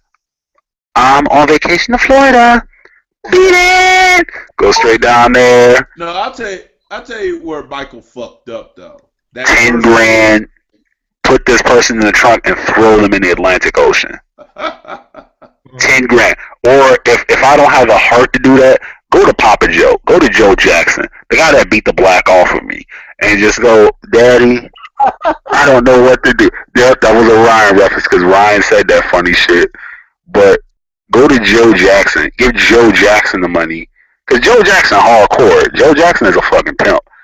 Joe Jackson, he got a heart like Hitler when it comes to it. And he gonna say, you know what? I'm too old. I ain't trying to do this shit. So, you know, I'm gonna go to Cali. I'm gonna hire some dudes. I got the goons. It's Michael Jackson. You can't tell me Michael Jackson did not have goons. Usher has goons. Omarion has goons. Prince had goons. Remember Mickey Free?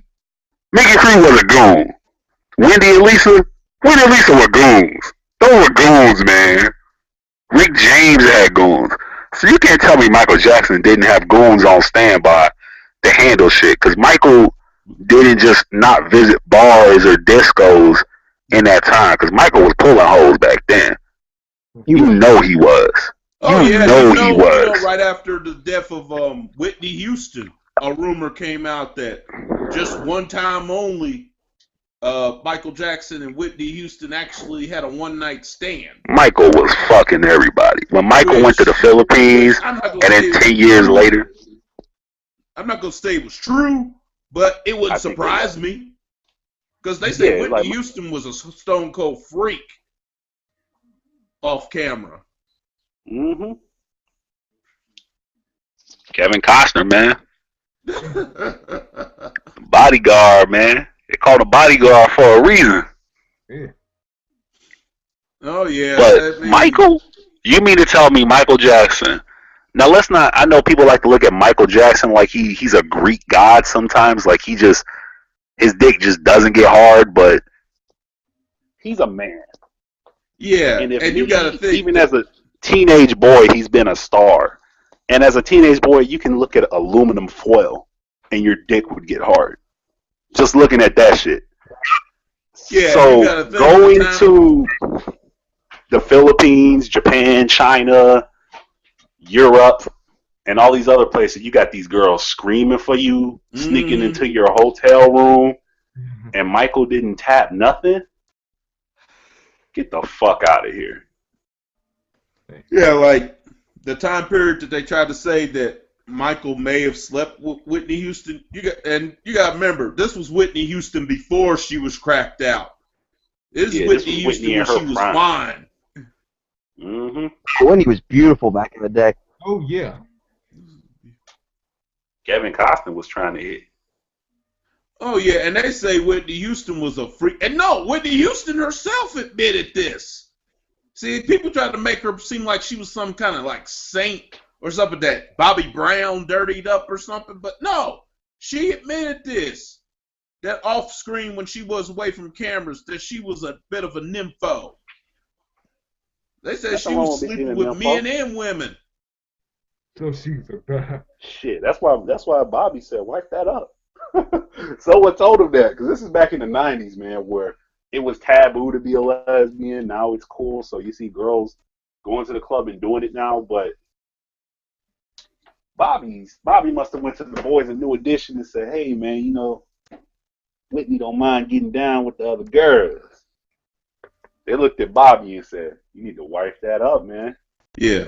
Oh, speaking of groups of people that men could respect, you know what? I've never been a big fan of boy bands and stuff. New Edition was one of the few that I liked. I got love for boy bands, man. Yeah. When it's presented the right way. Now, when you presented New Edition and like Boys to Men were the few that I liked. New Edition, Boys to Men, fuck NSYNC. I didn't like NSYNC, but Backstreet Boys, I'll give a nod to, just because they had real talent. And they had real problems. AJ McClain was an alcoholic, man. I mean, really. And we're all sitting here drinking whiskey. I'm drinking sake.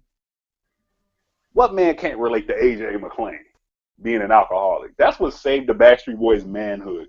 Mm-hmm. AJ McClain being a sex addict and an alcoholic. What man can't relate to those two things? Yeah, we think about that shit every 6 seconds. That's why Korn is one of my favorite groups, because that song they made, Adidas. Oh yeah, where it's him jerking off. Yeah. Yeah, why do you think, and they're not my style of music, but why do you think many men relate to the Rolling Stones? And let's be honest, most of them motherfuckers was ugly. Cocaine. Oh, that rock star, that's what it was. Yeah. Look at all the. They were rock stars and was getting all kinds of pussy. I mean, look at fucking Aerosmith. Steven Tyler is not a handsome dude at all. But then again, he produced that fine-ass daughter of his that was in The Incredible Hulk and Armageddon. Well, I would say this about Jay-Z and Steven Tyler. If you're ugly, at least get a hot chick to make a baby with. So I'll give Jay-Z some credit for that. Jay-Z definitely one use him and Steven Tyler. And as far since you brought up Jay-Z's wife Beyonce, let me say every member, past and present, from Destiny's Child could get dick.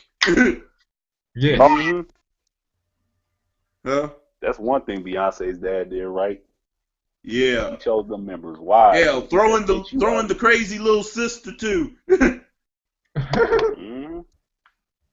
Every last one of them, from Latoya Luckett to Kelly Rowland to Michelle Williams to Farrah What's your Franklin. favorite Destiny's Child video? Or favorite Beyonce video? All of them could get fucked. What was your favorite Destiny's Child video? My favorite was the Bootylicious video.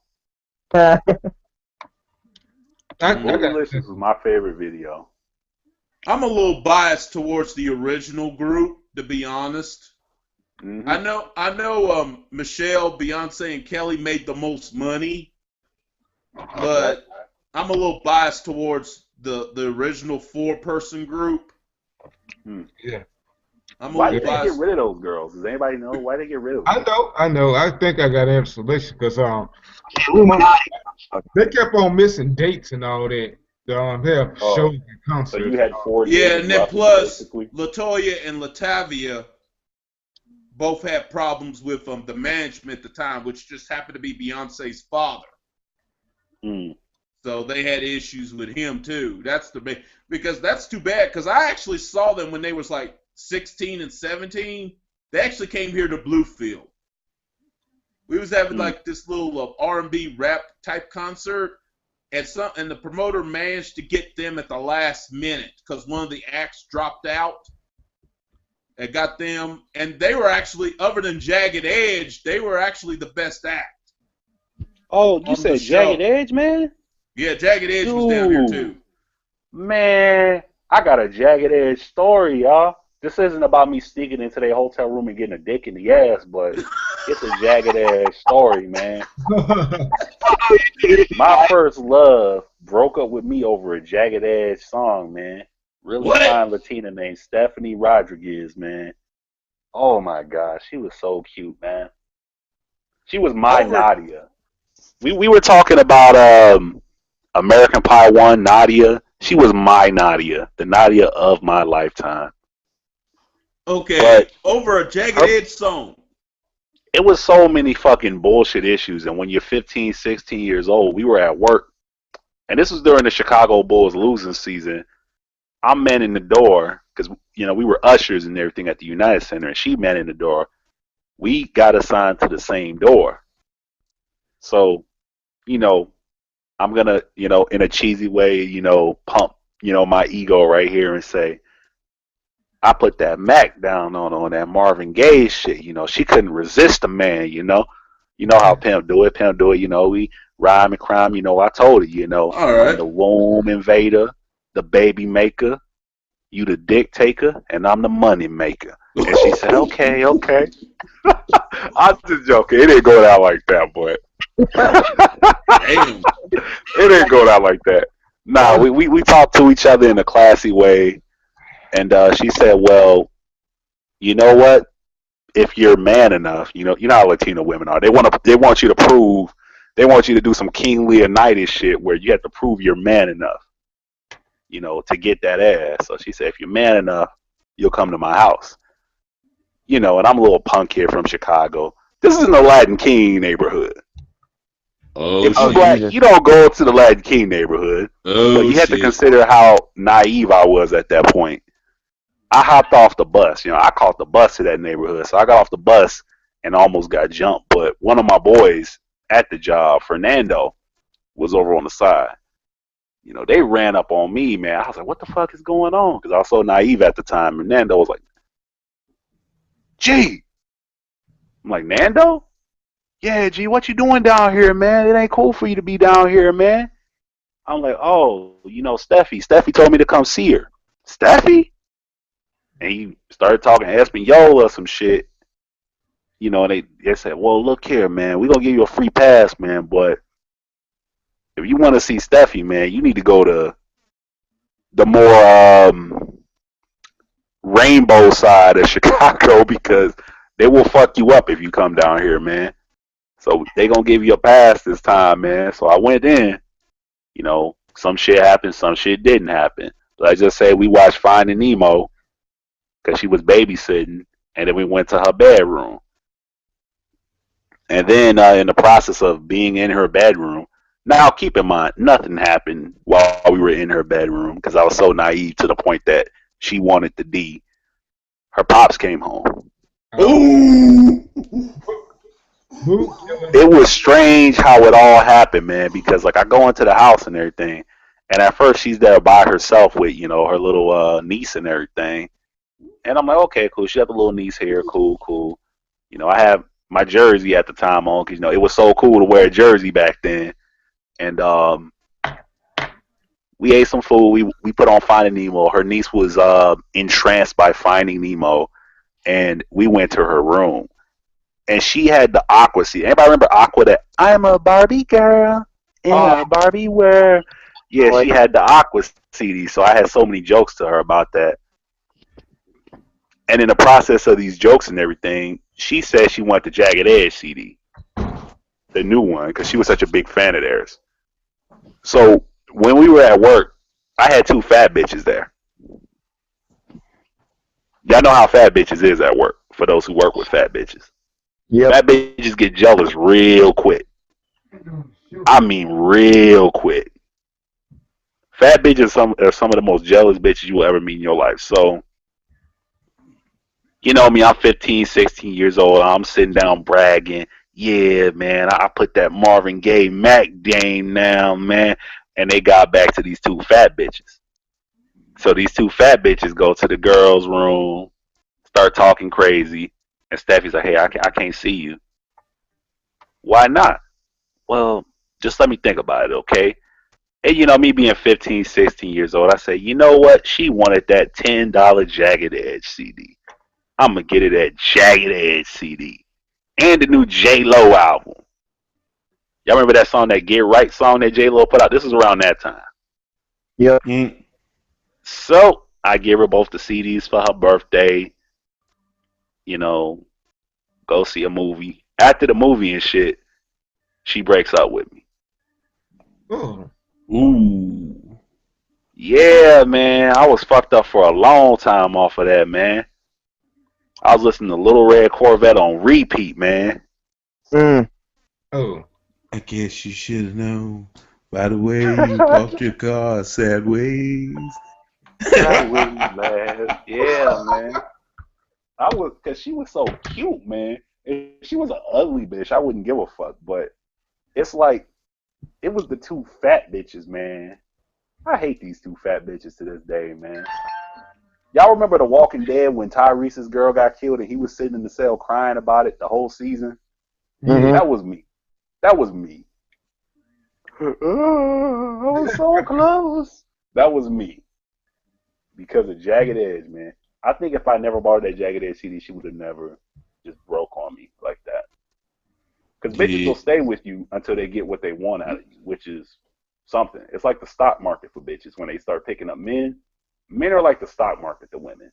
You invest a little bit of time and you get something back for most women. And if that man hasn't given you anything yet, you try to hold in there. You try to invest maybe a little bit of vag, and then you go, okay, I've gotten all I can out of this guy. I wish I never bought that CD. Yeah, Jagged Edge CD. Because it's like, man, if I didn't get her that, I probably could have swung back down there, smashed 1, 2 times, and then got broken up with. But I didn't get the pussy at all, man. Dang, you like sound like me, man. I'm still bitter, man. I'm still bitter. This was 10 years ago, and I'm still bitter about it. Because 2 fat bitches sabotaged my chances of getting pussy. And then when you go to school the next day with the same fat bitches, they want to make jokes about the fact that you didn't fuck the girl. It's like, well, yeah, because you sabotaged me, you fucking dumb bitch. Yeah. Man, I ain't get done till I was like almost 22, man. I mean, and some of the things I did was, looking back on it, was just stupid. Was just dumb.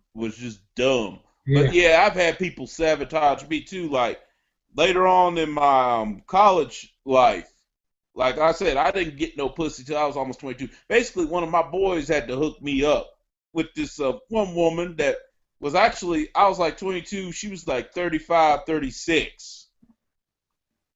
Cool. much older than me. Cougar. Yeah. She was trying to get hitched and shit. But which I wasn't trying to feel, you know. I mean, she was nice and everything, but I was like, wait a minute, whoa. I'm 22. I mean, I didn't know a lot, but I knew enough to know I wasn't ready to get no married or nothing. But then I found out from one of my friends, it was like, you know what, Irv, though? A lot of girls actually did want to holler at you. Why is that Concord? But then, like, I found out that these dudes that used to heckle me and all give me a hard time talking about, oh, when you gonna get you some pussy and this and that. Turns out they were the same dudes that were fucking me up behind my back. What? And that's one thing I can't respect, you know, man to man. I can't stand no jealous ass dude that be deliberately trying to just cock block you. And then on top of that, gonna have the nerve to make fun of you because you ain't getting none. Well, usually when from experience, when another guy does that, that means he's trying to get with that same exact woman. Yeah, that's what I was saying. But and the thing,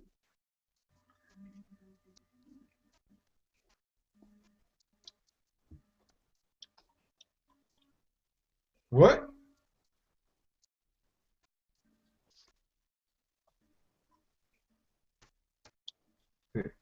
Look like he just went silent on me.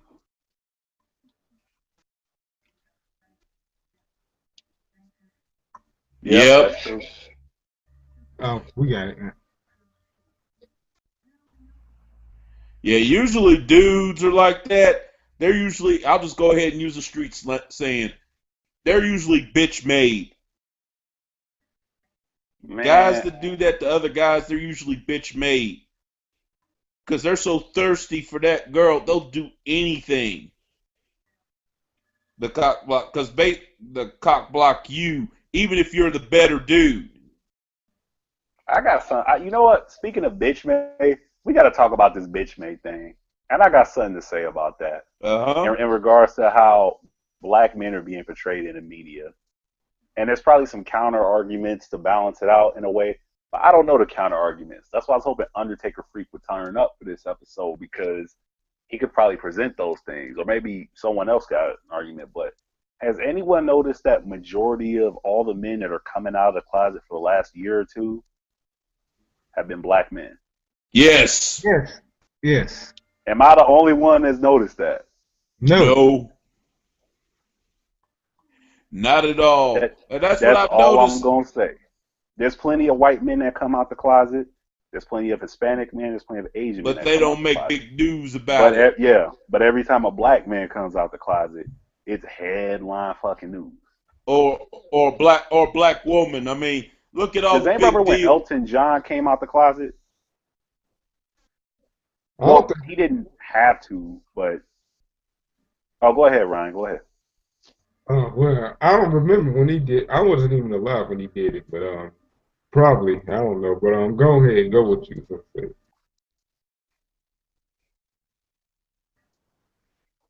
Yeah, go ahead and say what you was gonna say, G.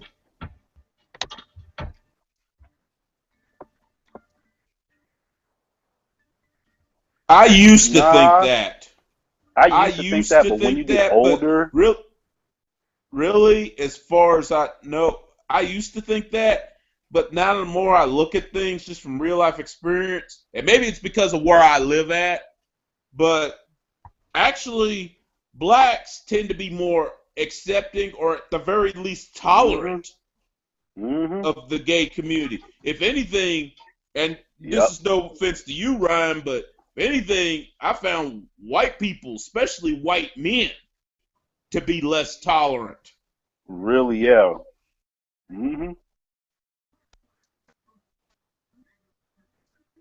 Like where I'm from, the black men are less tolerant where I'm around. Yeah. Yeah, one dipshit said he'd kill his own son if he was gay. Yeah, I can hear you a little bit. You're a little foggy though for me. Oh, me? Yeah, I can hear you fine. Or maybe I need to do something about this audio because sometimes I can't hear you, Gmo, and sometimes I do. Uh, that's because every time someone Facebooks me. But go ahead, Ryan.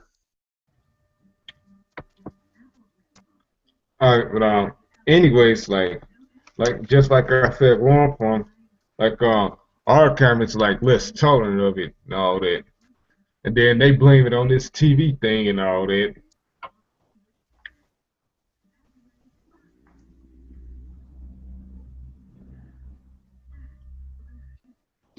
Yeah, we can hear you. At least I can anyway. Who's that? Yeah, you good? Go ahead. No, he keeps muting.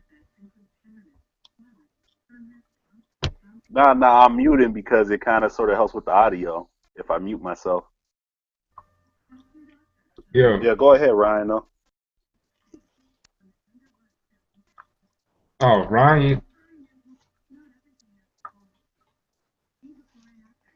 I said my piece.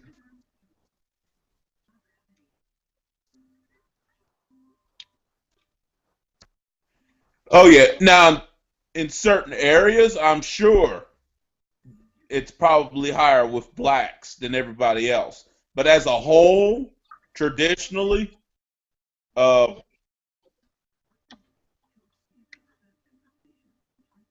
yeah,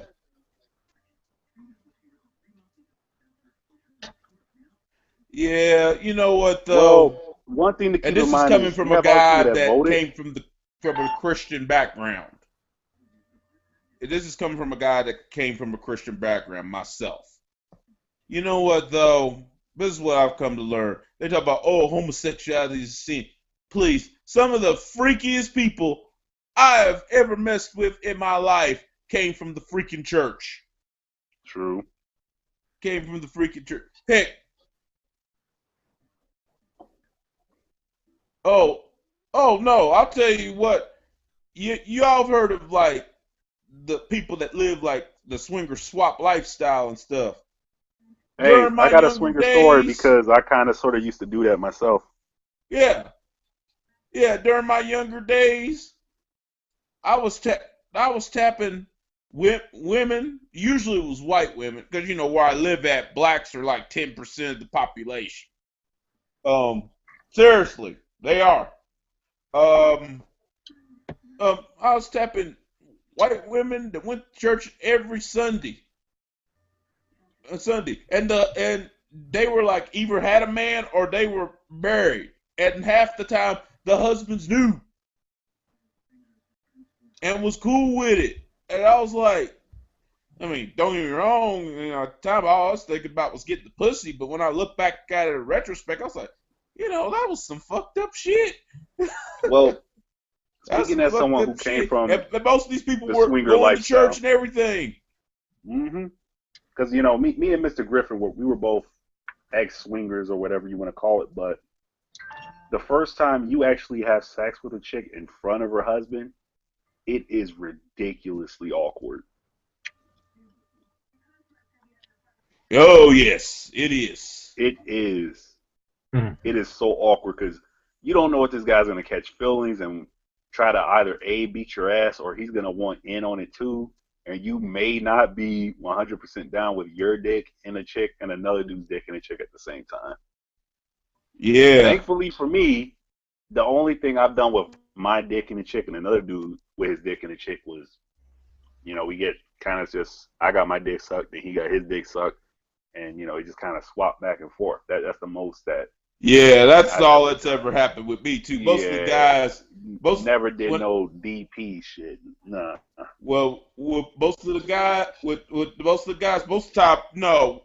When I went into that situation, used to go into that situation, I made sure the dude wasn't like bisexual or nothing like that. Or there was actually one couple, the dude was, and I didn't know about it until later. There was like hints that there was, but one thing about it, he was cool though. He never like tried Yeah. to touch me or nothing like that because he knew I wasn't down Well, with that. So I'm gonna say this about the swinger lifestyle, and anyone who's been involved in it can probably attest to this: is the swingers that you meet in a lifestyle are some of the coolest people you'll meet in your entire life. Oh yeah. And that's what keeps people going back to it, is because, you know, in life and reality, you meet so many fake motherfuckers. You go to a party for 2 hours and you meet some of the realest cats you met in your life. Like, you go to a swinger party or a mandingo party, as they call it, on the haunted house, and you meet people who are so open and so real that, have you ever met someone who's so real, you go, they're too good to be true? Some of this shit has to be fake. Mm-hmm. That's the swinger lifestyle. But that's the swinger lifestyle. People are so open about everything. You can talk to them about anything. Yeah, I And I mean, think that's the thing that I love Sephiroth from Kingdom Hearts, from Final Fantasy VII, because his quote to Cloud is, "Your darkness keeps calling me back." And that's the swinger lifestyle, you know. It's so real and so in your face and honest, where you have people who want to make you comfortable, who you could hang out with and drink beers with every day, but it's just so socially unacceptable to be doing that shit. You got to do it behind closed doors. Oh yeah, I'm not a swinger anymore. You know, I'm semi-retired. You know, when guys ask how did you have sex with 9 chicks, yeah. You know what? I never rule it out. I'm like Shawn Michaels, man, where he could just come back tomorrow and no one would say anything because he's always semi-retired. I'm semi-retired from it. You know, I'm not gonna say that if my wife comes back from this beach thing, this beach retreat she's going to with these other 3 girls with you know, their kids and my dog, that if she comes back fucked up and pisses me off, I might not go up to Tokyo and hit up one of the 3 swinger bars up there. But what I brag so much to people, tell them I've got the record, I've got the T-Mac record, I've got the Reggie Miller record for women, which is 9 chicks in 2 days. If you could fuck 9 different women in 2 days and they're not prostitutes, you got the record. You know, I've done 8. I did 8 in 2 days. Yeah. People go, how did you do that? And it's like, well, you know, partially it was the swinger lifestyle, but what people don't understand about the swinger lifestyle is it's not like you walk into the place and chicks are just naked with their legs spread open. You have it ain't like that. It ain't like that. You have to legitly have some sort of charisma to yourself and carry yourself in a certain way where a chick will consensually say yes. The only difference is when you go to a club, it's 90% bullshit. Like that newspaper that Denzel had in Training Day. It's 90% bullshit. Yeah, that's a club. But if you go to a swinger lifestyle, that's every man's imagination of what a club should be. I tweeted everyone, and I said to everyone, I said, if you could change 3 things about females, what would you change? And this is the one thing I would change.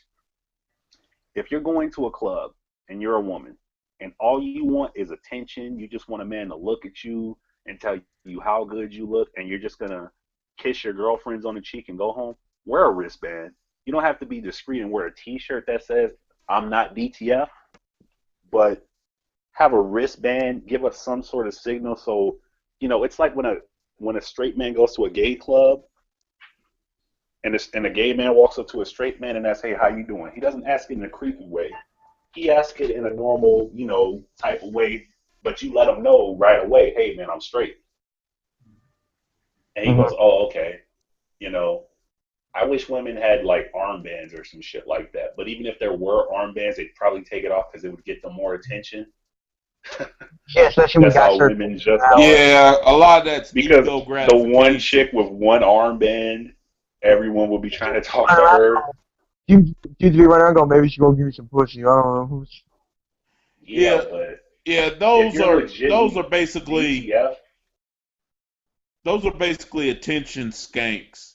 They wear these like almost revealing outfits to the point where you just thinking to yourself, she might as well have came up in here naked, and walking around, basically just trying to get attention.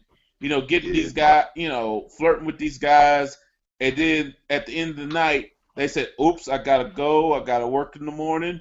Deuces. Basically, you're going home with dry balls. Yeah, or they had the fat friend cock blocking. Oh, those Yeah, fucking. yeah. The cock blocker. That's And why if your you're pussy's looking so at dry. in the Use a club, cock blocker. Use a cock blocker. basically, Those girls are like, oh, I don't need no man, girl. You can, you know. No, they lying they lying. They lying. on the Lying, yeah. outside. So. Oh yeah, and let me tell you, like I said, where I work at an NBC affiliate, a local one, and and not so much in recent years, but I remember when I first started working there, and it got around. I worked up there, especially like some of the females that are on air, like reporting or anchoring. They were like, "Yo, man, why don't you tell this girl to holler at me and stuff like that?" I was like, "Okay." Knowing good and well, I was like, "Fuck no, I ain't telling them that shit." Because I was like, number one, if you got game like that, walk up to them yourself. And number two, if I knew them like that, and there have been some fine ones. I've been up there like 13 going on 14 years. There have been some fine ones that have come through there. And I'm thinking to myself, if I knew them like that, why would I help you? They would be at my crib getting fucked if I knew them like that. Why the hell would I help you? Mm-hmm. Shit, I'd be like Prince of that place. No, they'd be at my crib butt naked, You asked getting them, bent is over. anyone up for a game of basketball? You guys want some grapes? How Bitches. about you and your friends versus me In the revolution. and the revolution? And that's when you point to the zipper in your pants. No need to change it. We're playing in what we got on right now. Oh yeah, shit. I'd be like Jim Kelly and Enter the Dragon. Man, I love that movie so much. Where You basically he shouldn't got up, he got like 3 or 4 Asian girls walking around butt naked. And He got the white girl too. One of them. Yeah, he basically done fucked them all. And then he gets up in the middle of the night, sneaks around the palace. Yeah. He just look at him and go, dude. He died a horrible death though. Mm-hmm. Bullshit, Mr. Handman. Let me tell you, as far as plot, Enter the Dragon wasn't the greatest film as far as plot, but as far as just pure action, that's definitely a guy film.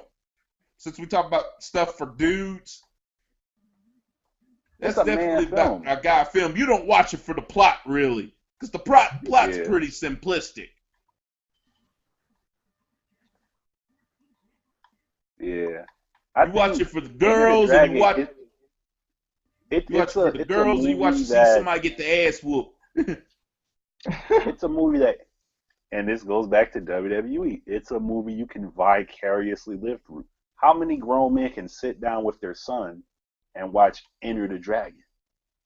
Every man. How many men can sit through a WWE show? Not very many now. Not these days. Not these days, but back in the day, oh man, I wanted to fuck Tori Wilson. I wanted to fuck, who else did I want to fuck? Well, we already know about Trish. Trish Stratus is the boyhood dream come true. Yeah. I take Lita. I love girls with tattoos. My little brother loved Lita. That's why me and him used to fight so much. But put it this way Lita. About Amy Dumas, Lita. She's one of those, she wouldn't be my first choice, but if she was down and there was no one else, I wouldn't throw her out of my bed. I mean, she was never that attractive to me. Girl, woman always had a banging body, though. Yeah. I'm talking her last run, though, when she was with Edge and them titties was out. Yeah. Oh, God. That was Lita in her prime, looks-wise. Now, we can go to the Matt Hardy version, but Matt Hardy, yeah, well... He just couldn't get it. Matt Hardy didn't have no man points to me, man. Yeah, but here's Jeff one Hardy thing though. was more If I was Edge, effeminate. I would have been terrified doing an Of angle. what? I'd have been somewhat Oh, what, Matt Hardy? terrified. I'd have been like, I'd have went to Vince. I'd be like, look, Vince, okay, I know you want to turn this real life situation into an angle. Cool. But I'm telling you right now, he gets out of pocket with me one time, you're going to get a real show. Well, It ain't going to be scripted. In Edge's defense, what could Edge say? Because he was wrong from the get-go. Well, that's He knew that true. wasn't He good. was. Yes. But that's why I said You if know. I was him, I'd have been terrified. I was like, oh shit, I'd have fucked this dude's girl. Yeah, He and should then, have changed his song to Hit 'Em Up by Tupac. His theme song should have been Hit 'Em Up for that whole angle. That's why You I claim fucked to be your a player, bitch. but I fucked your wife. yeah. Yeah, and Edge, he On already had a repeat. woman at the time. Yeah, it was Val Venus's sister. Oh yeah. Oh yeah. And that couldn't have made him too appealing with Val either. If anything, Yeah. Val Venus would have been what I would have been scared of. Yeah. Not Matt Val Hardy. Venus, I'm going to tell you this about Val Venus. If the Val Venus character came out today, of course it would tone it down a lot from what it was, but grown men could respect Val Venus. I like the one I was Grown men legitly respected Val Venus. Oh yeah. Or but honestly though, if you was in Edge's position, how would you have been? About I mean- the Lita situation? Yeah, you know you done fucked his woman, and now you gotta work Oh, an this is angle with after I this fucked dude. her. Huh? Oh, this is after I fucked Lita? Yes. We make a sex tape. That's what we do. Ooh. This is back when it was cool to make a sex tape. Not now. Now it's so lame to make a sex tape. But back Yeah. then, it was cool to have a sex tape. I would have a sex tape of me jizzing in her hair. Oh yeah. Well, I mean, I guess your thinking would be, well, I'm already in it, so. Yeah, I'm already in it, so I'm just gonna put it out there even more than I'm in it, and it'll draw more ratings, I guess. I would change my theme song to "Hit 'Em Up" by Tupac, and I would make a sex tape with me jizzing in her hair. Because the realer Matt gets, I'm gonna put it to you like this: the realer and the more angry Matt Hardy gets, the realer I get to get about it. So, first off, I would make sure that Matt Hardy in a real life situation could not whoop my ass. I would start training with Chuck Liddell, Kimbo Slice, Anderson Silva, just to make sure. And then I would change my theme song to "Hit 'Em Up" by Tupac. I'll go to crib, hey, y'all need to change my theme song to this. Just keep repeating this same line again and again throughout my whole entrance for the next 3 weeks. And then, if Matt Hardy really wants to, first off, he knew who to run up on. If Brock Lesnar fucked his bitch, do you think that Matt Hardy would run up on Brock Lesnar like that? Oh no. Hell no. Oh, I don't That's think too what many I'm men saying. would. You think he would run up on Kimbo Slice like that? Nah. Come on, man. You knew who to run up Or on. like, I would or start like training some, or with like them Vince McMahon wouldn't give John Morrison a push because he felt, oh, he wasn't really a man. He didn't stand up to Batista. But how many men are gonna run up on Batista? Shawn Like, Michaels would have ran up on Batista. Well, Booker T beat him up. Remember? that's true. Yeah, but look at Booker T and look I'm at John just saying, Morrison. I'm gonna put it to you like this. You know how they say it's not the size of the dog, it's the fight in the dog? Mm-hmm. And it comes that way, you know. There's been reports that Chris Jericho smacked the fuck out of Goldberg and bitched him out. Yeah. Just because a dude is big doesn't mean he can't get his ass whipped. That's Chris true. Jericho whipped Goldberg's ass. Yeah. That's Shawn true. Michaels, ass whipping or not, he would fuck some shit up to the point where you wouldn't want to fuck with him in a negative way anymore. Oh He yeah. did bar brawls with Marines. He used to be coked out of his fucking mind. What man would run up on Jeff Hardy? I mean, don't get me wrong. I'm talking Jeff Hardy when he was on coke back in the day. You don't fuck with no cokehead. I'm just saying. Anybody ever seen Scarface? You don't run up on a dude who's a cokehead. Mm-hmm. I tried to get into a fight with a cokehead, and a lot of people laugh about that shit now when I tell them the story. I have a twin sister. We went to Osco to buy some milk, and while we're walking home, this dude tried to pull some Emmett Till shit. He tried to whistle at her. So I turned around, me and my 10-year-old body said, "What the fuck, man? What's cracking, man?" And this dude looked at his boys who was behind him, snorts 3 lines of coke, and runs at me. So what do I do? No. This dude legitly, we were talking about Ongbot, when the dude pulled out a bunch of needles and injects himself with the shit. Mm-hmm. This dude pulled out 3 lines of coke and snorted them. So my Friday logic kicked in. Anybody seen the movie Friday when Craig picks up a brick and hits Debo in the head with it? Yeah. Because this dude was a lot bigger than me. So my Friday logic came on because we used to watch Friday every day. I saw a brick on the ground. So like Craig, I picked that brick up and I launched that bitch at him. This brick hit this dude in the head and he walked through the motherfucker like Cell from Dragon Ball Z and laid my ass out, man. And then he curb stomped my ass for 10 minutes straight. With the milk carton in my hand the whole fucking time. And I felt so at least he didn't bad. pull the boondocks and stumped you in the nuts. He stumped the shit out of me, man.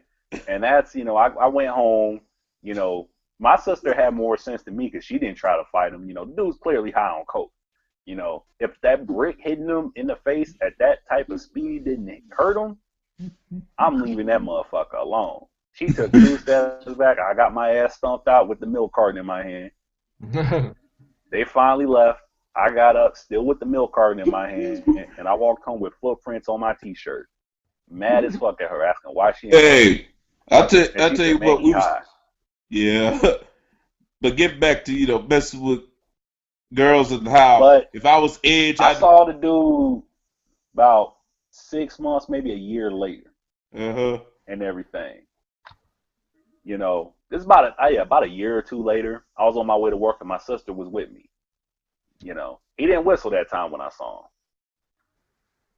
So it's not about how big someone is, but even if you get your ass whipped, you leave an impact on someone where they don't come at you like that again. I'm sure he didn't want to get hit in the fucking head with a brick again. Yeah. What man wants to get hit in it? Whether you feel it or not, you're gonna wake up with a big knot on your head.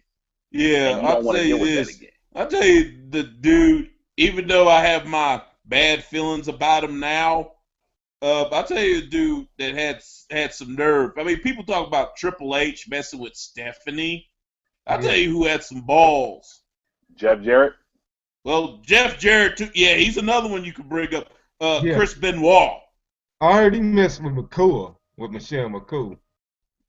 Benoit, no, I don't know about her, but you know that wife that he murdered along with his youngest child? Yeah. Back in the day at WCW, she used to be married to Kevin Sullivan. And apparently Sullivan and Benoit didn't get along. Now, this is what in legend happened. That's why you put him up on as your theme song when you do some shit like that. In legend, this is what happened. Sullivan booked him and Nancy, who was going to name Woman at that point, was going to book them in an angle where they was having an affair, and they was going to reveal that it was really Kevin Sullivan's wife. Now, at first, both Chris and Nancy were against this angle, but Sullivan was the head booker, so technically he was their boss. The only one higher than him was Bischoff. So they pretty much had to do it, but then the more time they spent together, let's say that angle turned very, very real, very fast. Right. And that's how they ended up. So basically the joke on Sullivan for years, even now, is still that he basically booked his own divorce. That's why you hit him up. Chris Benoit. See, this is why, like I said, Chris Benoit had man points, man. Yeah. If you got into a fight in a bar, and if I put let's see the current WWE wrestler. If I put Daniel Bryan in that bar, Bray Wyatt, or who else? Who's another decent talent that's on the heavyweight level? Roman Reigns. Roman Reigns from The Shield. Reigns, damn, I want to say Ambrose, but I'll say Roman Reigns. If I put Roman Reigns, Daniel Bryan, or John Cena in that bar, who would you want to help you in that bar fight? You're about to get jumped by 3 guys. I'll be honest, Reigns. Roman Reigns. That's what I'm saying. That's why it trips me out when cats get so angry. Why is Roman Reigns getting pushed? Why is everybody on Roman Reigns? Because Roman Reigns is about that life, man. He is about that life, man. You wouldn't run up on Roman Reigns. Yeah. Plus, he got. Yeah. There's a lot of people who, even though John Cena is a big guy, he's such a douche that people would run up on him just to prove a point. Triple H, don't run up on him. That's a big fucking dude. Oh yeah. With man points.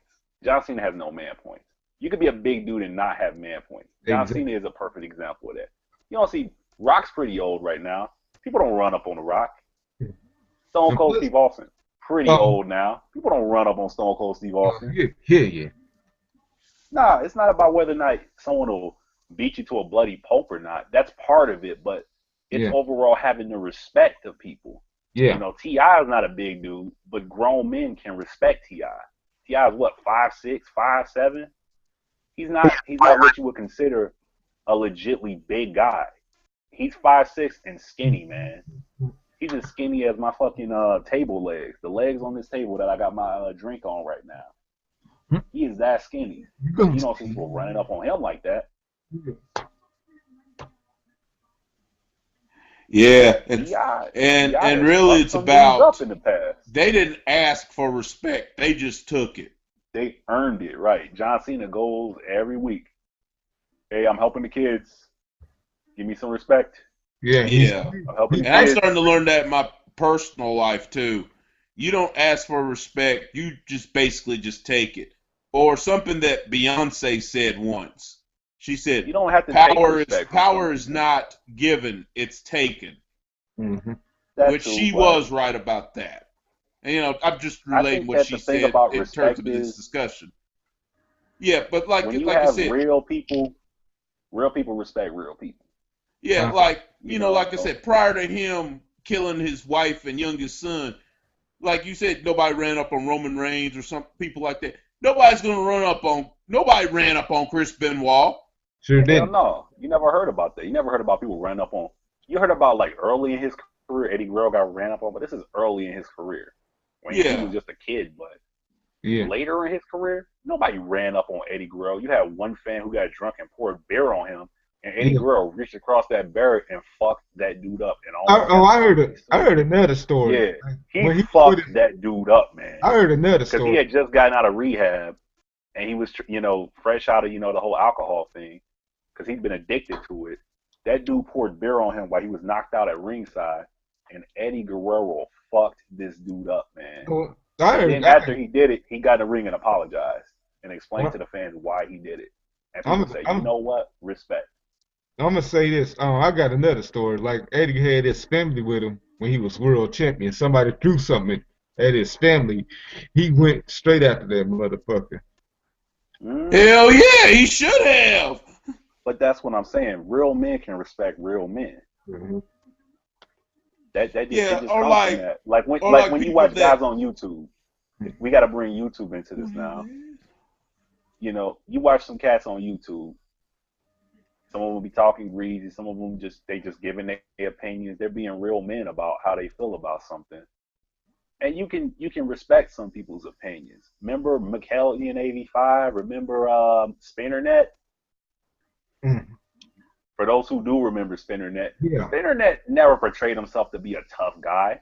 He was just a guy giving his knowledge on stuff, and men could respect that because you connected with that opinion that the man had. And he didn't try to sugarcoat it. He didn't try to sell himself as something he wasn't, but he kept getting trolled by the fake motherfuckers. And I guess he just got tired of it after a while. Yeah. Man, come back to YouTube, please. A lot of people come back to YouTube. I guess a lot of people pissed him off about that car deal from 3 years ago, saying that he was stealing our money for something else. I mean, they money He for ain't steal something. your money unless you gave it to him. I I didn't give like that man a penny, so I'm not mad about it. But me you neither. never know what someone's situation is, man. Yeah, Yeah, then or like I'll tell you two other since we're talking wrestlers, respecting them as real men and how you don't really have that in wrestling these days. Tell you two other cats from back in the day. They're both deceased. May God rest their souls. The Ultimate Warrior and Macho Man Randy Savage. I perfect bet you That not go example. too without many people ran saying, up man. on them either.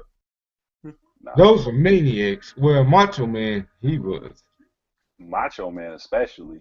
That man was wearing pink, purple, every color of the rainbow, but you ain't see guys running up on him. You don't hear nobody telling those three, yo, man, I ran up on Macho Man. I smacked the shit off that. You don't hear people saying that shit, man. No. You ran up on Macho Man. You got your ass whipped, and you didn't want to talk about it. Or if you did kick his ass, I guarantee you left with some bruises. Mm-hmm. Just enough so you You didn't didn't do do it it again. again. You had to think about it because pain gives you a memory of what not to do. Yep. Or like people that criticized Kanye West a while back when that Oh, for dude beating that kid up. cussed out Kim Kardashian and called her a nigga lover and all that shit. What would Jay-Z do? Oh, No. Let's listen. Somebody please follow my logic for a minute. Okay. Because as a grown man, when you sometimes get put into a situation that you're not familiar or comfortable with handling, you think about your idols. I think about my Uncle Rick. Never really a big tough guy, but he was respected by every man in the community just because of how he carried himself. But Kanye says Jay-Z is his big brother. He respects his big brother. What would Jay-Z do in that situation if some dude said that shit to Beyonce? Jay-Z wouldn't go beat the dude's ass. Why? Because Jay-Z, that's why you have soldiers. You're not a soldier, you're a general. You don't have to touch that dude. You've got 300 people who will jump off of a building for you. oof. So why do you have to touch this guy? You mean to tell me Kim Kardashian can't whip out her Galaxy 10 because they probably got the iPhone before it's even out? Take this dude's picture or even attempt to set him up like they set up Lamar Odom. Where you live at? What's your number? Okay, I'm going to come see you later. You're so manly. And then the dude gets his legs broken 5 hours later. You mean to tell me that she couldn't pull that shit? Oh yeah. Don't get me, don't get me wrong. I love that. Don't get me Jay-Z wrong. would have done that. That's how Jay-Z operates. That's why you don't hear about people fucking with him like that. Because when somebody does, he doesn't have to do nothing.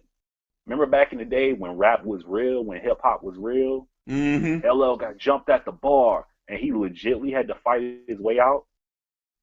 Now, everyone's trying to get a lawsuit now. Jay-Z's not dumb. Yeah, that's exactly what that dude was up to. Because right after that, when the police was trying to gather the information about the incident, the dude wouldn't even talk to the... Oh, that's another funny thing, too. That's another funny thing. You notice when the papers reported it, or the news media, they kept saying the 18-year-old. Mm-hmm. Yeah. Why are you calling him the 18-year-old? Where's his name? He's not a minor. Where's his picture? He's fucking 18. Yeah. Kanye's black. That's why. If you're a black it's celebrity, like they were trying to we cover have to for attach him or an something. asterisk to your name. If Yeah, you're a black he was celebrity, trying or to if get you're a money white because he celebrity was who's avoiding the affiliated police. with a black celebrity. Look at Robin Thicke. Robin Thicke married a black chick. So if Robin Thicke fucked up, they would instantly attach an asterisk to his name. If you're affiliated with any black celebrity, there needs to be an asterisk attached to your name in common society. Michael Jordan gambles too much. Kobe Bryant raped the white woman. Michael Jackson, he's sleeping with the kids. Who else? Yeah. Michael Vick fought dogs. Yeah. Michael Vick fought dogs. Yeah. I'm just saying. Prince, weird like a motherfucker. Well, You can attach an asterisk to any black person's name. Or you know but what? you can do that. Some white celebrities can do that with too, but that's because they're affiliated with. And since you brought up Robin Thicke, I don't care what nobody says. And I'm sure she tried to play it off for the public, but you know that whole thing where he did that thing with Miley Cyrus. Miley Cyrus was twerking on him and stuff. Paula Patton could not have been happy with that. I'm sorry. He probably told her about that, man. Hmm. I mean, I don't know what their marriage is like, but if you're an entertainer and that's your job and you're going to do something a little racy as a husband, there's three things in life that are undefeated. And all men know this. Gravity, father time, and women. Those are the three undefeated things in life. You tell your woman if you're going to do something racy like that, unless your woman is down with the fact that he's an entertainer, he getting that check right now. So either she knew it was going to happen or she knew he getting them checks right now. Or they're just. And afterwards, he's going to get 5 interviews where he's going to get 5 more checks. Or He putting our kids through college just because some bony-ass white chick want to put her ass on him. Hell yeah, that's true. You getting 6 checks. And by the way, the Young Turks gonna interview you. Paul Rosenberg, all these other motherfuckers gonna interview you about getting twerked on. And you got an agent that's gonna tell you exactly what to say, so it changes every time and adds a little more. He getting them checks, man. Yeah, and by the way, if you're going to do twerking, have something back there to twerk. I have fixed, and I've said this many times, I have fixed and eaten pancakes with more bounce and thickness than Miley Cyrus's ass. I'm sorry. Oh, with the flapjack booty cheeks. All I gotta say is that girl better know how to give head, or she better have some incredible pussy. She ain't got no butt. I think Miley Cyrus must give some really good head. That's just my opinion, just from looking at her. I think Miley Cyrus. She was fucking Thor's brother. It's not about. Yeah, I'm just saying, man. I think sometimes you can look at people and tell, or you can have just a sort of vibe to them. I think Miley Cyrus takes pride in giving head. I've met chicks who take pride in giving good head. Down in the land, down under. Not gonna say no names because you actually watch the show. Yeah, man, that was some of the best head I've ever gotten. So shout out to a certain woman out in Perth. You know who you are, but that was some of the best head ever, and she took pride in it. You have chicks who they'll suck your dick for 1 minute, and then they'll want to lay down and get the D. This chick will suck your dick for forever. I've had a couple of women like that too. They would rather suck your dick than get fucked. Enjoyed it.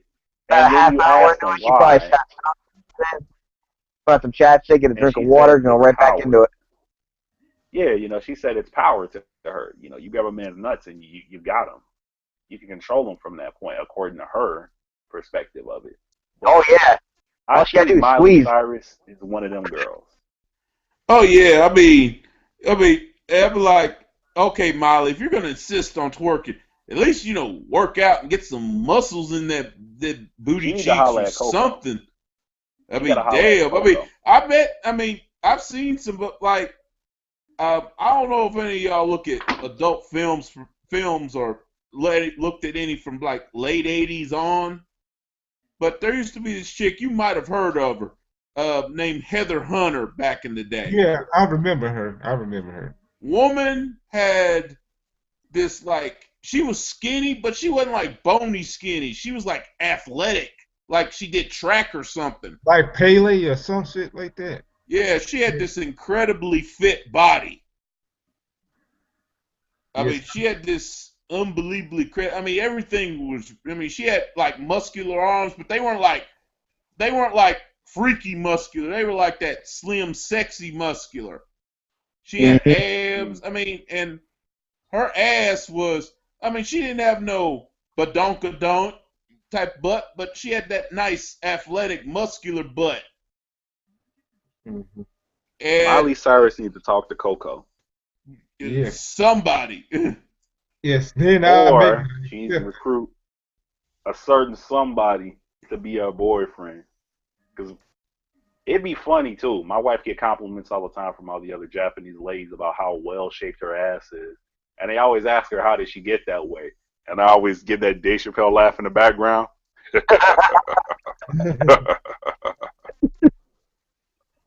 Oh And then yeah. I go and put on my Malcolm X or my Black Power T-shirt and walk around, and people assume it's a racial thing, but it's really sending a different message as to how she got that ass. So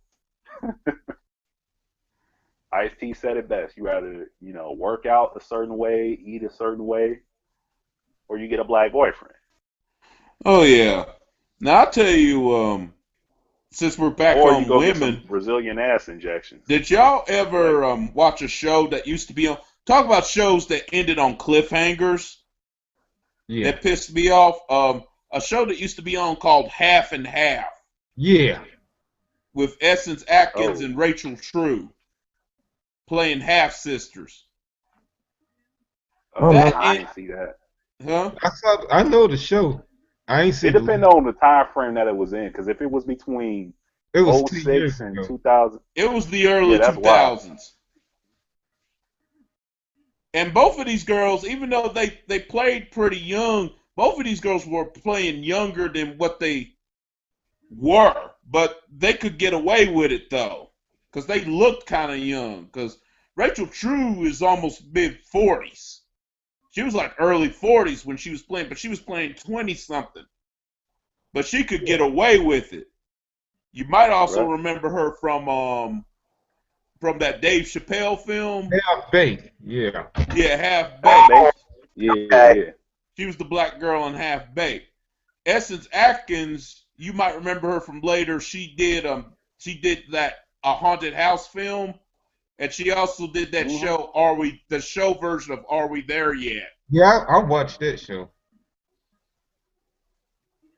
Yeah. Now, Man, personally, fuck Ice Cube.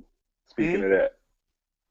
I'm not gonna lie. I said, fuck would have Ice fucked Cube. both of them, but if I had to choose one, believe it or not, Rachel True would be more my speed, because I don't know. I've always been a sucker for a nice dark-skinned black woman. Thank you. Don't get me wrong. Thank you. I'm the first person. I thought I was the first person to feel that way, because I was ranting about that a few shows ago about how normally you have light-skinned black women who are damn she fuckable, but even though she's a MILF, but hey. But anyway, light-skinned black women are always, especially, we were explaining to Ryan about the whole light skin versus team dark skin thing.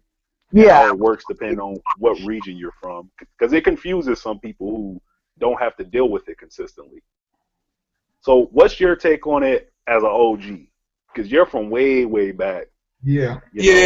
I'll we admit, get the younger perspective on it. Light-skinned black women, whether they're actually black or biracial, tend to get more love than darker-skinned women. But I've always been a bit of a sucker for a darker skin. Dark skin. Because most of the women especially on my mom's side, are darker skinned. But like in their heyday, I mean, I ain't look at them like that or nothing, but in their heyday, there's dark skin, but it was nice skin. And they had like rocking bodies and everything in their day. So I've always been a bit of a sucker for a nice dark-skinned woman, especially if she got a rocking body, and if she got a good personality to boot. That's almost better than winning the lottery.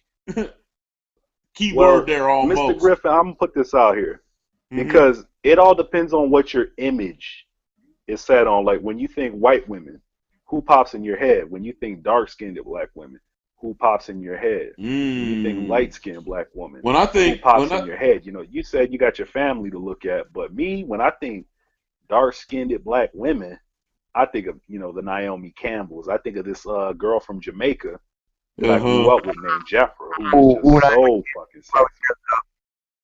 Man, Jeffra, holla at your boy. Man, Jeffra could get the business. My boy did, though. For me, back in the day, Wonder Woman pussy. Yeah, for me back in the day, and you could even say, even though she has her critics, and she has made my eyebrows raise for some of her comments in recent years, but somebody like Nia Long, who I think she still looks Ooh, damn good at whatever yeah, age she she do. is now. Yes, yes, she does. Hmm. She could still get young dick if she wanted it. Does Nia Long really qualify as dark skin though? That's what I'm trying to get at. I Oh, mean, hell she yeah. kind of do. She hits that middle ground for me though. Oh, to me, Personally, she qualifies. Really, most, except for that one light-skinned chick in that film, really all the women from the Best Man film series qualify as dark. I mean, not black, oh, but like dark brown. Man, I love me some Regina Hall though. Some who? oh, everybody like Regina Regina Hall. Hall. No, she can still pass for 30 something. She's There's about. so many chicks who can get the D, man. I'm about to listen to "Click" by Kanye.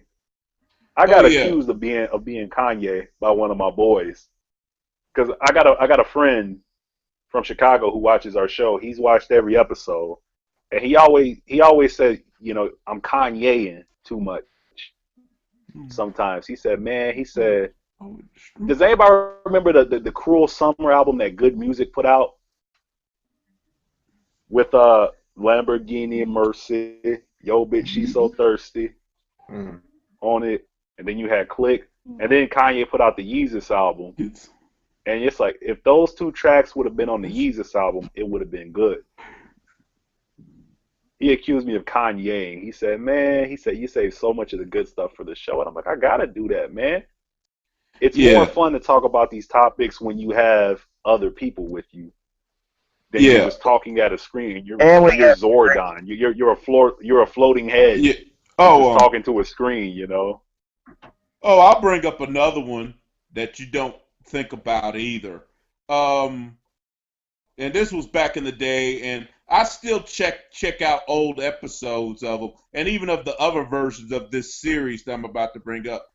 Do you remember Karen Ashley? She was Aisha. A Power Ranger. Yes. That Yeah, was my baby. Aisha, hell yeah. Now, she recently made me upset. You know why? Why? She got What she married do? to somebody. She got married. Well, what do you want her to do? Stay single the rest of her life? No, wait, Come on. wait for me. Wait for me. Don't marry the that bitch, kind. though, Oh, you man. had a big crush You on can't her, get right? mad about you can't get mad about bitches getting married. And I, this is I, what OGs tell young cats. Go ahead, break it down Yeah, to you him, Mr. can't Griffin. get. Nah, I'm man. over it. It's okay. I'm over it. Oh, No, but I'll be honest though. Back in the day, especially. Well, really, both of them. Amy Jo Johnson too. Yeah. Who was Kimberly? I would have smashed both of them. To be honest. Yes. My I high mean, school English teacher, Mrs. Ames, looked just like Amy Jo Johnson. oh my God. Yes. It's funny because we had, throughout my entire school, we had maybe 5 teachers that were white, and they were all cool. We had Mr. Tanky, who taught Uh-huh. history, Mr. Anderson, who taught world history, Mrs. Ames, who taught English, and another white teacher who taught Spanish, But Mrs. Ames' classroom, there was always someone in there. You had cats showing up clapping erasers. They trying to organize the desk. She was just, man, the boyhood dream come true. Like Yeah. JR said about Shawn Michaels winning the damn championship. And she was just a good teacher to boot, man. Yeah. But since I've kind of brought up that series, and I'm gonna tie this in with women too. You know what? I've seen almost, except for some of the ones in recent years, I've seen almost every version of Power Rangers. Yeah. At least the first, definitely, I can talk about definitely the first 10 years.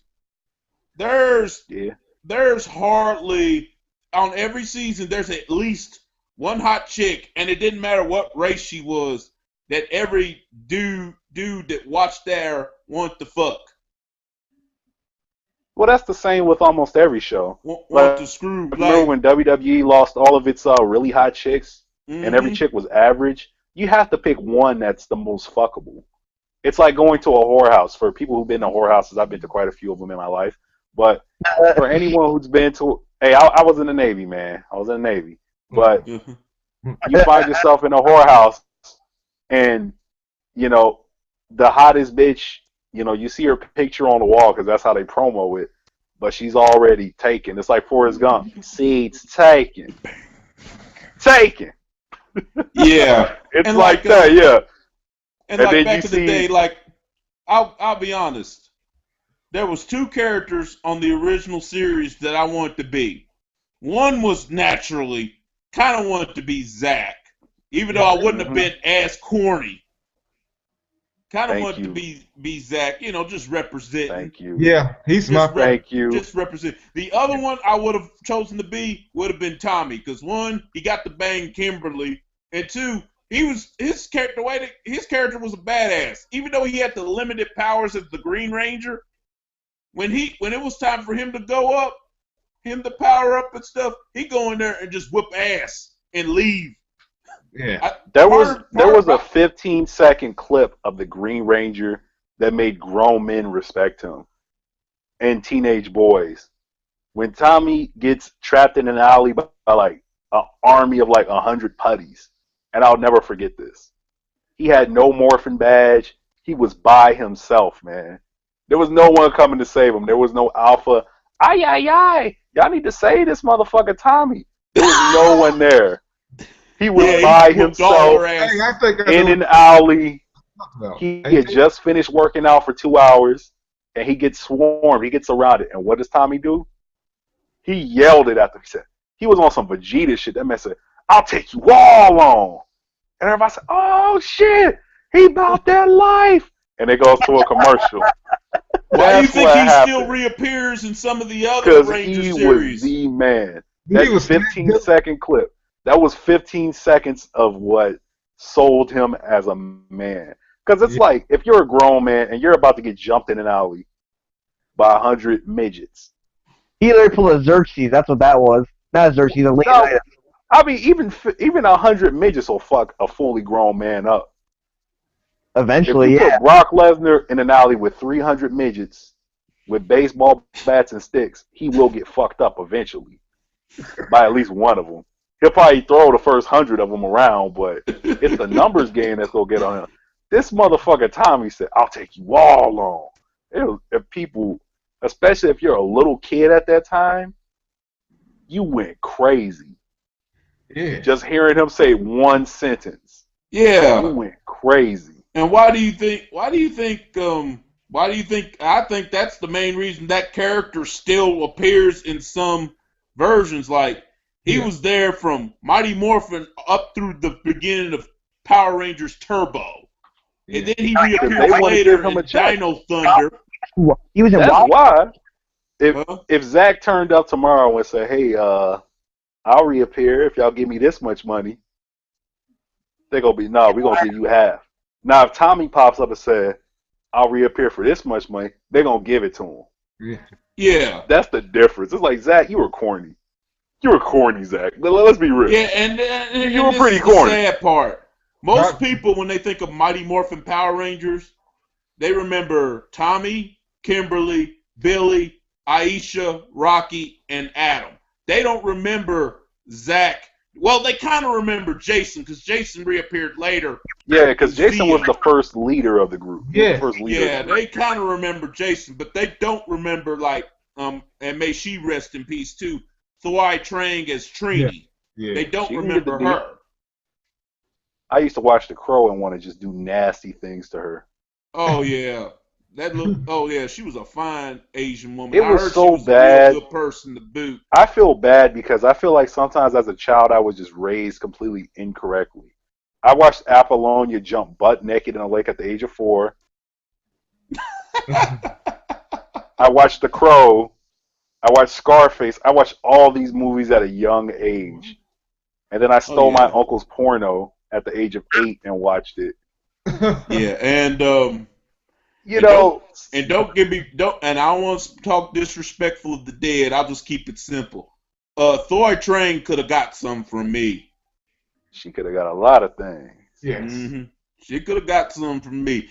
And Hey, Miss Chun-Li, I like to see your booty. To quote Lil Wayne's lame lyrics, but yeah, as an 8-year-old kid, I may have ran up and said that to her. yeah. I even made when I did a Power Rangers Q&A once. I even said a And then I top saw 5. Full Metal Jacket. How Oh, do she you was fuck in that yourself too? up as a kid more than that? Because Oh yeah, Full you Metal Jacket. fucking I watched that when I was yeah. You go from watching Apollonia jump into a lake to watching that one scene from Full Metal Jacket he with shoots the Vietnamese. Yep, you already know what I'm talking about. What, the That scene with fucked the me up as a prostitute? Yep. And as No, a kid, you don't know what's going on. You I just got you no, got a chick walking up and keeps yelling, "Me so horny," I and got then your mom gets angry, changes the station to BET, and 5 seconds later, the 2 Live Crew song, "Me So Horny" comes on. And then you go outside, you go, well, I can't ask mommy about it. So you go to Old Man River, the drunk guy down the block who's a Vietnam vet, and you ask him, what does "me so horny" mean? Oh God! But Yeah. but I Just saying. actually did a Q&A a while back on Power Rangers, and I put in there, okay, the top 5 women from that whole series that I definitely would have fucked. Amy Jo Johnson and Karen Ashley obviously were on the list. Another one I picked was Nakia Burrise, who in my opinion, she's actually gotten better looking as she's gotten older. Because I ain't gonna lie, she was kind of busted when she first showed up there. She was kind of like Scary Spice. Yeah, she was Tanya on Zio. Oh, She was kind of busted when she first showed up. yeah. But as she's gotten older, She was she's Vicky actually gotten better Guerrero busted. looking. Huh? I said she was Vicky Guerrero level busted. Yeah. I mean, she had an okay body, but yeah. Yeah, she wasn't Aisha. I'll put it that way. Another one I said was from another series that I actually loved. Time Force. Time Force, the pink one, right? Yeah, Erin J. Cahill. She played Jen, which sometimes I want to smack. Even though I like the character, I want to smack Wes, especially at the very end, where they finally admit to each other that they loved each other, but she couldn't stay and all, and then she just runs up and they just hug. I'm thinking to myself, oh, boo, Wes, plant one on her. do it, faggot. Yeah, I was thinking that. I was like, dude might be a good Red Ranger, but shit, she'd have been getting some lips and tongue before she left, at least. She wouldn't be getting none of that. She would have just got the D. A friend of mine that chicks watched that that 3-parter with me once, he was like, Wes should have smashed that before she left. Huh? You know who I wonder what she really, really looked like in her prime? Rita Repulsa. I'm talking without the fucking cone. They actually showed her on Power Rangers in Space at the very end. They showed her without all the makeup and stuff. Yeah. She was actually not a bad looking woman. In her prime. Yes. I love her prime, though, man. Yeah, those are 2 different people. As you know, huh? I remember Scorpina. Remember Scorpina? Yes. Oh, my God. Yeah. Yeah, I wonder what Scorpina, and obviously they were using the Japanese footage. Yeah. But I wondered what she looked like without all that makeup and costume on. Yeah, they was I gonna bet she was fine as hell.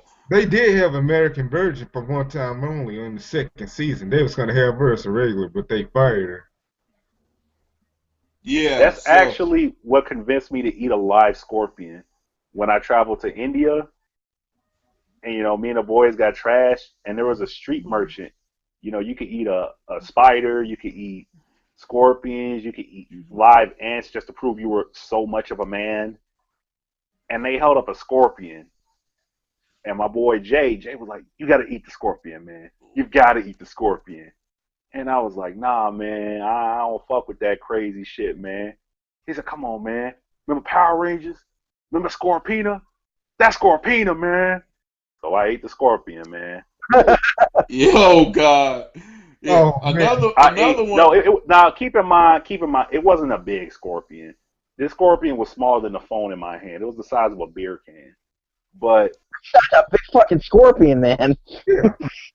that's not big, man. That's not big compared to the other shit they had, man.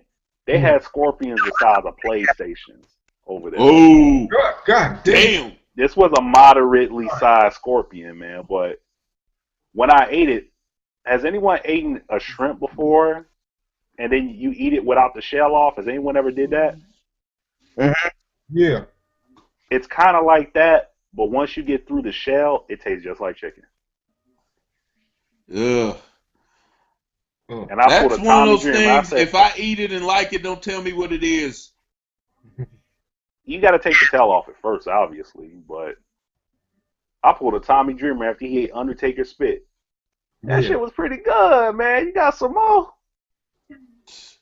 Oh, and for God. the whole night, I ate like 5 of them motherfuckers, man. I ate 5 of them. Okay, I'll throw out another one. And actually, you could see what she looked like in her prime because she appeared in a Not Another Teen movie, the Yellow Ranger from Power Rangers Lost Galaxy. She played Maya. Came back? Huh? Her real name is Sabrina Vincent, but she was like the foreign exchange student in Not Another Teen movie. Yeah. She was walking around butt naked the whole film.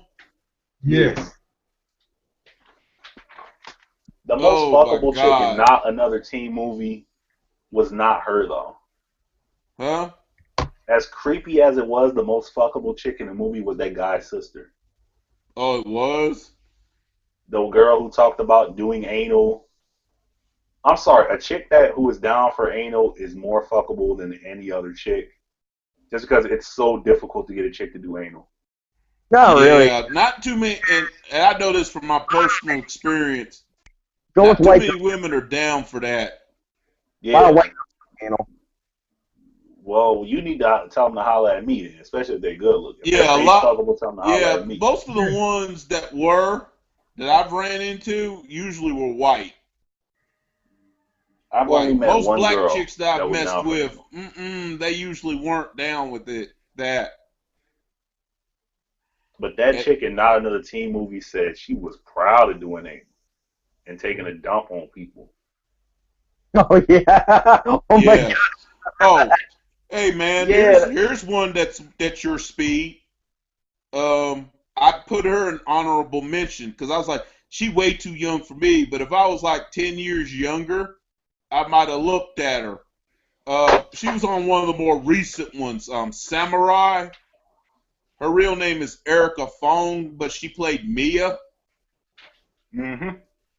Oh my God. Samurai. I was like, she was super I cute. tried to watch Samurai, man, but Lost Galaxy was, to me, the last really, really, really good Power Ranger arc they did. I'm going with In Space. Yeah, well, In Space. I tend to like the ones that lean to more dark, like adult. I can't remember the one. Was it In Space or Lost Galaxy? The one with Galaxy was one. I think Time Force was one. What was the one with Dark Honda? With who? Dark Honda.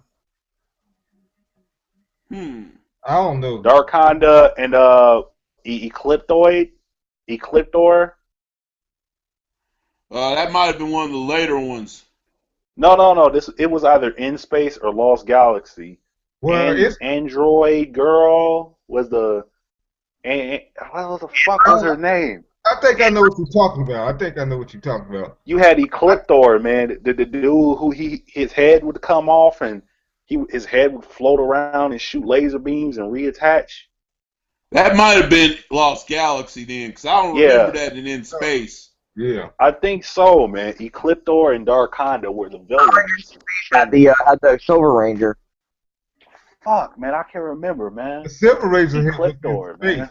The Silver Yeah, Ranger. Silver Ranger was in space. That was my favorite. Basically, the in space crew was the Turbo I think it crew, was except for Love, Andros and the Yeah. Silver I hated Ranger. Power Rangers Turbo. Andros I was the wanted shit. to kill myself. Oh, The Power Turbo Ranger was songs- terrible. Yes, it was. The only thing I liked about Turbo was they had a black leader. Yeah, They did. TJ. And really, Turbo was terrible. Even when Tommy and them was on it, it wasn't that great. The Yeah. only thing that was great about it now is it led to In Space. The movie was terrible, but it was better than the show. Yeah. It ended up being a good thing because the finale led to In Space. So that's the only thing that's forgivable about that one. Yeah. Yeah, but yeah, I tend to like the ones that lean more towards adult, that almost badass. You know, again, going back to There you go. the There's guys. Ecliptor right there on my screen. Yeah. He's from in space. Ecliptor and Darkonda. Yeah, he's from in space. I thought his name was Dark Spectre. Oh, Yeah.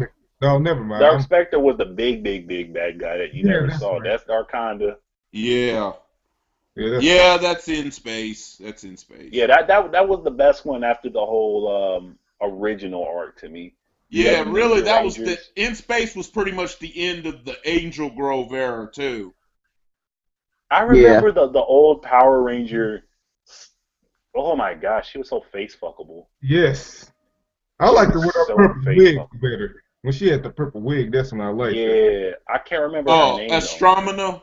Yeah. Yeah, that's her name. And she later was so changed, she face later fuckable. became Corone, and then when the Pink Yeah. Ranger from Lost Galaxy died, not in real life but on camera, she died. Kendricks, Corone took her place. And you know, there's a interesting backstory to that too. Originally, it was supposed to have been the Pink Ranger from In Space to take her place, but in real life, she got fired. Huh. Which actually, if that original plan would have went through, that would have made more sense. Yeah. I mean, don't get me wrong, they did great in how they wrote into Corone character. The Corone character was trying to make up for the evil she did as Astromina. Yeah. I mean, it was good, but if they would have done that, because Kendricks died saving the Pink Ranger from In Space's life. So if they would have went through with the original plan, that would have made more sense. Actually, so yeah, it's stupid. But I'll tell you the episodes I tend to go back and look at too when I can find them and find out about them is the ones where Rangers meet each other. Yeah. The first good one, I know they did it with Zeo and the Alien Rangers, but the first good one that I really liked was the In Space and Lost Galaxy because it just felt natural, that one. Why did the theme songs get so corny after the originals? Like once we had the originals, go Power Rangers, and you know we could fuck with that. They should have kept it the same, but then you turn on Lost Galaxy, Power Rangers. I think they just wanted to change stuff up. Sometimes it worked, sometimes it didn't. Like, for example, it never worked. Power Rangers in Space, its theme, I think it worked. Yeah. That worked. Theme song was Lost so Galaxy, corny, I could take or it was leave like it. John Cena joke corny. Power Rangers Yeah. Turbo's theme song was so corny. Yeah. Now like fucking Power corny. Rangers Zeo, yeah, now that theme I had a kicked comic. ass. I had a comic book from that. And I lost it. Me too. I had a book about that, but I can't find it. I think I sold it. I had a And you comic. know, I'll tell you what theme would have worked if they would have just left lyrics off of it. Power Rangers Lightspeed Rescue. Because the music was kick ass, but those lyrics messed it up. Is But there in a Mighty- was face fuckable from there? Who? Lightspeed Rescue. Ooh. I don't know. I never watched the Lightspeed Rescue, but it's like I need one did. face fuckable Now, girl. the Yellow Ranger from that one.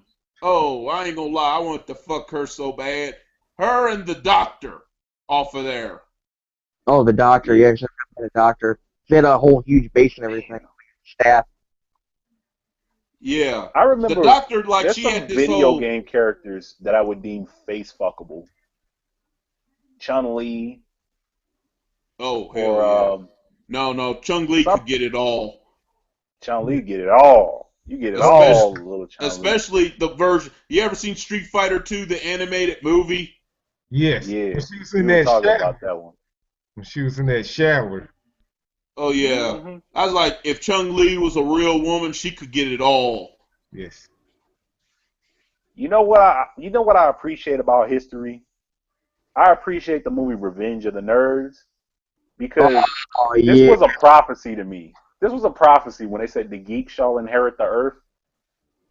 Anybody Yep. else remember that quote? Yep. And now look like what's taking over everything. Marvel movies, the internet. Everything that back in the day was considered geekish is the thing right now. Mm-hmm. It's cool. Everything. Yeah. And They let me got tell you, for a anti-bullying long campaigns now. time, and speaking of Marvel and DC getting their films popping, for a long time though, DC, I remember when I was a kid, DC was the one kicking ass. Marvel couldn't, the only hit that Marvel had for a long time, really, was The Incredible Hulk. Yeah. Whether it was TV That's or hard to theater. imagine. Everything That's else hard to imagine. flopped. That's I mean, you hard to could make an imagine for me. argument for Spider-Man, but you look Yeah. back at that old series, there was maybe 2 or 3 episodes that was actually good. The rest of them was like, oh, God, this was terrible. It's nice to hear that perspective from someone because it's like, you know, we grew up during the Marvel-dominated era. Yeah. You had Marvel, and then for 1 year you had Todd McFarlane with Spawn, and then it Uh-huh. was Marvel again. And it wasn't until the Batman Christopher Nolan movies came out that people went, oh, Batman's actually a badass. And we're like, yeah, motherfucker, Batman been a badass. What the fuck you been at? Yeah. You know, DC Batman really, is that dude. DC in my era, I'm 39 just to give perspective. I'm 39 Right. years old. DC pretty much dominated because in the 70s you had Superman in the movies. You had Wonder Woman on TV. You had the old Batman show from the 60s. Oh, I still look at that. And then later in the 80s when they had the Batman films. Late 80s into the 90s. Which the first 2 I would recommend. With Michael Keaton. Those Joel Schumacher films, you. look at your own risk. Well, let's ask Mr. Griffith this, because we already rated the Batman films earlier in this episode. Mm-hmm. What are your top 5 Batman movies? What's the number 1 movie to you? Okay. I want to hear it from an OG's perspective. Okay, as far as Batman what's the films, number 1? Because that's the only one that really number matters. 1, if I had to rate actual quality of the film, not taking my personal bias out of it, no, you can number be as 1 biased would have as you to want. be The Dark Knight. Ha! Oh my God. I just said, see, someone agrees with me. Number Oh my 1 would have to be God. The Dark Knight. I'm going with Number 2, and Hold this is personal biased, He'll agree number with 2 would have to be Batman from 1989, the one with Jack Nicholson as the Joker. I can see that. I can see that. Yeah. Yeah.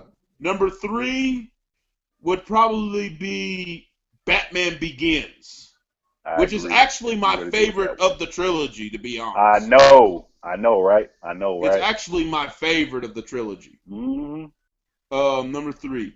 Number 4 would probably be Dark Knight Rises. What if you put your personal bias to it? Because everybody's got that one villain they like more than others. Oh, personal bias one as far as favorite. villains of all the Batman films? Yeah, personal you have to give your bias. personal biases. Bane. The new Bane. Not the one from Batman and Robin. Fuck him. Yeah, that one don't exist, man. That movie. That movie is garbage anyway. Even for a campy Batman, that movie is garbage. I was like, shit, if you want a campy Batman, get Adam West or something. At least he knew how to do the shit right. My favorite Batman villains of all time would have to be, I mean, of course, Joker's going to be number 1 for almost every fan. Yeah. Bane would be number 2. Number 3, I think I'm the only person who would rank him number 3, and some people might kill me for this, but Killer Croc. Oh no, Pretty cool. I can somewhat see that. Well, if you read the comics, then you would understand why I would rate Killer Croc at a decent number. Yeah. I wouldn't put him above, that's just my personal thing because I was watching Spider-Man and you had the Lizard in Spider-Man. And in Batman, you had Killer Croc, which was a legit killer. Yeah. The thing about Spider-Man villains is you never took them as a threat to actually kill somebody. The only one, villain, and that's only because he actually did. The only one that was a threat, really, was the Green Goblin. The Green Goblin and Venom and Carnage were the only threats to legitly kill someone. Carnage actually consume people to survive. Otherwise, they would just like wither away and die. Mm-hmm. Yeah. And that's why they're the top 3 villains outside of Dr. Octopus and Kingpin. Yeah, and getting back to Batman, those 3 villains you named, Joker and Bane are the 2 top threats, but for different reasons. Joker likes to fuck with people mentally. He doesn't. Yeah. Before he kills them. Bane is just that straight up And threat, Mark like Mark if you use a wrestling example, Brock Lesnar. Yes. Yeah. Bane is that Brock Lesnar. He's that dude. He's the doomsday of Batman. Yeah, he's the dude you just didn't want to fuck with at all. You know what? I'm going to name 6 heroes, and you could choose one of them to protect you, and the other 5 heroes are going to try to kill you. So this hero has to essentially protect you from the other 5. Mm-hmm. Batman, Iron Man, Superman, Wolverine, Spider-Man, and I can't say the Hulk. Hulk's not fair. Wonder Woman. Believe it or not, protect you, and who would you have protect you from them? I'll go with Batman from 1989. You know what I'd say? I would say Batman, just because the other you might say, well, the others got superpowers and this that. I said Batman will figure out a way to beat them all. Mm-hmm. He figures out a way. Now, from a personal bias perspective, I would say Wonder Woman, just because she can not only protect me, I would try to figure out a way to get her out of them draws. Yes. Ryan, what you got, Ryan? I probably and what you drinking on this time, Ryan? You drinking on the same shit last time? Uh-huh. That's why I'm quiet. You got the Xerxes juice. No, that's Xerxes juice. Just I got the Jesus juice, and you got the Xerxes juice. No, I'm not even call it Xerxes. I'm gonna give it my own. I don't know what I'm gonna call it yet, but we'll see. Fuck, what am I gonna call it? This video is so gay. This Spice Girls video is so gay. Which one is this one? Who Do You Think You Are by Spice Girls. This shit is so gay. It's such a good song, though. Okay, I know that reminds me. You got a man with girl power spray painted on his chest. And this guy right here that is about to pop up. Oh, my God. Oh, Lord, yes. Oh, my God. I do that live show, that Cisco dude. Oh, wait, if he was... Yes. You know what, Cisco, man? If you weren't coming on this show trying to troll us, I would have been nicer to you. Yeah, I said that to all of them. That's you know what? That's what I gotta say about you. The one chick who we said she was face fuckable, and we should put her on Pornhub. I feel bad about that, but I gotta you shouldn't come on here trying to troll us. Yeah, I got something to say about this. I got something to say, an update on these motherfuckers. They actually met their little heroes from their little show they was talking about, and plus that little face fuckable girl. She's actually fat now. Well, not fat. She just what kind of fat we talking? Has anyone ever face fucked a fat chick? Yeah, she's one of the best times you'll ever have. Hey, she got a cute face, but she's fat. Hey, just to ask, since we're all wrestling fans too, and I know we haven't brought them up, but you know what? I've known this for a long time, but I still watch them because they used to put on some great matches and stuff, but now they rarely do that. TNA. What the fuck is going on with them? Did you see my video? TNA copies WWE Part 2. No, I haven't seen that. I have to check that out. Well, it's funny. I love it. It's a serious I do. Whenever they blatantly rip off WWE. Yeah. I know black guys have seen it with the little girl who breaks the pan at the very beginning, and her mommy's asking her like, "Did you just break that pan?" No, but the handle's in your hand. I didn't do it. Yes, you did. Yeah. All I could say this past episode, all I could say was Black Illusion. Yeah. That's all I could say. Although I will admit, I actually said on the video. Yeah. That's what I thought. Yeah, I mean, but I will say though, they're gonna fuck it up in my opinion. But I will say that's actually a pretty good team on paper when I think about it. I mean, if you take away that they're obviously copying what's going on in WWE, that's actually not a bad team. I would love to. Yeah, let me do this. Pour some out. I'm gonna say. I just poured some Jesus juice on my ground. I'm gonna say this. This is what TNA needs to do if they're really gonna do a Black Power movement with MVP, Kenny King, and Lashley. What's that motherfucker? Bobby Lashley. And God used to fuck Crystal. First of all, if you're really gonna do this, you don't go halfway with it. You go 100%. And this is why I like the menagerie, the whole white family ripoff that some people call. First of all, oh damn, we just left. That's probably his Facebook. But anyways, it peeved me that with those three like the only blacks on the roster. I'm like, what? It kind of peeves me up when I see that they're the only heels and all that. I'll admit, for a brief moment, it did cross my mind like, this shit's racist as hell. Yeah. It did, but then when I thought about it, I said, you know what though? This is not a bad team though. They're gonna fuck it up, but if they did it right, it actually wouldn't be, because you got MVP, who's basically the Triple H. Yes. I mean, he's not, in terms of name value and titles and all that, he's not on par with Triple H. In-ring for in-ring though, I mean, he's almost as good. Yeah. I mean, Triple H is a great performer in the ring, but he's not spectacular. He's just a guy that you can depend on to get it done. MVP's that type of dude too. Kenny King is just as athletically gifted as Randy Orton. Plus, he's better on the mic. Mm-hmm. The only thing that Evolution has on those guys is name value. And as for Bobby Lashley versus Batista, name value, of course, Batista. Actual in-ring, and this is even including when Batista was actually good. Yeah. Bobby Lashley, to me, is a better athlete than Batista. Yeah. Oh, hell yeah. Batista. Or Batista. Should be Batista, but... Yeah, and Bobby Lashley, I think he kind of had success in MMA, unlike Batista.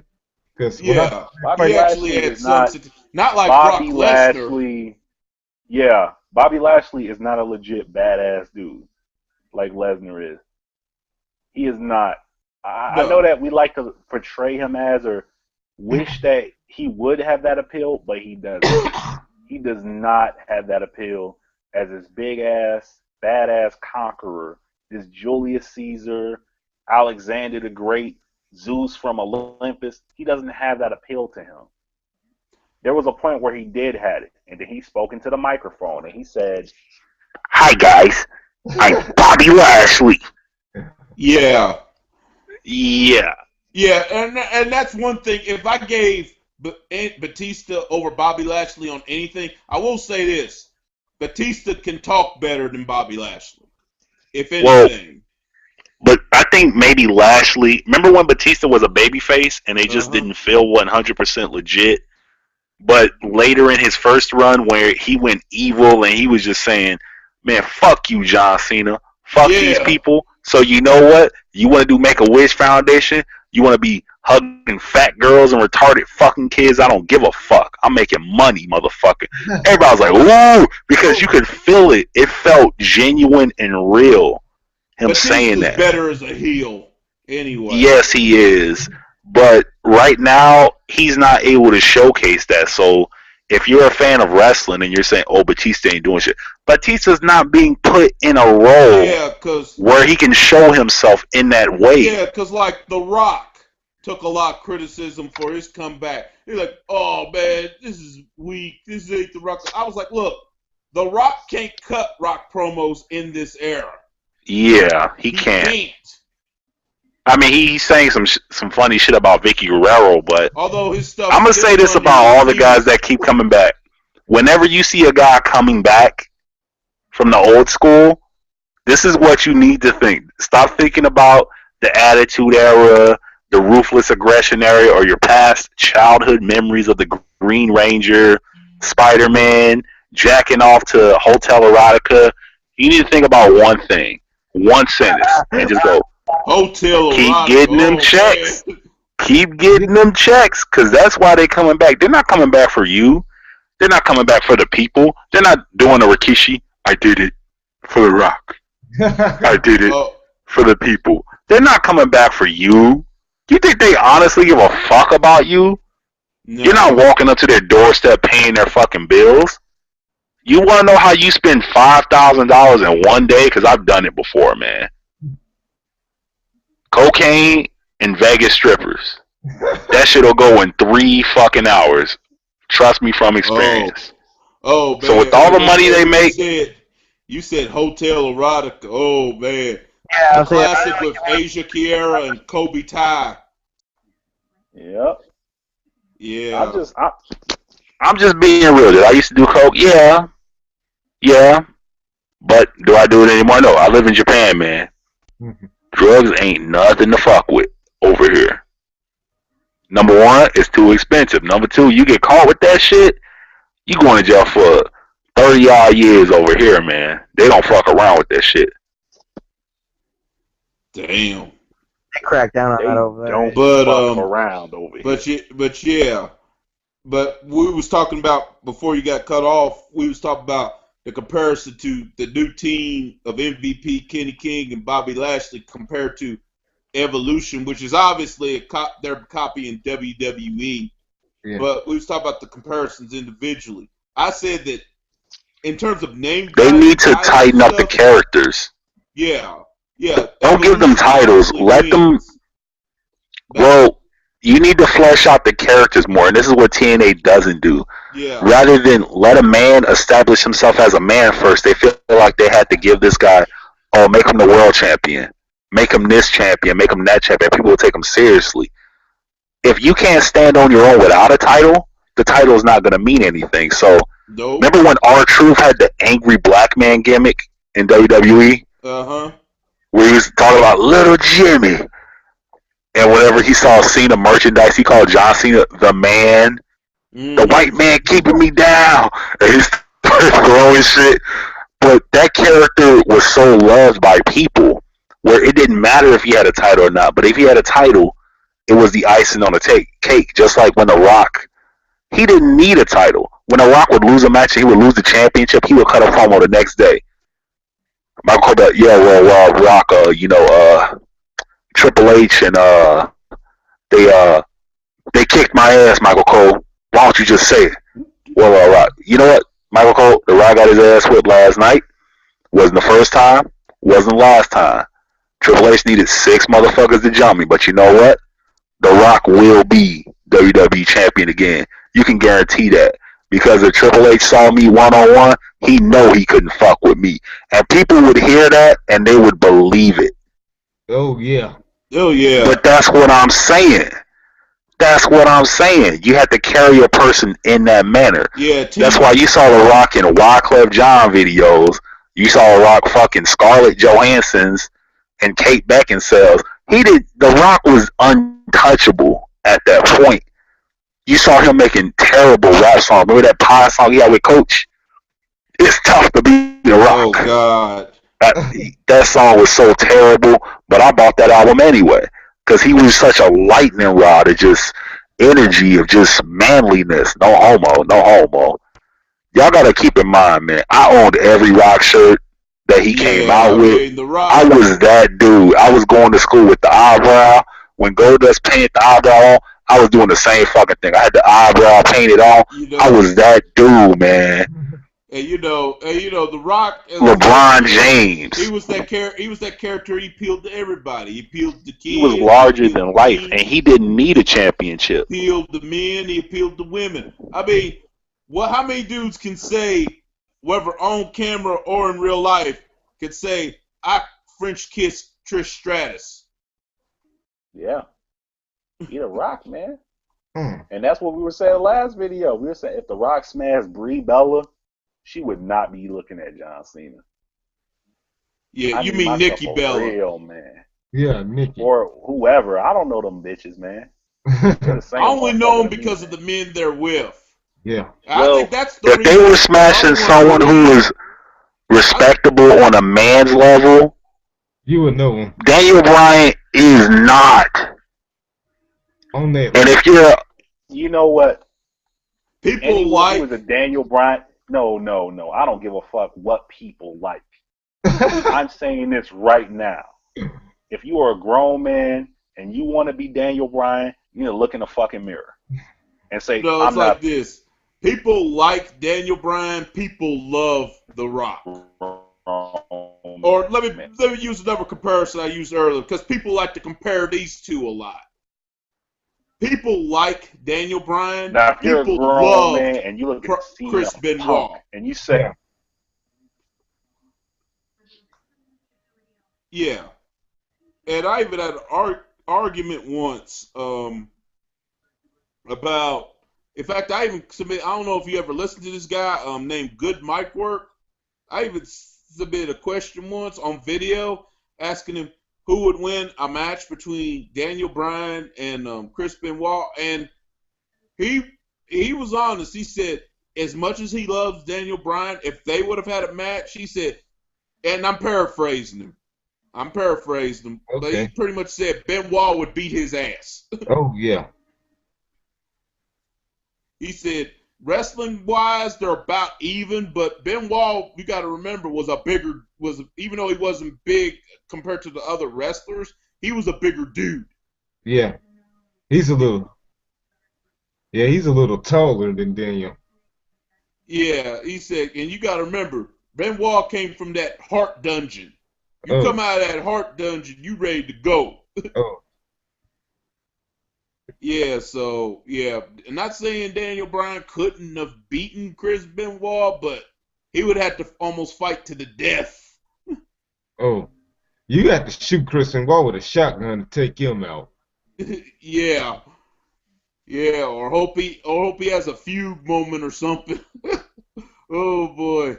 Yeah, even though I don't care for the motherfucker and I could piss on his grave, at the same time, though, as far as his wrestling career goes, you'll never hear me say anything bad as far as his wrestling career. Yeah. No, as far as that. But, yeah, Daniel Bryan, I like Daniel Bryan, but I have to admit, while he does appeal to a lot of people, I think it's more because of the person. He feels like a genuine person. But as far as somebody that men would want to hang out with and stuff like that, probably not. If nothing else, they would probably try to hang out with him, try to hit on his wife, Brie. Which I never thought the Bellas were all that. I mean, don't get me wrong. They're overrated to me. Don't get me wrong. I wouldn't kick them out of my bed. I would probably fuck Nikki just to give the middle finger to John Cena. Grudge fucking. Mm-hmm. Yeah, I'd probably fuck Nikki just to give the finger to John. See, I would leave Brie low because even though Daniel Bryan might not be the manly man, you know, he's a likable dude. I'd be like, nah, I'd leave Brie alone just because of him. But Nikki, I would just fuck just to throw it in John Cena's face. Yeah. Yeah, I'm a nobody making average money, and I just fucked your woman. And I'd probably play hit him up in the background too. Yeah, you claim to be a player white boy and I fucked your wife or fucked your woman. Hey, when remember that Dave Chappelle episode when they were spoofing the movie Ghost? Uh-huh. He kept on repeatedly tapping her ass, Debbie's ass. That's what he Uh-huh. did in front of John Cena. Hey, Well, if I rolled up in front of either John Cena or Dan, remember Mad Real World? My boy Lysol just got out of jail. oh, Uh-huh. That would be me on both day girls. Daniel Bryan, I Yeah. might have a little bit of respect for, so I'm not gonna jizz in her mouth. But Yeah, but that's why I was just telling the other two guys. I was telling them that I would probably leave Brie alone because even though Daniel Bryan's not the manly man type of dude, he seems like a good dude. yeah, So I'd probably exactly, leave Brie he alone feels just more because of him. real. But Nikki, Yeah, oh hell yeah, I'd fuck her just to put it in John Cena's face. I wouldn't. I don't think I would fuck Nikki. But the thing is, they're twins, and one's got a boob job, one doesn't. But if I fuck Nikki Bella by mistake, I get drunk, and I fuck Nikki Bella. Oh, I was drunk. I thought it was Brie. I can always pass it off as I thought it was the other one. yeah. But I think these things through because my wife hates John Cena. My wife doesn't like male professional wrestling, but as a man, you try to turn your girl, your wife, onto things that you Uh-huh. like sometimes.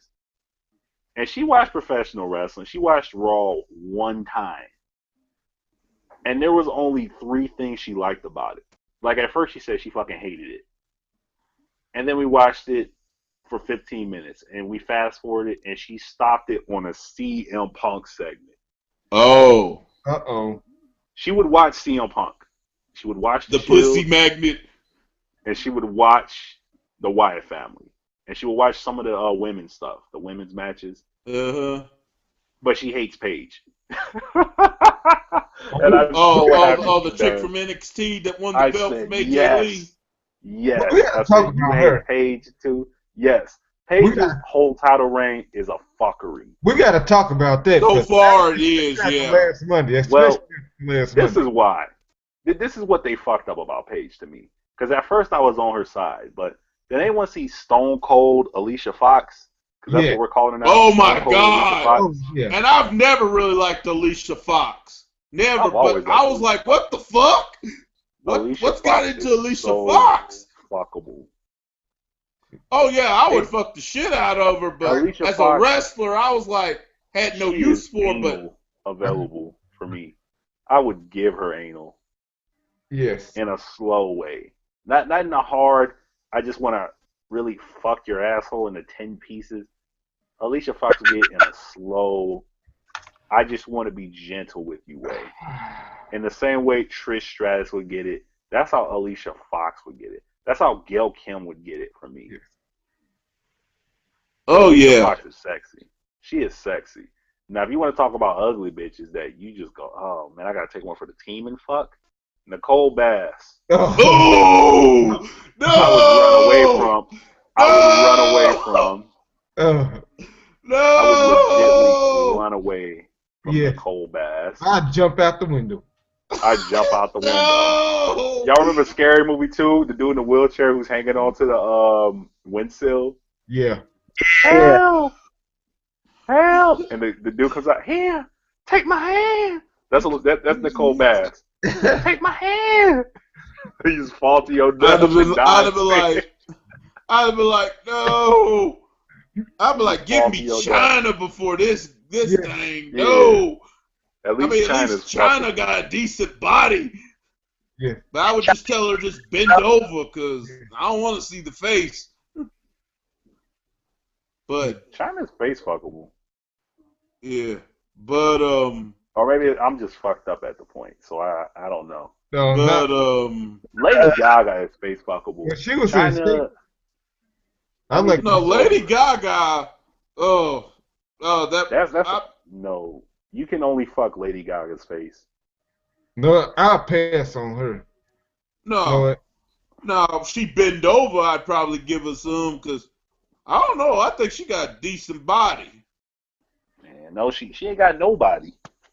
Now Coco got body.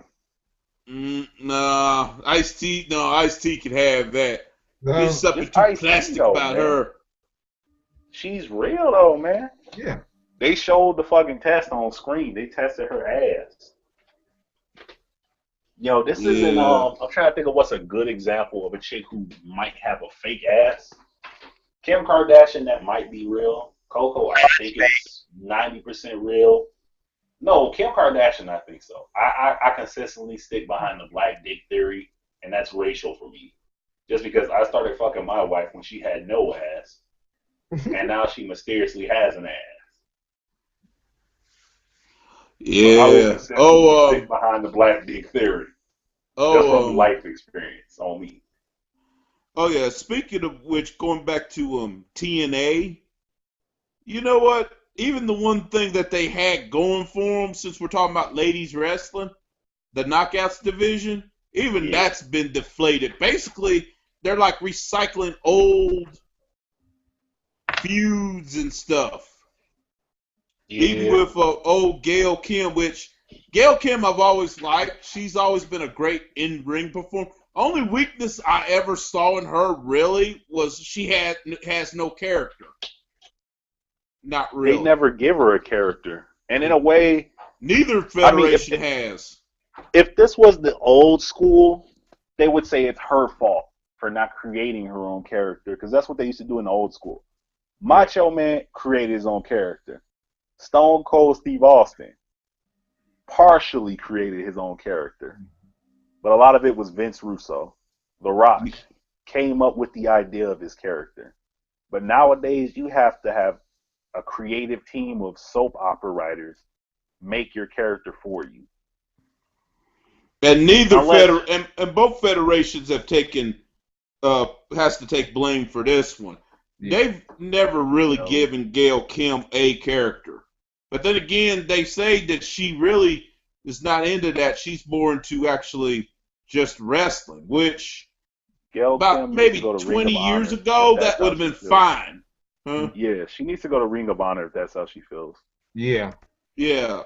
20 years ago, that would have been okay. If wrestling, then you need to either go to New Japan Pro Wrestling, where it's presented in a sport similar to boxing, or go to Ring of Honor. If you're in TNA, this is TNA's fault. So this is why I get so angry at TNA tards, for the hardcore TNA fans who troll people for comparing TNA to WWE. We didn't used to compare TNA to WWE.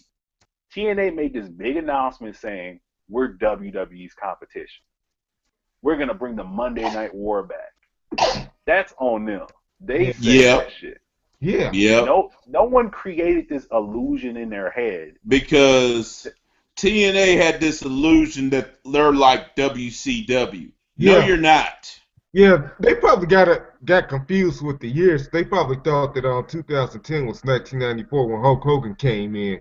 Shoot, nobody cares about Hogan anymore. Not like that.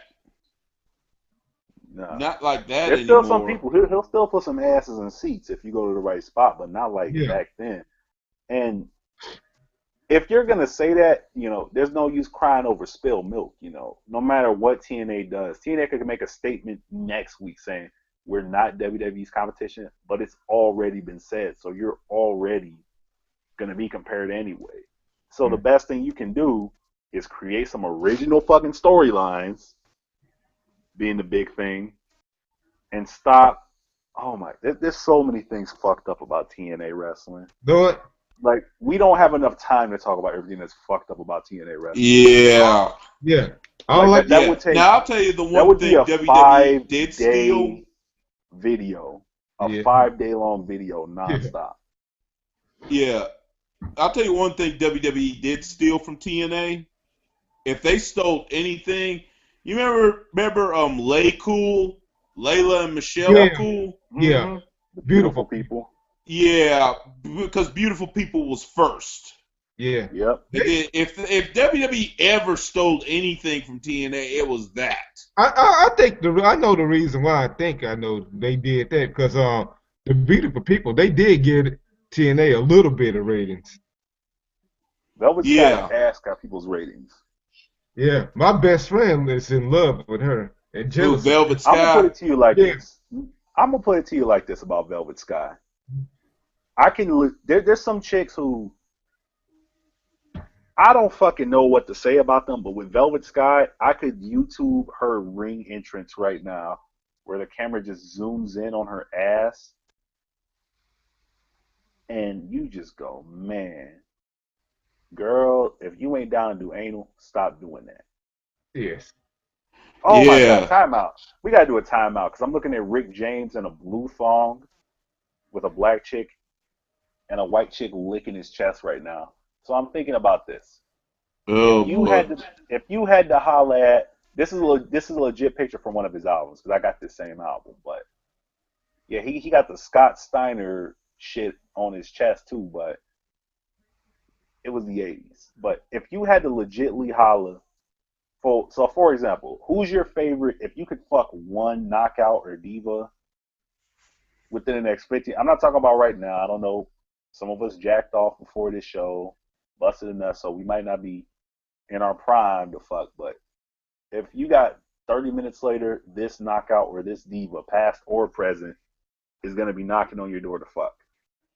No AIDS, no diseases, just completely disease-free, ready to fuck for at least a good hour. Who would it be? Niggas ring my doorbell. Oh my God. There's so many. Yeah. And I'm gonna cut out the obvious one. Why this motherfucker ringing my doorbell? I'm gonna cut out the obvious one that we talked about earlier.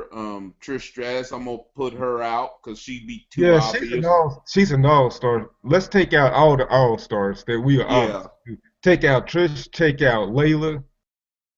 Take out Lita. Yeah. You can't put Layla. Take out Mickey James. Yeah, I'm putting her in there. Layla don't qualify as an all-star. You have to be able to stand alone on your own talent to be called an all-star. Layla has never been able to do that. Not really, no. Okay. Now Melina could stand on her own. Now her old partner, Michelle McCool could stand on her own. Yeah.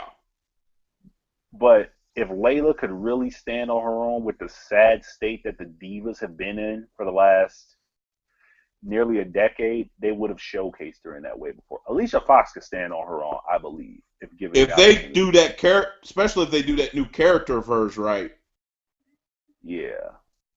My wife loves Alicia Fox. She loves Alicia Fox. Yeah. But to answer your question, I have to say Crystal Marshall. Damn, why does everybody want Bobby Lashley's girl? Yeah. All my friends. Bobby Lashley, of all people, his girl. Well, what about you, former girl, rather, but. You know what? There's some couples who, even when they're not together, they're still, no matter what they do, considered together, like Oprah and Stedman. Yeah, that's true. If Kim Kardashian left Kanye tomorrow, she would still be considered Kanye's girl. Yeah. If Beyonce left Jay. Now, there's one on the current roster. Oh, I ain't gonna lie. I would love to fuck the shit out of her. The thing is, I don't know if I want to risk the ass whooping. Naomi. From the Usos? From Funkadactyls, yeah, that's married to one of the Usos. Yeah. Yeah, I agree with that. I don't know if I want to risk the ass whooping though. See, I can't think. Because that's not one person whooping your ass. That's a lot of people whooping your ass. The whole family. Except Rikishi. Rikishi will have you back. He wasn't at the wedding. Huh? Rikishi would have my back. Yep. He wasn't at the wedding. He didn't want to marry her. Why? I'm sorry. I watched Total Divas. My wife loves that show. That's the only show. No, that's all right. But how come? Because it feels realer than the real show. That's what she told me. The only time I know it's a reality show. Why? He just doesn't like. Real show. He just doesn't like her personally, or because she black. He's half black too. Yeah, that's the thing. If it's racial, I'm like, where the fuck that coming from? Well, one of your kinsmen is half black, The Rock. Yeah. Yeah. Well, you know what, Rikishi? I don't think Rikishi does feel that way. But if you do feel that way, Rikishi, this is what kills about people. Like, you meet black people who say they hate white people, Puerto Ricans who say they hate Mexicans. Have some fucking balls about it, man. Have some balls about it. You know, I only know a few, you know, and people say, oh, well, that's not having balls. That's being stupid. Let me put it to you like this. Al Pacino has been on a lot of films where he has said the word nigga in that way. And he can still go to a black neighborhood and get love because people understand how a man carries himself as a man. But to just go on camera or sit behind a laptop and be a keyboard warrior and say some shit. Yeah. If you're white and you hate black people, more power to you. But go somewhere and tell those people that you hate them. Go to southern Chicago. Go to Chirac, where there's 40 deaths in 2 days. Chirac. And say that shit. Come around here. No, go to where I used to live. Go to 81st and Laughlin, near Ashland, on the southern portion of Chicago, and say some of the shit y'all say on YouTube. Yeah. But none of y'all won't do that. So get the fuck out of here. If you're black and you hate white people, go down to Indiana and tell them you hate white people and see if you don't get fucked up. Let me ask you something. Well, yeah, go to southern Pennsylvania. Mm-hmm. Yeah. That'd be killing by these internet. Or if you're, let me ask you something. Since I said, while I would love to bang Naomi, I don't know if it'd be worth the ass whooping. Got a question. Would you risk an ass whooping from Triple H to fuck Stephanie? Me? I don't want to take no Triple H wouldn't whoop my ass. Yeah, I think you bigger than him, ain't you? Like 6 taller. Nah, he bigger than me, but in the end, he probably would win the fight. But he ain't just gonna run up on me and whoop my ass. He's bigger than me. Don't get it. You know, I'm not even gonna lie about that. If we had a straight up fist fight, in the end, he'd probably win. But he's not gonna run up on me again after that. Something gonna happen to him in the process of him running up on me because we're about the same size. Yeah, I'll tell you another one. Much as I would have, he outweighed me by like 30, 40 pounds. So yeah, he probably beat the fuck out of me. Now, if you said me versus Brock Lesnar, I'm like, you got it, Brock. You got it. I ain't even gonna lie. I don't think nobody would want Sable at this point, though. He probably annihilated that pussy. Nah, man. But Triple H, come on, Triple H, man. If you really want that problem, we can do that, Triple H. Brock Lesnar, I'm running 3 blocks away from that motherfucker. I'm gonna go get a pistol or some shit. But Triple H, I got a baseball bat in my fucking closet. You really want to do that, Triple H? You gonna walk away with 1 kneecap. I'll tell you another one I used to have fantasies about, but I'll be like, I don't know but if you she'd swing be worth on Brock that. Lesnar, you miss one time, you done. You done. Yeah. That's a legit bad dude that you don't want to fuck with in that way. Yeah. I'll tell you another one, I'll be like, oh, as much as I would fantasize about hitting that, I don't know if it'd be worth the ass whooping either. Charmel. Booker T's wife. Booker T. Yeah. Booker T. Thing is, you know what? In Triple H's defense, though, I'm not trying to come off as no hard dude. I'm not a fucking tough guy, but no one's just gonna run up and whoop my ass. I mean, some of y'all may just lay down and accept an ass whipping from another man. Nah, I'm gouging. Oh no, don't get me wrong. I would try to fight back I'm if nothing else to try to get away. I'm gonna do something to this dude. So I'm just saying, y'all, he ain't gonna run up. He gonna think about it before he does it a second time. You know, that's just manhood 101. If you look at this dude and he's 3 times your size and there's just no avoiding this dude, you do what Craig did on Friday. You picking up a brick, you throwing it at his fucking head, and after he whoop your ass, he's gonna think about it the next time. Do I really want another knot on my head? Do I really want my nose broken? Because if you've seen anyone in high school or grade school bullied by someone who they didn't try to fight, this is what happens to this dude. He gets bullied one time, doesn't do shit to the dude. The next time, it happens again. It happens again. You know, it's a recurring cycle. And then after the 8th time he gets bullied, he tries to think the corn songs, the corn videos are going to inspire him, and he gets a swirly in the bathroom. That's what happens to that dude. So if after the 3rd time, it's just like with chicks. If after the 3rd time you don't define yourself as bitch, you're not friend zoning me. You're either taking this D or, you know, you got 3 chances. 3 chances. Even with bullying. If after the 3rd chance you just let this dude punk you out, then hey, you lost all respect, man. You get 3 chances. That's true. You get that's true. Even if you're the one doing the wrong, and you know you're gonna take that ass whoop, you might take an ass whoop and do it. You still got it anyway, though. You still gotta fight. You gotta do something, man. Yeah, that's true. True. I remember the only one that I could say for sure, I would probably, if she was down, I would probably tap this woman, and if I got caught, I know I'd be willing to fight him, just because. And I said this earlier, Nikki Bella, just to piss off John Cena. Yeah, dude. The thing is about John Cena, you ever seen the new guy with DJ Qualls and Eddie Griffin?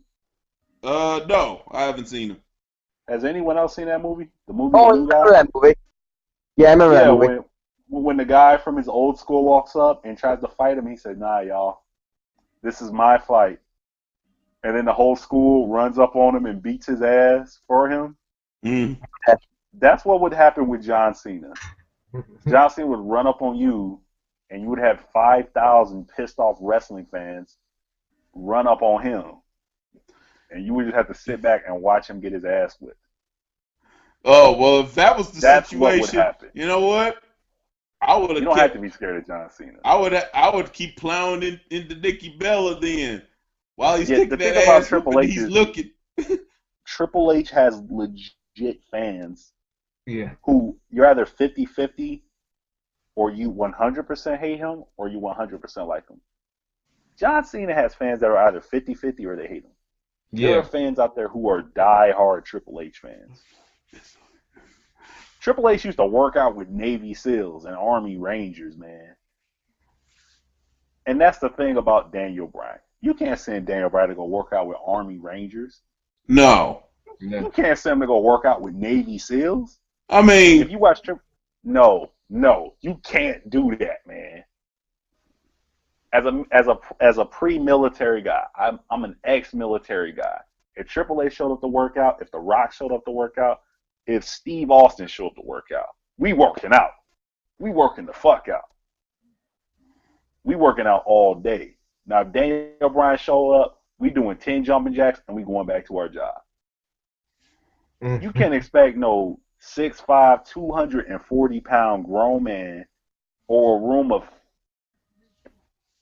let's say 5,000 on an aircraft carrier, 300 of them. These are some legit dudes. You have some guys who are a little maybe a little pudgy, a little overweight, but these are some legit bad dudes, and you have 10% of them who are some legit pussies. But that whole military perspective and boot camp, it hardens you to a point that lets you realize that you're not the average schmuck, because you see so many guys wash out in boot camp. And when Daniel Bryan shows up carrying that championship, and you watch John Cena on TV punking out Bray Wyatt, and it looks so fake, or you watch Daniel Bryan on TV punking out Brock Lesnar, and it looks so fake, you can't give that man that respect that you would give The Rock, that you would give Triple H, that you would give Randy Savage. And so I was saying this earlier. You can't send Daniel Bryan to Navy SEALs, normal fucking Navy people, normal Marines, normal Army people. You can't send him to a JROTC class, man. You know, as much junk as I talked about CM Punk walking out and stuff earlier, I'll tell you one match that really made me respect him. I'm like, this might be a pretty tough dude in real life. The match, remember SummerSlam 2013, even though he lost against Brock Lesnar? Mm-hmm. I was like, damn, this motherfucker might be actually tough. Yeah. Because some of those shots they were putting on each other, they didn't look fake. at all. Nah, they didn't. But even remember when CM Punk went up against The Rock, right? Yeah. When he would get on the mic against The Rock and he would hold his own with The Rock. He would say, "I'm gonna fuck you up" to The Rock, and you could legitimately believe, even just for 1 second, that he could do it. Maybe he could just do it. Daniel Bryan can't get on the mic with The Rock and make you believe he can fuck him up. Well, and you might have been cut off on this earlier, but I was telling Brian. It happens. Yeah. It happens. But I was telling Brian, I was like, I'll put it like this, because Daniel Bryan gets compared to this guy a lot. I'll put it like this. People like Daniel Bryan, but people back in the day loved, prior to what he did, loved Chris Benoit. And if Benoit and Bryan could have had a match as much, and I even asked the guy this, and he flat out said, I love Daniel Bryan, but if Benoit and Bryan had a match, Benoit would pretty much beat his ass. Yeah. He would kill him. The thing about this is what separates Daniel Bryan from Chris Benoit. It's one move that Chris Benoit consistently did that Daniel Bryan could never do. Every grown man knows it. You don't have to be a wrestling fan to know it. You could be an average guy, average schmuck. Does anybody remember when Chris Benoit would chop people? Oh, yeah. Oh, those things sting. When he it was Ric Flair level chop. Yeah, those were Ric Flair level chops. He would chop the fuck out of people. Like, even though wrestling is a scripted sport, we already know that. But when Benoit chopped somebody, that shit wasn't fake. That shit was not fake. He would chop someone one time and their chest would be blood red. One chop, bang, and you would hear it throughout the whole crowd. And you would be like, damn, he was stiff as fuck with them chops, man. Daniel Bryan don't do that.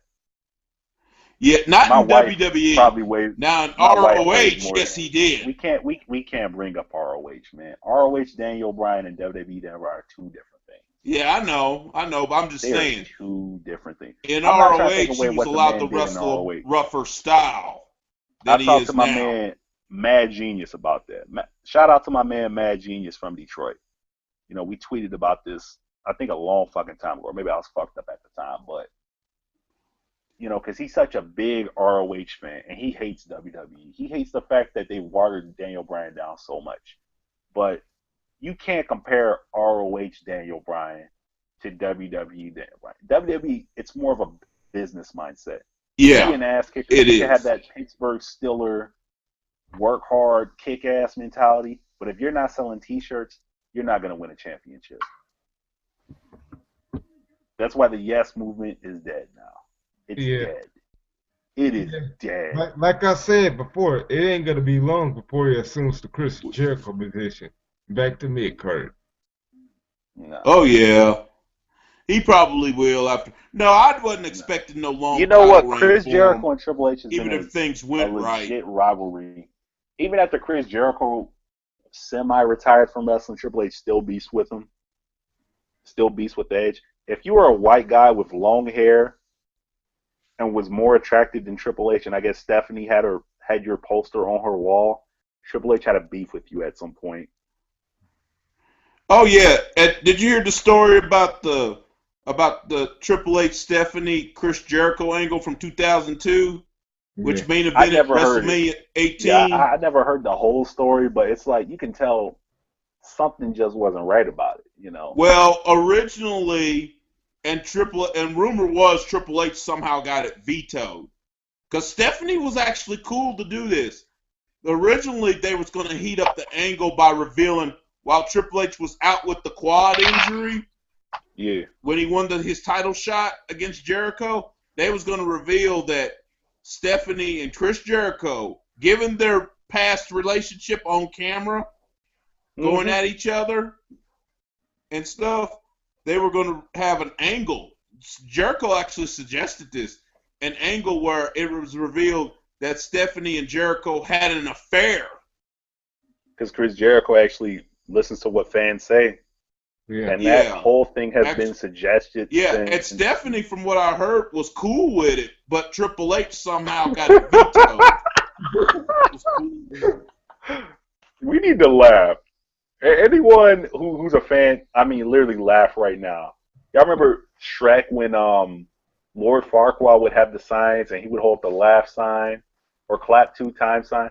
If you're a fan of WWF, you should laugh right now. I'm holding up the sign that says laugh because anyone knew everyone always said, what if Chris Jericho is fucking Stephanie? Yeah. I got 4 sisters. And we would say, who's more attractive? Chris Jericho or Triple H? Come on, man. I'm not gay, but I could legitimately look and say, who's more handsome? Chris Jericho or Triple H? Who do you think bitches would holler at Mo if they went to the club? Hey, it's probably Jericho. If we put their wallets aside, just off looks alone.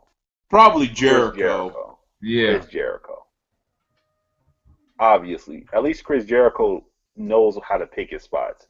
Triple H starred in the movie The Chaperone, which was a terrible movie for those who were unfortunate enough to see it. Yeah, but that was originally going to be the angle. But no. Huh? Oh, I thought you were about to defend The Chaperone. Like no. Originally, that was going to be the angle, but from rumor was it got shot. Triple H somehow got that vetoed, which I thought was a mistake because if you really think about it, the championship match was more about Triple H versus Stephanie. It just so happens Jericho was holding the belt. Mm-hmm.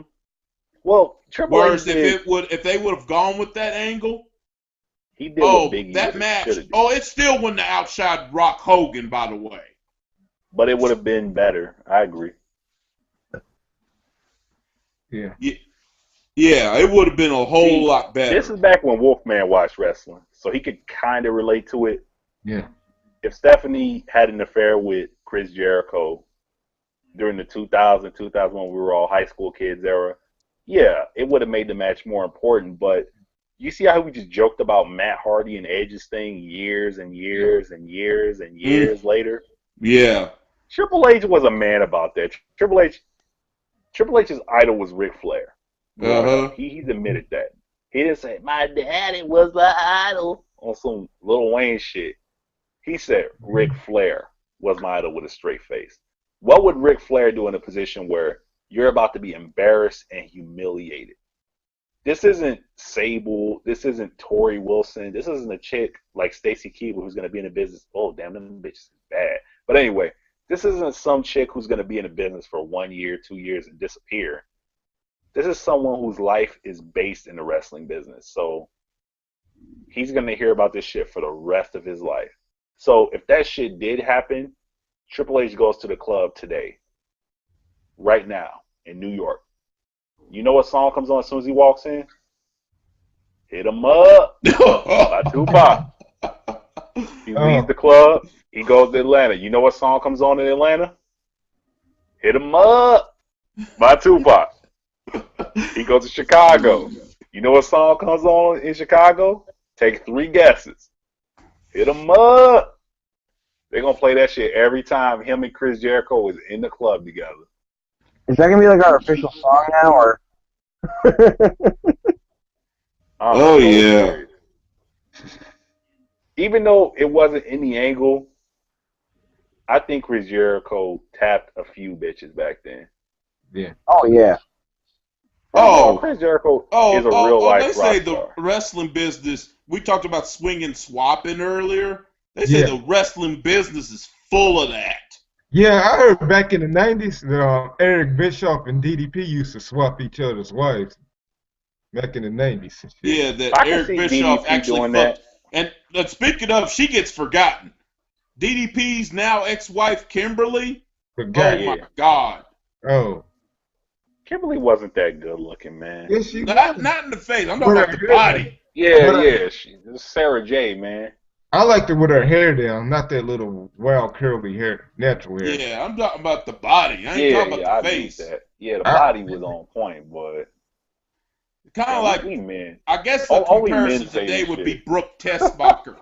Yes. No. Brooke Tessmacher got a decent face. Brooke was much cuter. I'll give you that. You know what? I'm having memories of the R. Kelly tape when he was face fucking that one girl and grabbing her titties. Mm-hmm. What, a 14-year-old?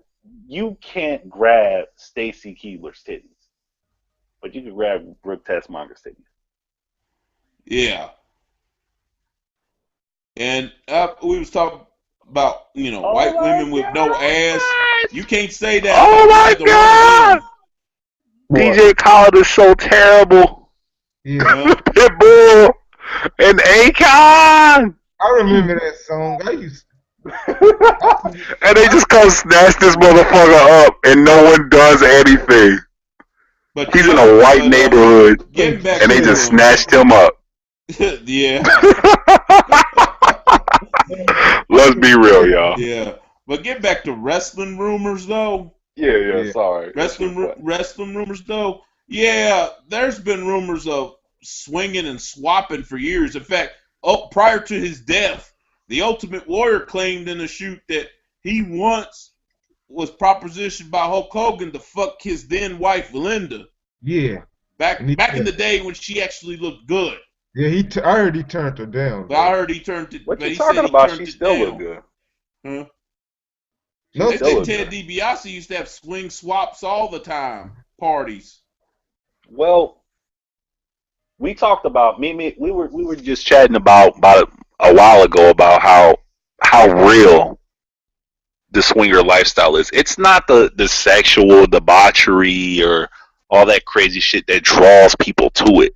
That's what draws you to it, but what keeps you in it is the realness that you get from people. You go to work every day. For those of us who are over the age of, well, there's some people who are 40 years old but still live with their moms. But if you're, some of the people, in today's economy, that's not a knock. But if it was the 80s or the 90s, that would be a knock. But it's like, man, how can I put this in the right way? We're talking about swinging. Yeah, there's you go to work every day. Uh-huh. There's so many people who are backstabbing, trying to get over on other people by slinging dirt and saying bullshit. And then you have the real people who keep it 100 every day. If they're having a bad day, they keep it 100 with you. If they're having a good day, they keep it 100 with you. That's what the swinger lifestyle is, and that's what keeps people there. Because it's easy to find fake people. Yeah. It is so easy to find some fake people. Go to any club on a Friday night. 90% of those people are not about that life. You walk into a club, if we legitly remember Predator, the movie Predator with the alien with the thermal vision. If we could have thermal vision for people who were really there to fuck, not men but women who were really there to fuck, you would have one, maybe two chicks in the entire club who legitimately wanted a dick in their vag. Who went, if I don't get fucked by 2:00 a.m., I am a failure in life. I'm just saying. I don't know how it is. Memphis is a pretty freaky town. Maybe I need to move there. Y'all New York girls, y'all be putting it down sometimes. Not even sometimes. Y'all be on some bullshit sometimes. Cause most New York people I've met talk too much shit sometimes. Yeah, I put it down. You can't handle me. Let's go to the hotel. Well, I don't fuck on the first day. Bitch, get the fuck out of here. I ain't gonna say that. You can't handle me. And I said, I'm about to handle your ass right now. Well, about that, get the fuck out of here. That's like Anderson Silva running up on fucking Chadell. Chuck Liddell, oh, you can't handle me. Let's go to the ring right now then, man. Oh, no. That's what y'all bitches be doing. Mm-hmm. Come on, man. Yeah. You can't do that. Especially if you go to a club. If I meet you in a library, in church, or someplace that kind of sort of changes the rules on how I holler at you, Mm-hmm. then that's a different situation. But if we in a club, why are you in a club if you don't want nobody to talk to you? Yeah. That makes I mean, really. Yeah, I'll throw No. this out. Younger viewers, when you go to a club in 3 years, once you hit puberty and you go to a club, you're gonna meet chicks who are in the club and don't want people to talk to them. Yeah. They legitimately don't want people to talk to them. They get angry when people talk to them. I got a dirty look a few months ago by one of them. Gave me a dirty look. I would say it's because you black, but I don't know. No, it ain't. No, she colored. She wasn't white. Oh well, you never know. This though, If Ryan went to holler at her, she might have felt differently. It's kind of like, well, it depends on what you like, You have some girls who, I got a really, really hot friend named Tiffany. Really, really hot. She don't discriminate, but she's engaged to a white guy. Really, really cool white guy. Not even a white guy. I'm calling him a white man. That's a real fucking man. I met that dude. He's a real fucking dude. That's a real fucking dude. And he's probably half my size. That's a real dude. Like, I remember getting into a fucking altercation with someone, and that dude had my back, man. He had my back. And then he got into an altercation with a dude in Korea, and I had his back. It's just a respect men have amongst real men. Yeah. I consistently talk about that shit during our shows. Real men can respect real men. But yeah. Maybe she was just having a bad day, man. Sometimes women don't understand women. That's why they hate each other. And Mr. Griffin, I thought you were going bald, man. I thought the bald looked good on you. I asked my wife, I said, back to the barber to get it cut. Oh, okay. I said, baby, Mr. Griffin, he shaved his head. Yeah. And so we looked at a before video. To the barber. Yeah, we looked at an after video. Yeah. Because sometimes I'm watching, your vids on my PS3 and everything, and she's like, I like him better with the bald head. And I'm like, yeah. You know what? Yeah. I actually, when I posted that picture on my Facebook page, of course, I don't count the like from my mom. I don't count that one. Yeah, you can't count that. Yeah. Obviously. And there was a couple of dudes, but they straight dudes, they said look good. Most of my likes on that photo were from women. Yeah. Why do all women... I'm going to ask this, because I'm not a father yet, but I'll be a dad within the next 7 months. My wife's pregnant. Don't say congratulations. I'm a bit stressed about it. But all I'm going to say about it is this. Why do women want every chick in the world to want to fuck their son? But when their son gets a chick pregnant, they freak out. Yeah, I don't fucking get that either. Yeah, that's a good question. I don't know. I don't get that because I remember I was 17 years old and I brought my Navy recruiter home. Mm-hmm. She was such a really, really beautiful, dark-skinned black woman. She was short, too. I wanted to put my chin on her head, but at the same time, y'all understand the mythos of, the great God King, G-Mo, as I call myself, putting my chin on chicks' heads. If I put my chin on your head and you a bad bitch, that means we gonna fuck at some point in the future. It's like, remember Pokemon, the Butterfree courtship dance, when the Butterfrees would dance with each other before they fuck? If I put my chin on your head, bitch, it's gonna happen in the future. I'm making a prophecy when I put my chin on your head, because I'm what, 6'5"? So the average chick is shorter than me. Yeah. I can fuck half the WNBA and feel comfortable. Especially Elena Deladon. She fine. Elena Deladon, Skylar Diggins. Yes, Skylar. Skylar Diggins is so fucking fine, man. I can't find a man who's straight who can't say Skylar Diggins is fine. That girl is so fine. Yeah. I got a question. Like you ever ran into ever ran into or seen a woman on TV that is just a straight up asshole, but you would still fuck them if given the chance? Either in real life or on TV? It depends on the age that I was at the time. I mean, I probably wouldn't now. Well, I think men have a complex to where, you have those women who claim to be bitch. I'm a bitch. I'm a bitch, and they take pride in that. Yeah. And it's like men have a complex. We have a complex in our head where we feel like you give a bitch who claims to be a bitch that D in the right way, and it'll straighten her out. I think all men have that complex in their head. Where just giving the good D will straighten a crazy dumb bitch out for at least 5 minutes. Maybe not forever, but at least 5 minutes. Oh yeah. Oh, and what you was talking about earlier about how women act, at the church or the hotel or at the club and stuff. Let me tell you, with me growing up, I think women would give me a certain line or something, even when they wanted something, or they were trying to avoid giving me play. Like, oh, you too much like family, or you too much like my brother. Bullshit.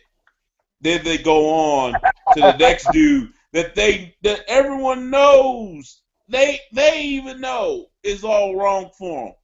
Next thing I know, I've been hearing about them giving them some pussy. You know why they did that, though? And I can explain that.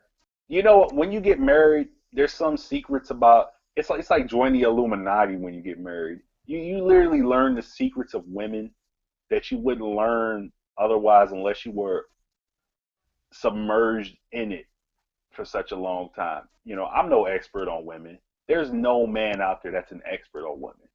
So when your daddy come to you, you came to the right source, young buck.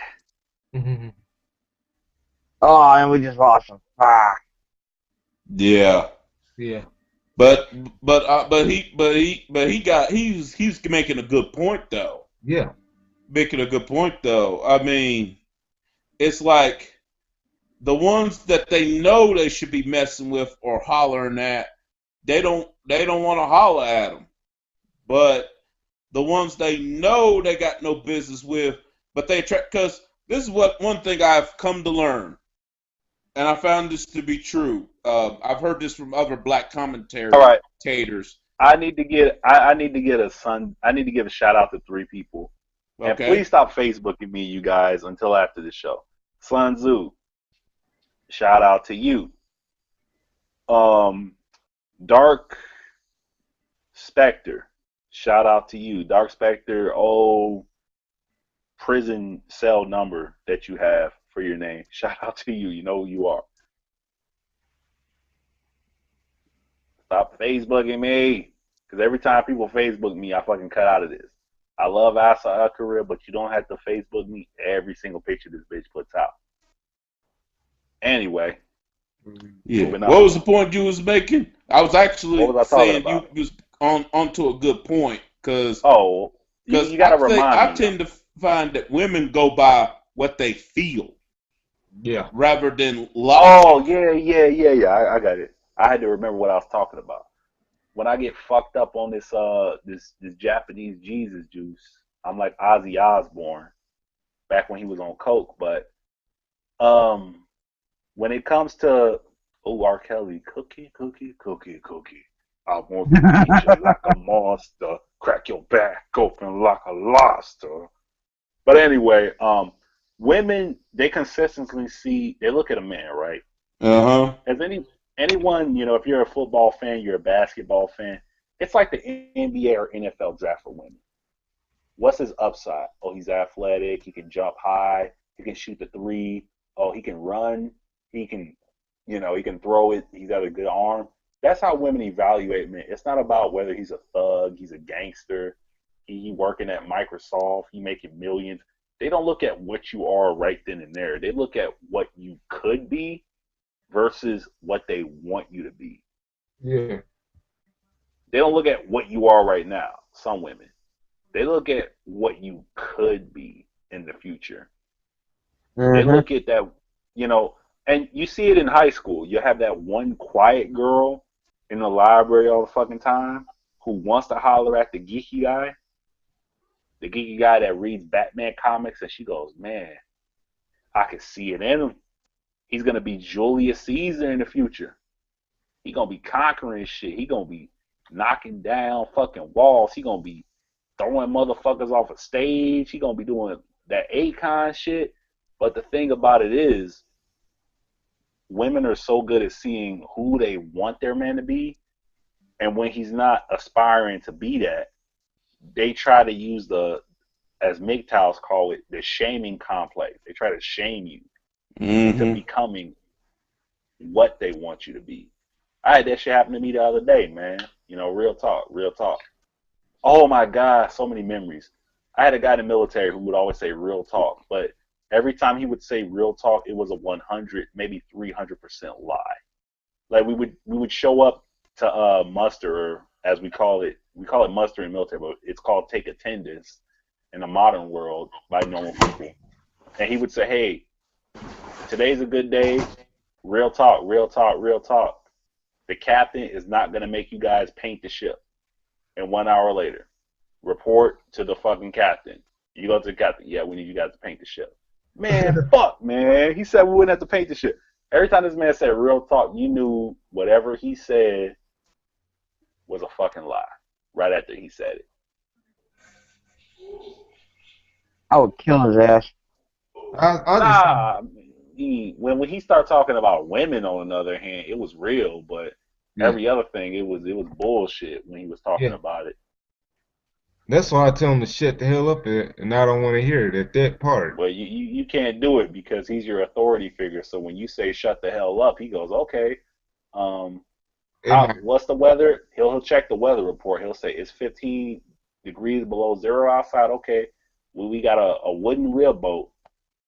Put this lifesaver on, and we're gonna make you paint the hull of the carrier. If anyone's seen an aircraft carrier in real life, you understand how big that motherfucker is.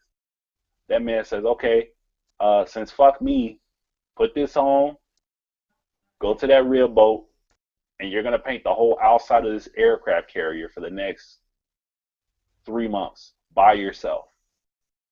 You got to do the water line, and you got to paint the black for the next 3 to 4 months. And if you're not done with it by the next 3 months, you're going to have another 3 months. I'm going to fucking sand that shit off, and you're going to repaint it again. That's how they do it, man. Painting is the ultimate punishment. Just say it under your breath or in your head, too. Yeah, under your breath. You can say that shit. You can't walk up to nobody above rank and say that shit. I knew that. Yeah, they gon', yeah.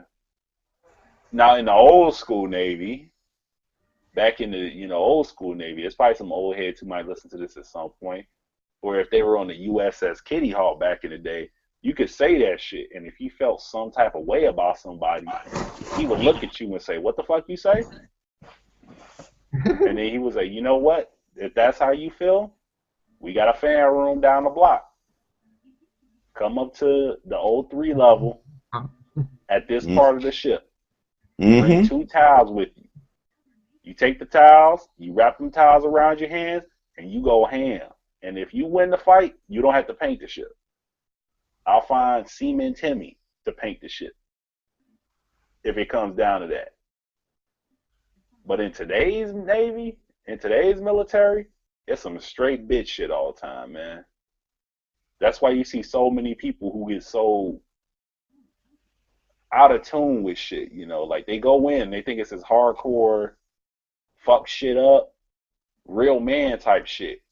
And you go in there and you say bitch, you say faggot, and they want to fucking make you, they want to punish you, Like, get the fuck out of here, man. I'm a grown man. And if anyone who's ever been affiliated with the military knows what I'm talking about, because this didn't just start today. This shit started back in the 80s, the 90s. It got too politically correct with this shit. It's the military, man. What does the military do? The military's job is to fuck people up. that is the job of the military, and that's what my number one qualm with being, the time I did serve is that we had some good times, we had some bad times, and then some of the best people I met were in the uniform. But whenever you had guys who would have that old school vibe to them, you didn't see them 3 months later.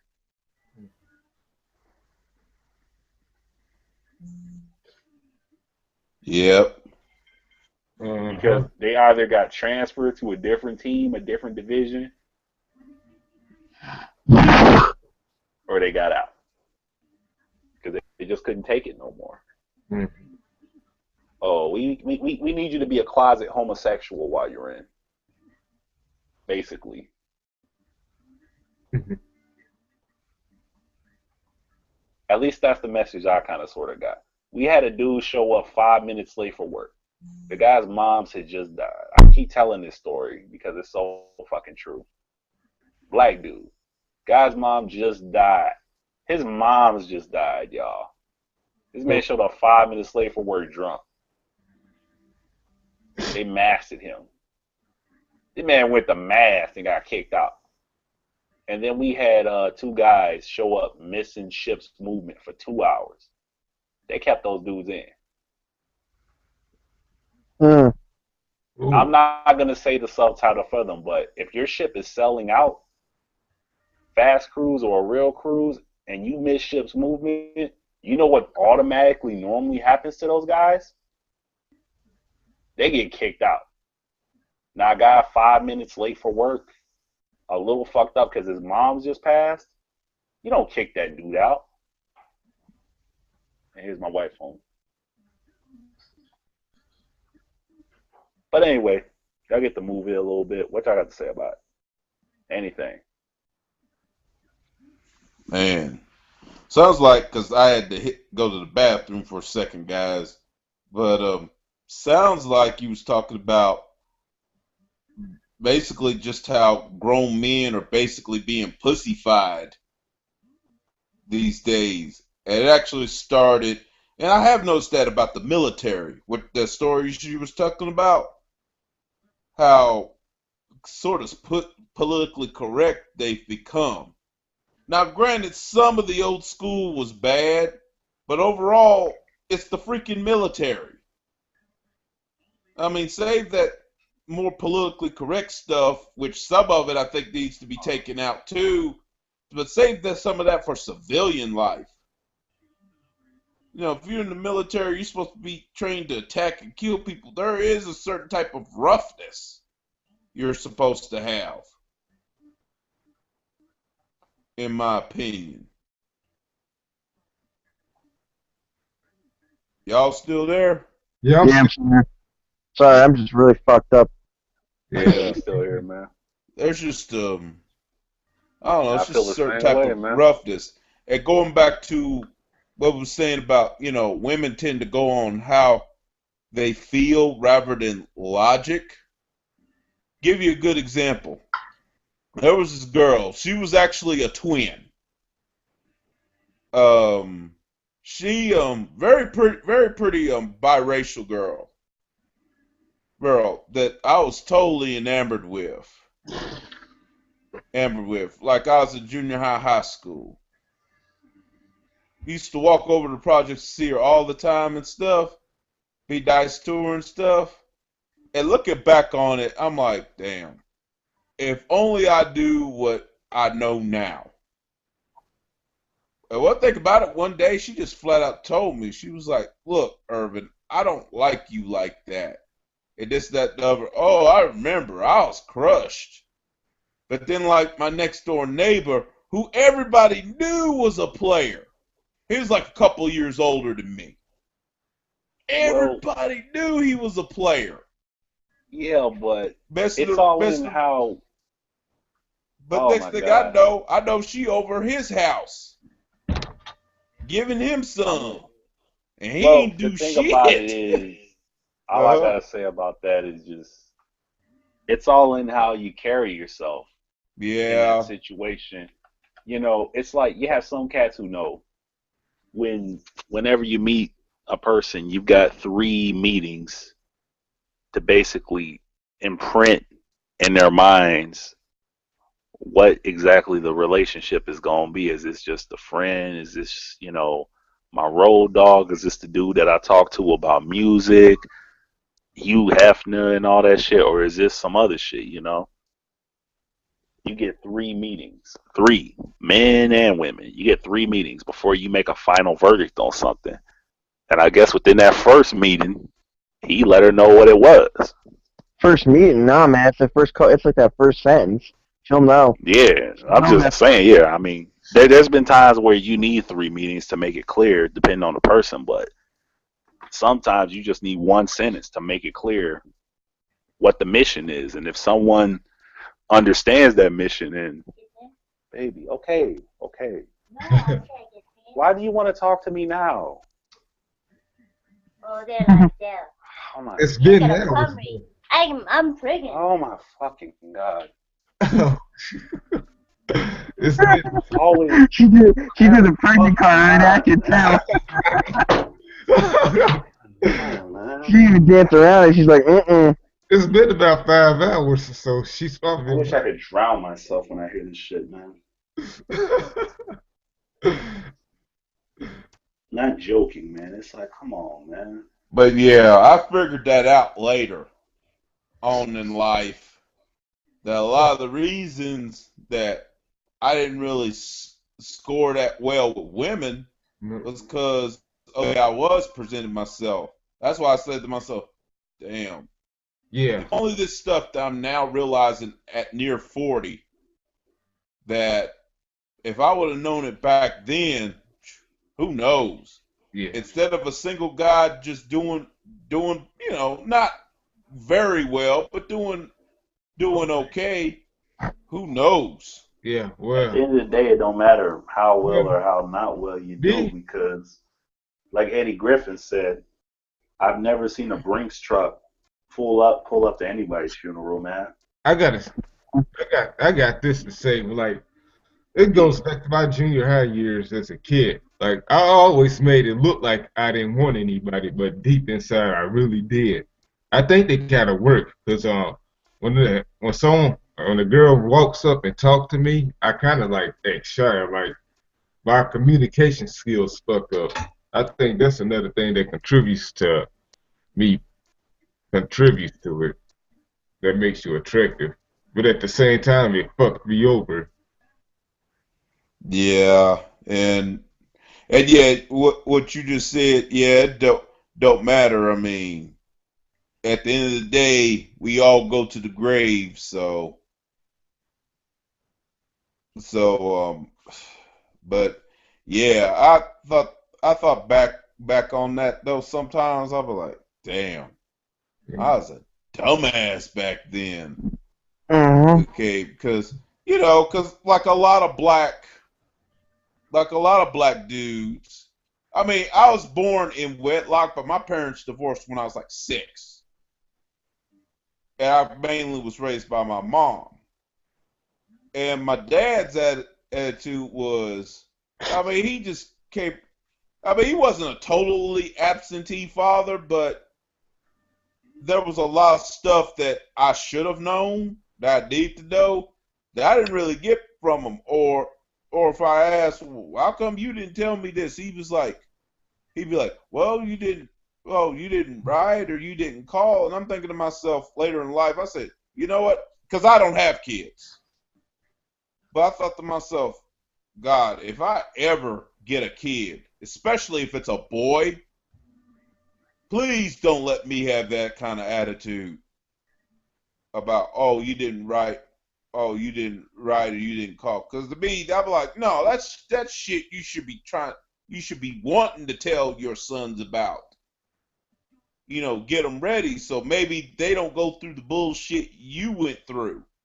Exactly. Yeah, I got a question about that for you, Mr. Griff. Mm-hmm. Because I got a similar situation because my grandfather, right? Mm-hmm. He passed when my pops was a teenager, right? Uh-huh. And my pops, he's the youngest son in his family and everything. And yeah, she just stole the fucking cell phone charger. So yeah, fuck. Anyway, He's the youngest son in his family. So I asked my pops the same thing.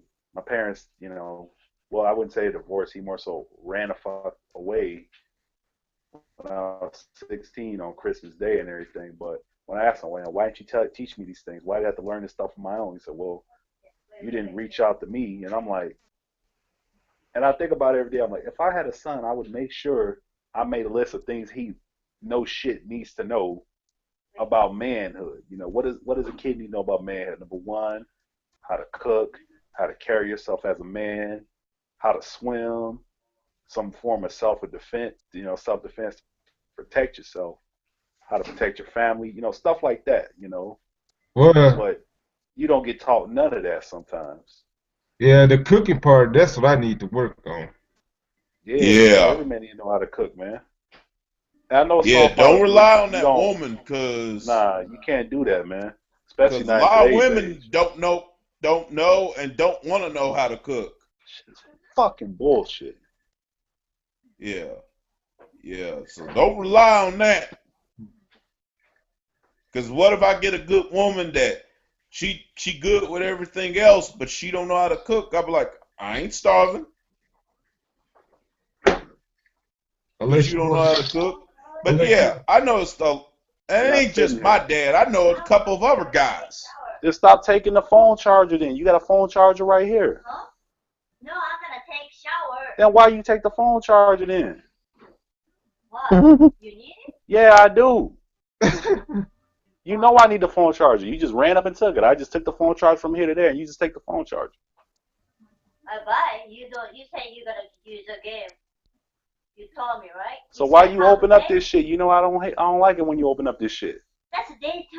I don't care. I don't like that shit. I'm gonna stay all day at home. You said you was going to the beach today. You go to the beach for 2 hours and you come back from the beach.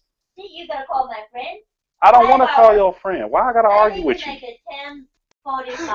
I don't want to argue with you. That's you start doing this. It's my fault again. Whatever. Whatever. I don't care what you want to do. You're a grown woman. Okay, throw up for sure. You throw up. Leave my stuff alone. Go buy your own. You say okay.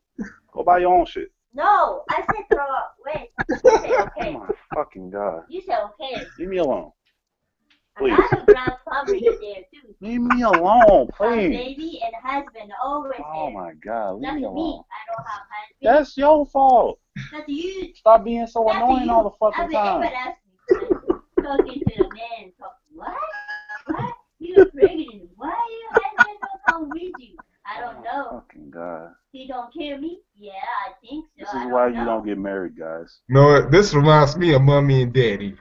This is why you don't get married. Oh yeah, man. It can legitimately be peace in the fucking house, but you gotta argue all the fucking time. Stop opening that fucking shit. No, this.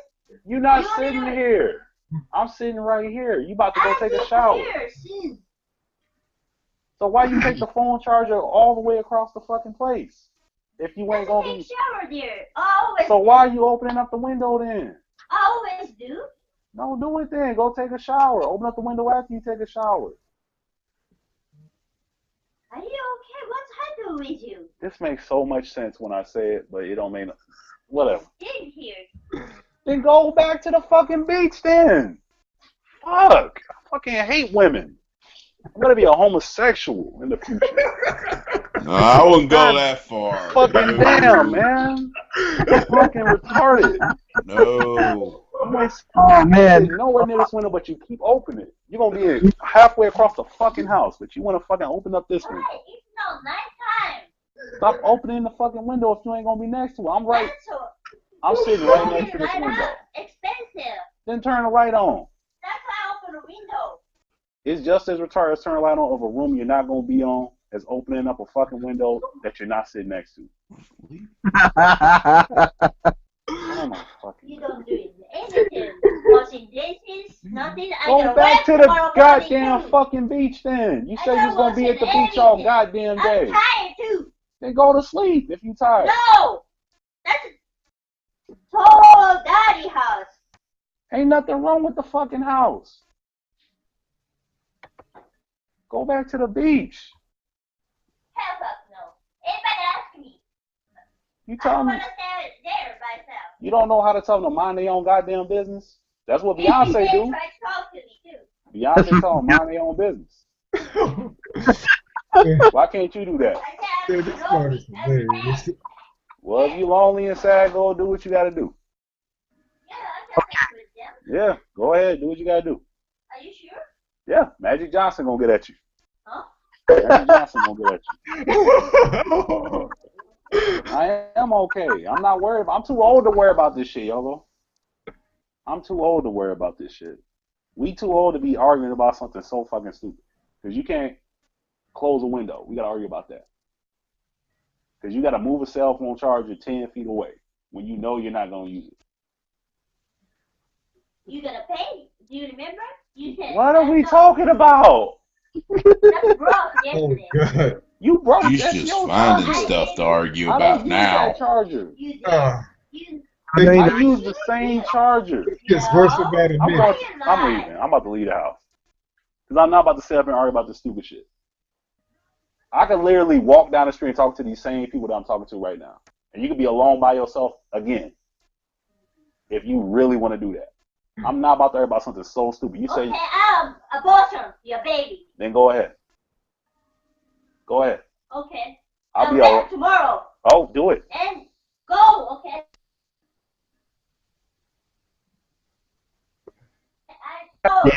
Baby. Go ahead. Go ahead. No more back home. Give me back the key.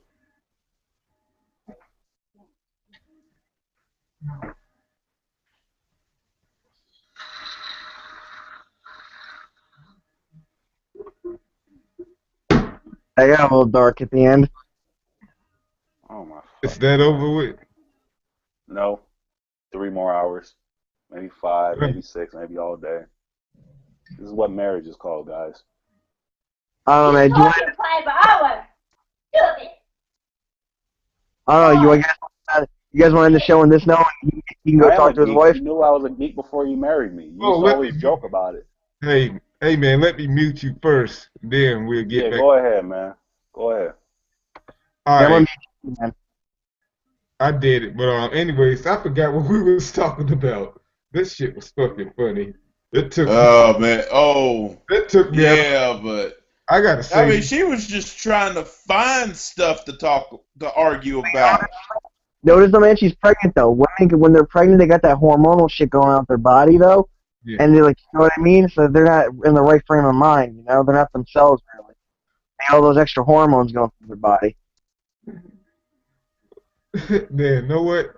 I'm gonna tell this to my little brother when he gets married next month. Hey, may the force be with you. Yeah. Oh, now I remember what we was talking about. I was talking about, I've known other fathers that were like that too. They said, well, the children, because they make it about them.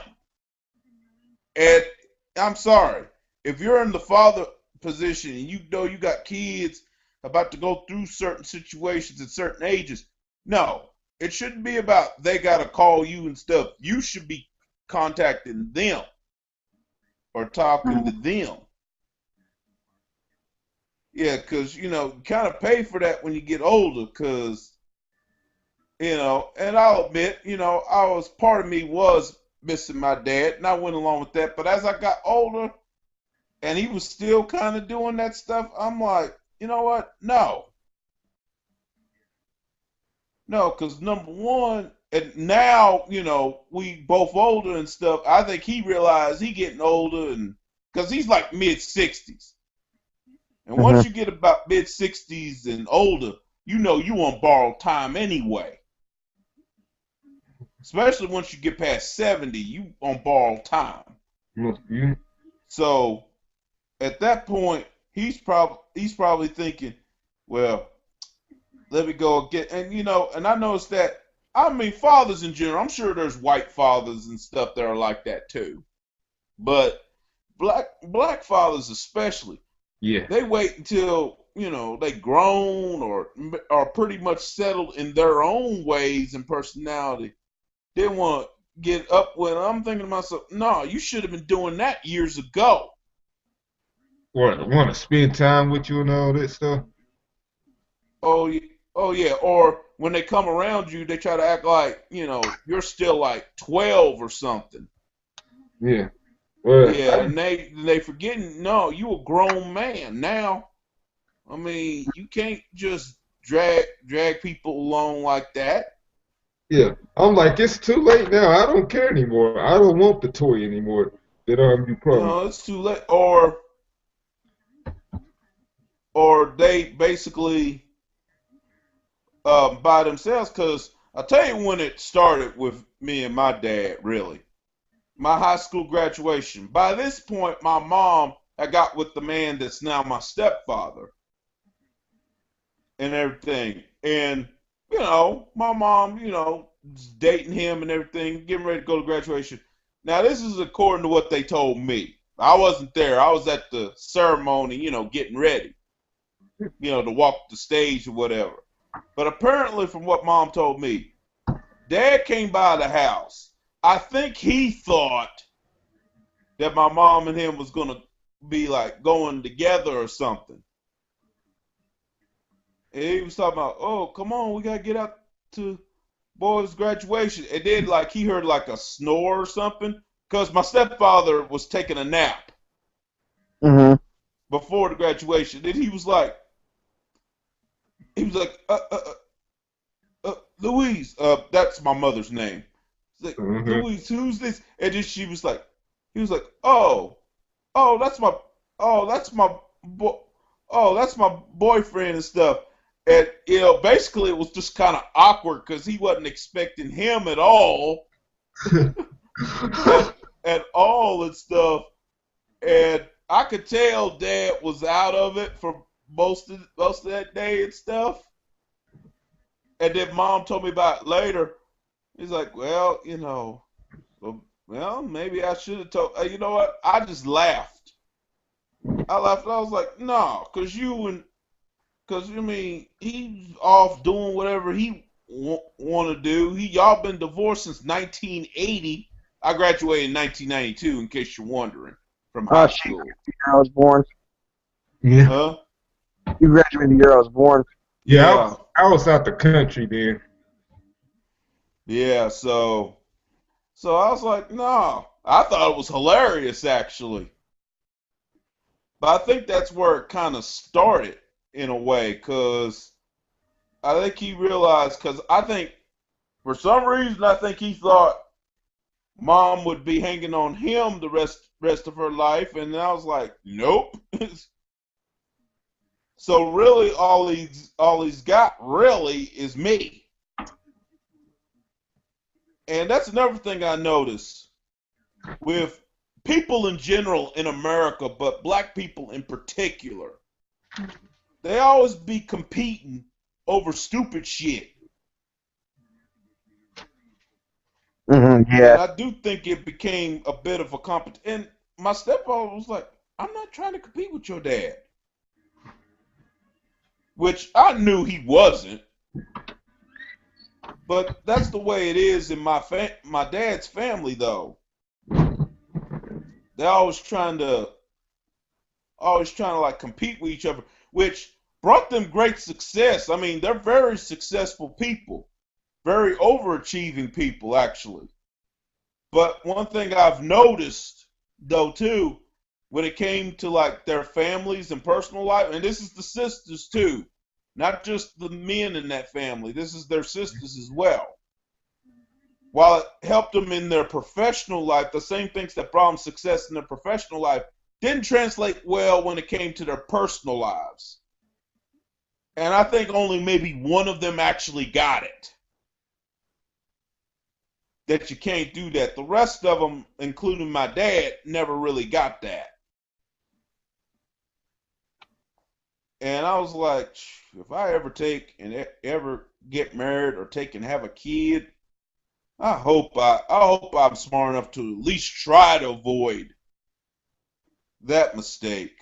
Ugh, my goodness, because you know how they say like the elders, they had it right. They had things good back in the day. I say, no, not always. It's hard to tell. Huh? Go ahead. You go ahead, man. Yeah. No, I already said what I was going to say. I said it was hard to tell that they had it right there. Yeah, because there's some things they did have right, but then there's some things they messed up. Like, take the civil rights movement, for example. There's a lot of things they did right as far as black people and minorities in this country, but there's a lot of things they did wrong too, as well. And you know how like people today, and let's go to something general. Um, the politics with the current president, President Barack Obama. What kills me with liberals to take up for him and people who are right wing, they'll be like, get rid of this liberal thing and get rid of this liberal agenda. And yeah, and I be trying to tell these knuckleheads, I'm like, do you realize at the end of the day, neither side gives a damn about you?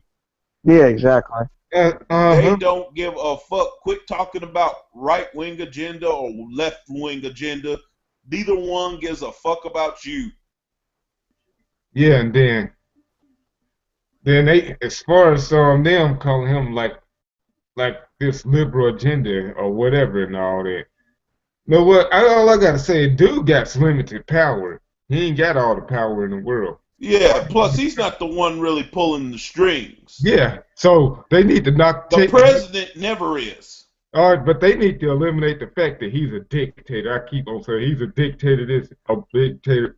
Yeah, dictator that and all that. Oh, there's some people pulling some strings in this country that's going to affect everybody, but it's not the president. The only thing the president is doing, he's the figurehead. Only thing he's doing, he's just pushing that agenda.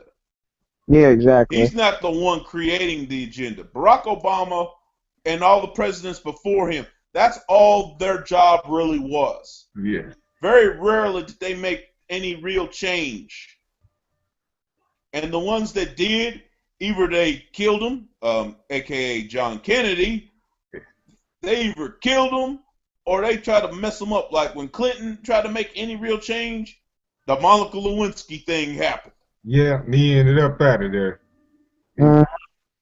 Yeah, I mean, they let him finish, but yeah, he was pretty much out of there after that. If George Bush would have got out of line, I'm sure they would have brought up some stuff, because you heard rumors for years about him being a drunk, about him fucking around on his wife, particularly with Condoleezza Rice. Yeah. That's why when Scandal first came out, I thought that's what it was sort of based on. That's probably why the truth. That's probably why she kisses his ass, trying to say that he wasn't a bad president. I'm like, you must have been sucking him off. Mm-hmm. Exactly what it was. Yeah, and then we got Obama. He was swinging dick. Oh, there have been rumors on Obama for years. Yeah. That he's secretly gay. Which, oh yeah, I on a remember. side note, and I'm being sarcastic, on a side note, if that's true, I hope Michelle's getting her own on the side then. Yeah. If that's the case. But, yeah, Obama's pushing the agenda. And people thought, oh, well, if Mitt Romney would have got in, there would have been change. I'm like, no, there would not have been. No, he's just as worse. Mitt Romney would have been just as bad as Obama, if not worse. Yeah. He would have been just as bad as Barack Obama, if not worse. You couldn't believe a word this guy would say. Because I remember the last time I voted, I just vote for a random independent. Yeah. That's what I did too. I didn't vote for Obama or Romney. You know what? I thought about doing the same thing on Futurama, like vote for Robot Nixon. I thought about writing his name down. Headless. Say what, Ryan? Yeah, vote for Headless Nixon. Yeah, but my grandmama was rushing me through the booth and all that. I'm like, come on, Grandma, quit rushing me. So I just pressed a random guy and said, whatever. Yeah, now, what I was going to say, oh, and it's stuff like that, or going back to that, I mean, the media, and I guess I should know because I work in it, but The local level, not so much, although they can be manipulative at times. But the national level, they try to manipulate what people think on a lot of stuff. I don't care if it's NBC, CBS, ABC, or Fox News. They try to manipulate people on a lot of stuff. Oh yeah, that's why I don't watch him. Like that whole Michael Jackson thing. No one's going to tell me they're not trying to manipulate to make you think, oh, with that duet with Justin Timberlake, all of a sudden, oh, Timberlake's the man. I'm like, okay, Timberlake is a good talent. He ain't Michael Jackson level. And I think I said earlier in this conversation why I found it insulting. I found it insulting because I'm like, okay, this is the same dude that fucked his sister, his sister's career, fucked up, I should say, his sister's career, and now they're gonna try to insult him as the next one. I'm like, no, really, there's never gonna be another Michael Jackson, at least not in our lifetime. Not in our lifetime. The only one that was even near his level, that could have been near his level, and before he fucked himself up, and you probably know who I'm going to say, before he fucked himself up with Rihanna, was Chris Brown. I mean, Chris Brown's not my style, even though I do listen to one of his songs to work out to, Fine China. I do like that song, but Chris Brown's not my style, but even I'll admit, the man was really talented. And before Rihanna, he had no problems. Before Rihanna. But after that whole thing, his life ain't never been the same after that. And even though I don't care for Jay-Z, I have to say that whole thing, by the way, what do y'all think of that whole thing with Sologne and Beyonce and Jay-Z in that elevator? He probably said some shit that she didn't like, and she checked his ass. Probably what it was. Yeah, that could be true, Ryan. But one thing I'll give him, he was smart enough not to lay hands on her. Mm-hmm. Even though he would have been well within his rights to, because she was wailing on his ass. Mm-hmm. He'd have been well within his rights. And as far as I'm concerned, it would have been self-defense. But he was smart not to, because no matter, even if it was self-defense, they would have tried to say, oh, he was abusing her. Mm-hmm. They would have tried to turn that into another Chris Brown. So, and it was also smart the way they released it. They didn't release no details or nothing. They pretty much put up a united front, which most of them are going to do that. I mean, take that other thing most recently with Gwyneth Paltrow and her husband. Oh yeah, with yeah. Conscious uncoupling. I said conscious uncoupling my ass. They're separated. Mm-hmm. He probably got tired of her stepping out on him. Mm-hmm. Yeah. Sounds like you and me are the only ones on here. Yeah, I'm back. I had to go piss. Oh, yeah, you was like me earlier. We was talking about what you think, man, on that Jay-Z, Beyonce, Sologne situation. You know what? It ain't really nothing. No, now that it's over, I hope I don't hear nothing else about it. But yeah, I was just saying though, even though Jay-Z, if he would have fought back, in my eyes, in that situation, he would have been well within his rights because she was the one wailing on him. Yeah. However, he was smart not to, because they would have turned it into another Chris Brown situation had he had done it. Guaranteed. Yeah, depends on how it goes. He probably would have pushed her if he decided to put hands on her, like push her back to try to restrain her. Because after all, that's family, and you ain't gonna try to fight your family. Yeah, that's true. He probably didn't want. That's his wife's sister and stuff.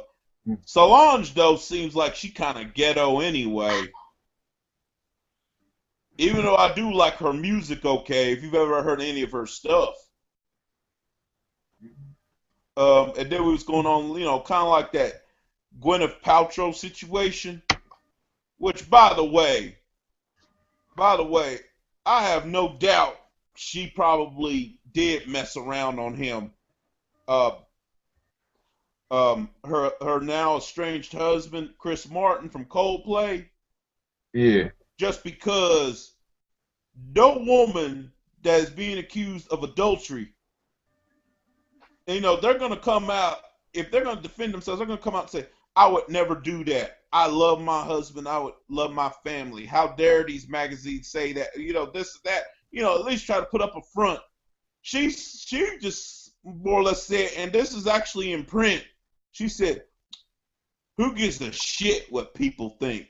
And I'm thinking to myself, okay, to me that sounds like translation. Yeah, I fucked other dudes. What about it? That's what it sounds like to me. Probably why Jay-Z and Kanye didn't say nothing about her when she was using the N-word, because, granted, she was quoting a rap song, but still. Mm-hmm. But probably why they didn't say nothing to her. She probably sucked them both off. Wouldn't be surprised if Gwyneth, Jay-Z, before Kanye got with Kim, and Beyonce all had like a 3 or 4-way orgy or something. Mm-hmm. Yeah. Oh, I see you back, my man. You all right? Well, I think he's still muted, Brian. Check it. Check if he's still muted. Yes, Yeah, kind of, sort of. I'll pop in and out, y'all. I'm still listening. With your wife now? Nah, you know how that go, man. Yeah. This shit never ends. That's how it is, man. Yeah. Oh, what we was talking about was we started talking about the whole situation with Beyonce, Jay-Z, and Solange. We all pretty much gave our opinions on it. What's yours on that mess? Even though I do think they try. This is my opinion. Yeah, they're trying to blow it up to be more than what it really was. Yeah. Yeah, which I said, even though he would have been within his rights to defend himself, in my opinion, Jay-Z was smart not to put hands on her. Because I guarantee you, if he would have, they would have turned it into another Chris Brown situation. No, but I probably can't see it. Police. Why'd you call the fucking cops? Oh, shit. Cause you beat me up. No one did nothing to you. Shut up. Nobody trying to deal with that shit. I'm sitting down talking to my boys for 4 fucking hours. And you beat me up already. No one did nothing. Oh my fucking God. You going to jail again? No, I'm not going to jail. They're gonna wait you outside. They're going to have to fight me to take me to jail. Just tell them that. Tell them to come in here with some nightsticks. I'm not going to jail. But they take it here. You tell them to come and fight me then. You tell them to come in here ready to fight if they really think they're just going to handcuff me and take me to jail. A woman, and I'm pregnant woman. That don't give you no right to be a fucking asshole. You just came home from the beach that you said you were going to be there till all fucking day. No. You were gone for 2 goddamn hours. I'm supposed to believe you went to the beach. They're not over there. You just come over. You're pregnant, but you stood up on the beach all day. Get the fuck out. Oh, shit. Damn. Man, that sounds scary. So I hold the cups on you. That sounds fucking scary to me. Me too. Damn. She'll get fixed, don't worry. Damn. Well, let's talk about, but since we on that situation, man, see, that's one thing that's scary to me too. People talk about, why you ain't married, Irvin? What? Why you ain't get married? But see, that's kind of why, because I'm scared of situations like that.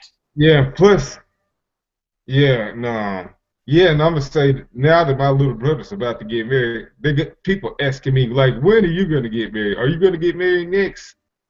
I ain't giving you no answer. Mm-hmm. Yeah, I'm to the place where I ain't giving you no answer. I don't know. Get out of my face with that mess. Know what? I think it's very rare to find a posh girl around. from anywhere. And you know what though? And you know how and you know how like black folks get, you know, like especially the black men get crap for, let's say, getting with a white girl Yeah. and this and that and other. But I let me had tell you, there. I sometimes understand why they do, because it's hard to find anybody decent, Yeah. really anywhere, to be honest. It's Mm. hard to find anybody decent because Mm. all these chicks, to be honest, I ain't gonna just pick on black women. All these chicks Nah, out here you are can't, crazy. man. Look at my Yeah. situation.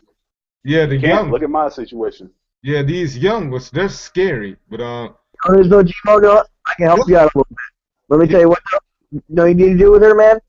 Fix What? the shit up and just go spend a day with her. That's what you do. Nope. I'm not doing it, man. You Not doing it. You get to a certain point in every relationship. You have a little brother, you have a little sister. You have so many years with that person. They should kind of sort of understand this person's a natural enigma, a natural loner. I should kind of sort of leave this person alone every now and then because I've been with this person this long. I shouldn't be involving people and what's going on with my relationship. Beyonce and Jay-Z are the ultimate blueprint of how a relationship should work.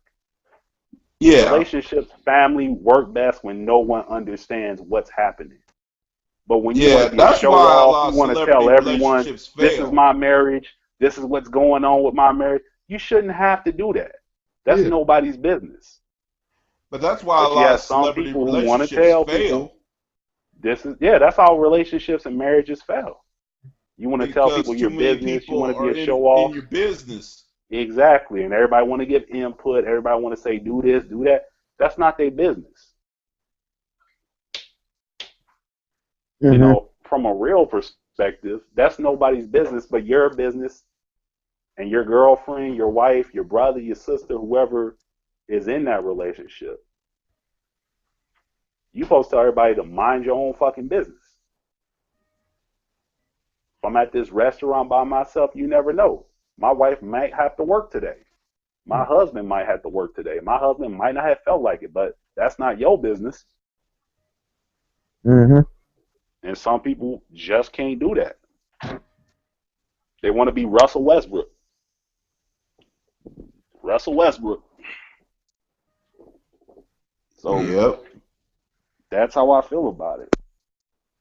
Really prepared to go to jail today? No, not really. You'll be alright. You ain't do nothing wrong. Well, YouTube shit doesn't really hold up in international law.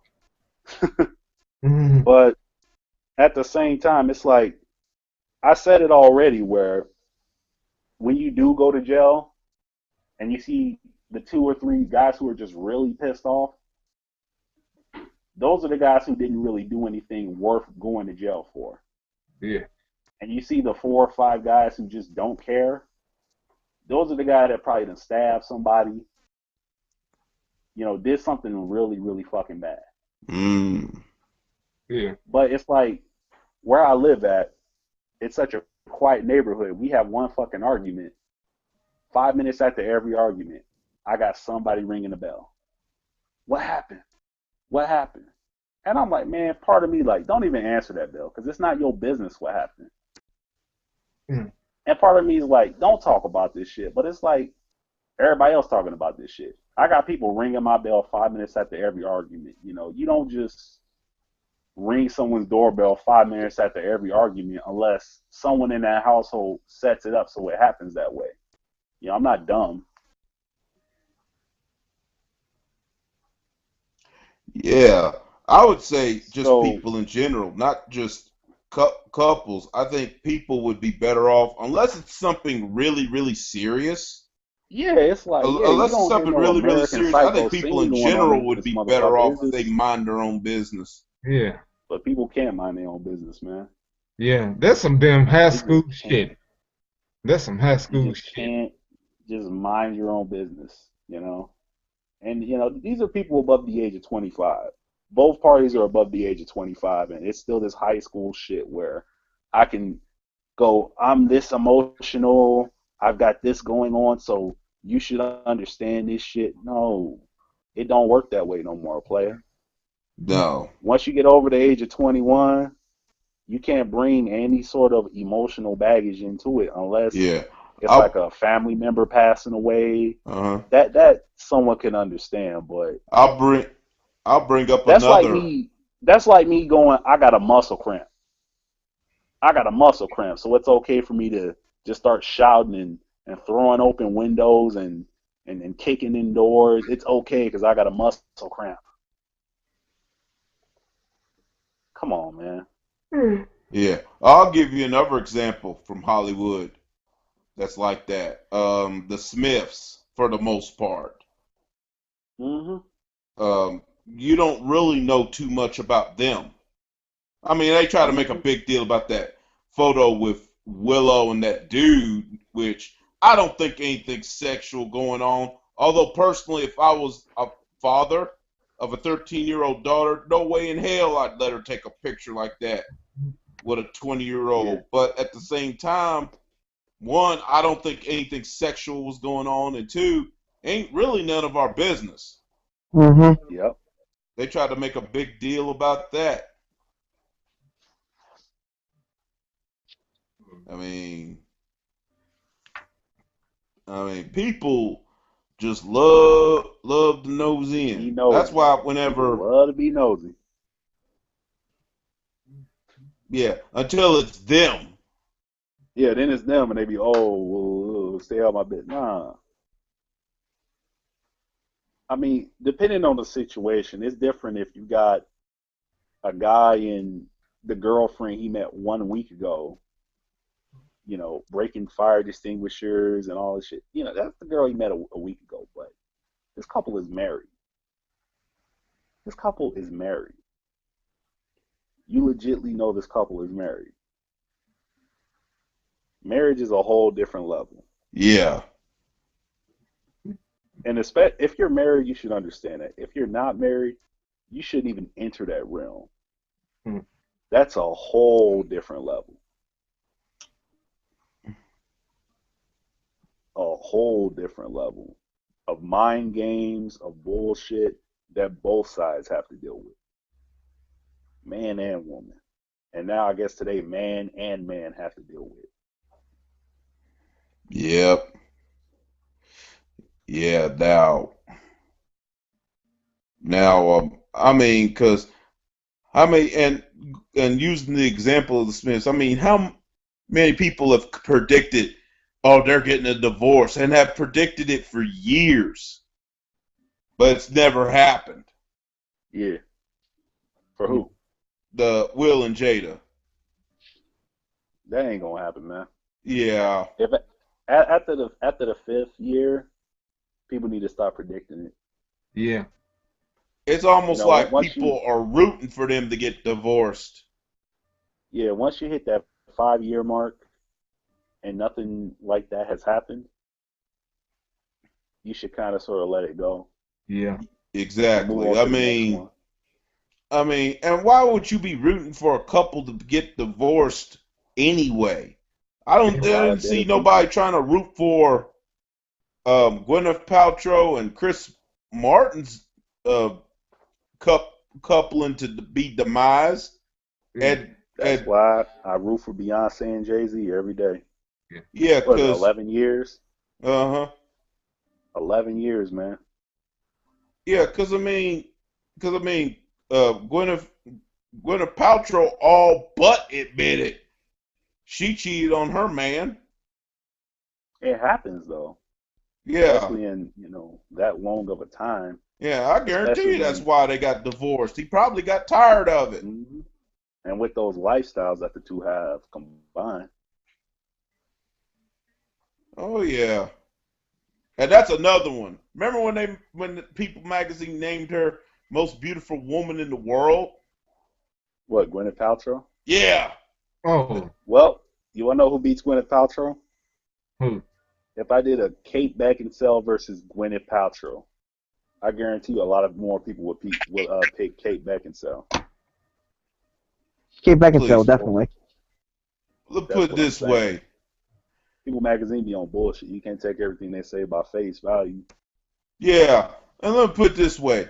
There are white women that work at my job right now that would make Gwyneth Paltrow look butt ugly or at best average. Mm-hmm. Seriously, they ain't superstars or nothing, but they would make Gwyneth Paltrow look homely. I mean, don't get me wrong. If she was down, I mean, I had nobody better. I'd probably would smash it for fun. Mm. I wouldn't Bragging rights. I wouldn't do her raw though. Bragging rights. What about More or Angelina less. Jolie? I love those lips on her. What, Gwyneth? Oh, Not Angelina. Oh, Jolie? Oh Yeah. yeah. Yeah. Okay, I'm gonna get X-rated for a second. Imagine her giving you a blowjob. I don't know, man. What? Weird. Billy Bob Thornton kind of stains the legacy of that, kind of sort of like how Ray J stains the Kim K Yeah, legacy. yeah. Well, Angelina sorta in Jolie that is way. another one. Oh, I'd do her, but I wouldn't do her raw. Leah's okay. I ain't do nothing bad to her. No. Baby, why I got she okay? Okay, give me the dog. Give me the dog. Hey, Leah, I got you. Okay. All right. Yeah, Angelina Jolie's another one. If she was down, I'd hit it, but I wouldn't hit it raw. Because God knows who done had that coochie. Billy Bob Thornton. Among others. We said it. It'd be different if it was T.I. or someone with some, man cred. Billy Bob Thornton gets no man cred.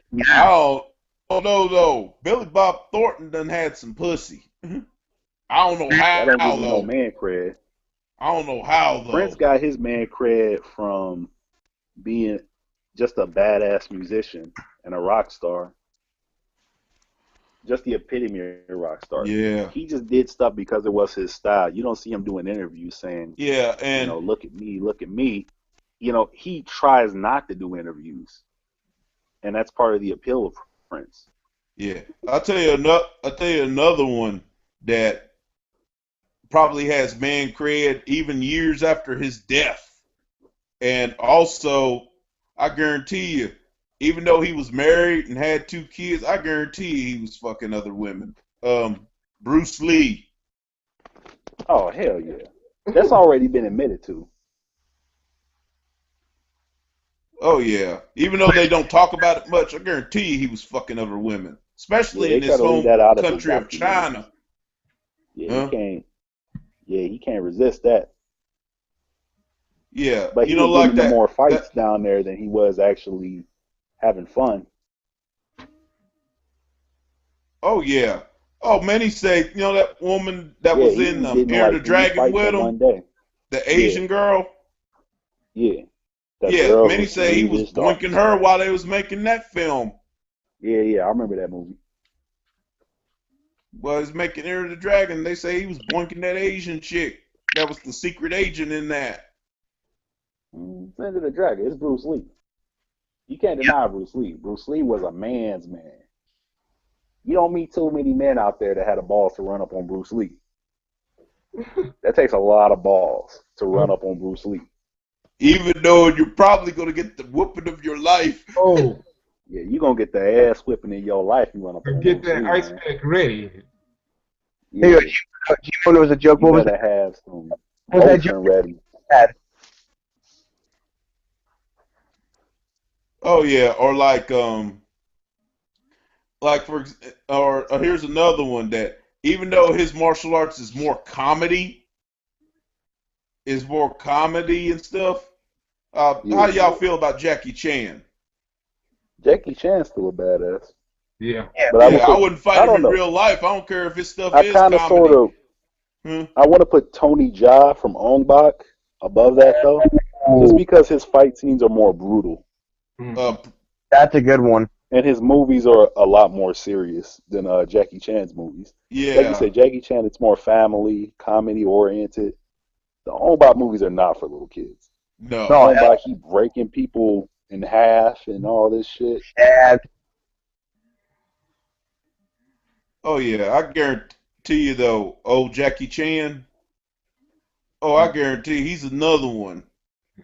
If he wanted to, I don't know if he does or doesn't. Yeah, if if Jackie he wanted Chan to, really I bet you, especially in his home country, man. Yeah. I bet you used to get mad ass. Yeah, Oh, Jackie yeah. Chan. Jackie Chan is another man's man. That's a man's man. Mm-hmm. That's a dude you don't just run up on Jackie Chan in a dark alley. Mm-hmm. Or Michael Jai White from Blood and Bone. Oh hell no! Yeah, you don't run up on Michael Jai White. No, you don't run up on Black Dynamite. Oh. Yeah, you don't run up on him. Yeah, there's some people who they say run up on me in a dark alley, but they're talking more of the pistol thing. Michael Jai White, he don't need no weapon. Bruce Lee didn't need no weapon. Chuck Norris didn't need no weapon. Now, Chuck Norris, he's a man amongst men, in my opinion. Yeah, Chuck Norris, you he's know, a body master. Jackie Chan didn't need no weapon. If Jackie I was Chan gonna could take a shoelace and fuck you up with a shoelace. If I was gonna fight any of them and thought I had a prayer of whipping any of them, I'll tell you which one I would have fought. Not Bruce Lee. Not Bruce Lee. Bruce Lee's Van the last Damme. one you would fuck with. You don't fuck with Bruce Lee. Man. Yeah, I wouldn't fuck with man. Man. Yeah, well, if you had to fight one, like you have no choice. You had to fight either Bruce Lee, Jackie Chan, Michael Jai White, Jean-Claude Van Damme, or Chuck Norris. Like, remember that movie Wild Hogs when Martin says, you know, I got this one dude, you take the other dude? I'm watching that right now. Yeah, it's like, who would you take if you had no choice? Fuck. Everyone's going to choose Van Damme. You would choose Jean-Claude Van Damme. Because you're not going to fuck with Michael Jai White. Just because of the simple fact that Michael Jai White is such a big dude that he doesn't have to know all that judo and extra shit. He could still legitly fuck you up just from knowing nothing. Bruce Lee, we already know about Bruce Lee. You don't fuck with Bruce Lee. Jackie Chan, you don't fuck with Jackie Chan. Same with Jet Li. You don't fuck with Jet Li. Tony Jaa, we seen Ong Bak. You don't fuck with Tony Jaa. Jean-Claude, okay, he's not to be fucked with either, but it's either Jean-Claude or Chuck Norris, and we already know how we feel about Chuck Norris. Yeah. Jean-Claude Van Damme is the one dude you would run to and hope that he just gets it over with quickly. Yeah, I mean, I see what you're saying, Ryan. Yeah, you wouldn't want to mess with Van Damme either, but if you had to fight one of them and thought maybe you might have a prayer, you might get in a lucky hit or something, Van Damme would probably be the one. Yes. Or you could at least, you know, mutter under your breath, man, make it quick, make it quick. Just whisper it to him. Quick, make it quick. I'll give you that. Bruce Lee's not going to make it quick. You know, we've seen how he did that whole room of motherfuckers. He took the damn nunchuck. And it wouldn't be one hit. They all got 2 shots to the skull and got knocked out. That's Bruce Lee. Wing Chang Kong. Maybe Jackie Chan. You could ask Jackie Chan maybe to make it quick. Jackie Chan, just one hit, man. Just one hit. You know, Jackie Chan's a pretty nice guy.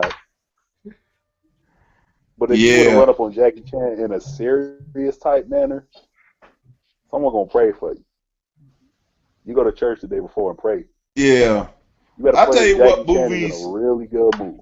I'll tell you what movies I used to watch, and I look at them now, I'll be like, okay, this shit is way too unbelievable, even though I still like them for the most part. Mortal Kombat Annihilation? No, well, that can be one too. The Rocky movies. No, yeah. In good shape though. Yeah, the Rocky movie. Because I'm sorry, the first two movies especially, Apollo Creed whooped that ass, that fight would have been stopped in the second round at least. Yeah, if it was Oh. a Tyson fight, yeah. Yeah. Yeah. Oh it, yeah. No. That's if it was like Tyson though. But that came from Mike Tyson's reputation though. Hmm. A lot of that buzz and hype, it wasn't because yeah, he was fucking those dudes up in the ring, but most of that was his reputation. Yeah, they Like, were scared before they even got in the ring. Yeah, before they got in the ring, they were scared of this dude. They were legitimately scared. They would take 2 steps, they get hit one time, and they're leaning already. And the referee would see that. The referee would go, "This dude sleeps in his bed with a fucking tiger. He hit this guy one time, and he's already on the ropes." Mm-hmm. And plus, you've seen the replays of Tyson's old legit fights where he would legitimately knock guys out. So a lot of that was Mike Tyson's reputation. There's been some fights where maybe the fighter could have continued. And part of me wishes the guy could have continued, because if he would have continued, he would have really got knocked out, and that would have been more entertaining than the referee just ringing the bell. Yeah. Yeah, my God. But I'm when sorry, he got but, the fight in the but more a TKO knockout is more entertaining. Than just the referee going, "I'm going to save you. I'm going to save you, and we're never going to see you again for the next 50 years." Let the guy get knocked out. And I know Tyson officially lost like 5 or 6 times officially. Mm-hmm. But to me, he only got legitimately whooped twice. And what I mean by that is he got whipped when people still considered him dangerous. Yeah. James you Buster can't count him Douglas. Yeah. And the first fight with Evander Holyfield. I don't count that second fight because Tyson did the cheap thing, bit his ear off. But yeah, I remember that was too, man. There were so many jokes about it when he bit his ear. You guys ever see that video? Yeah, they if you was watching Fox News back then as a kid, they had him biting his ear in slow motion. It was like the Matrix or some shit took over that ear biting, that one point of the fight. yeah.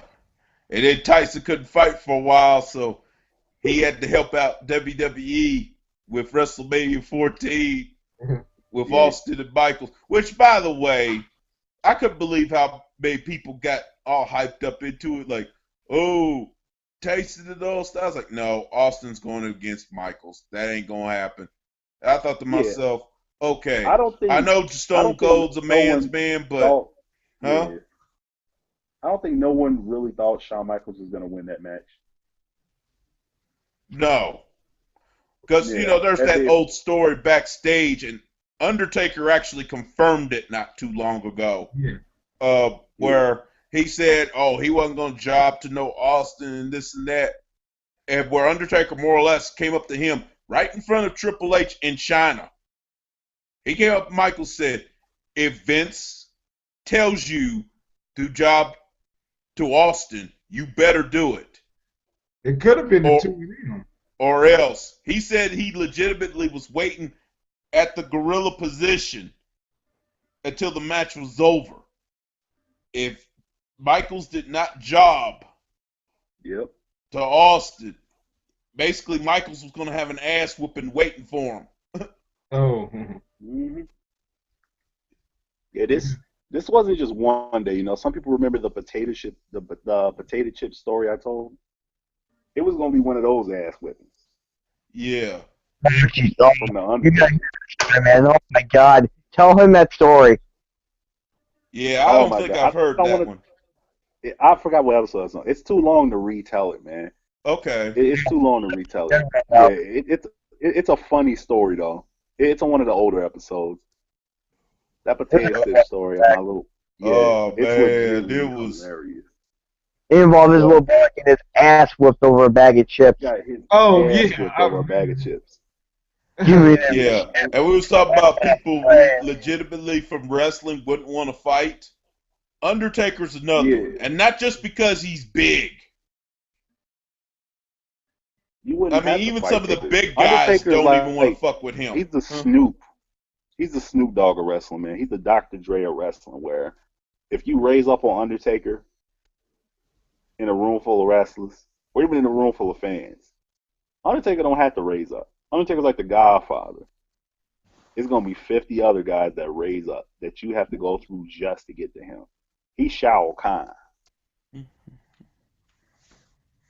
Oh You gotta go yeah. through all these other dudes just to get to him. So you gotta go through Roman Reigns to get to him. John Cena's bitch ass, Orton, even Triple H. If you're below Taker in rank, which 99.9% of everyone else is, you gotta go through the whole roster just to get to Taker.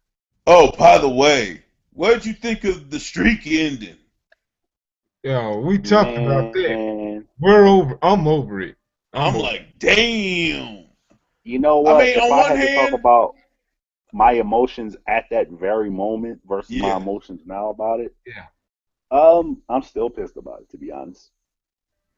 I Yeah. feel like it should have kept going as a symbol of respect to Taker, but Yeah. I can understand and respect why they did it the way they did. No, man, that streak was so special. And I say the perfect time for him to call it quits was 2 years ago when he was 20-0.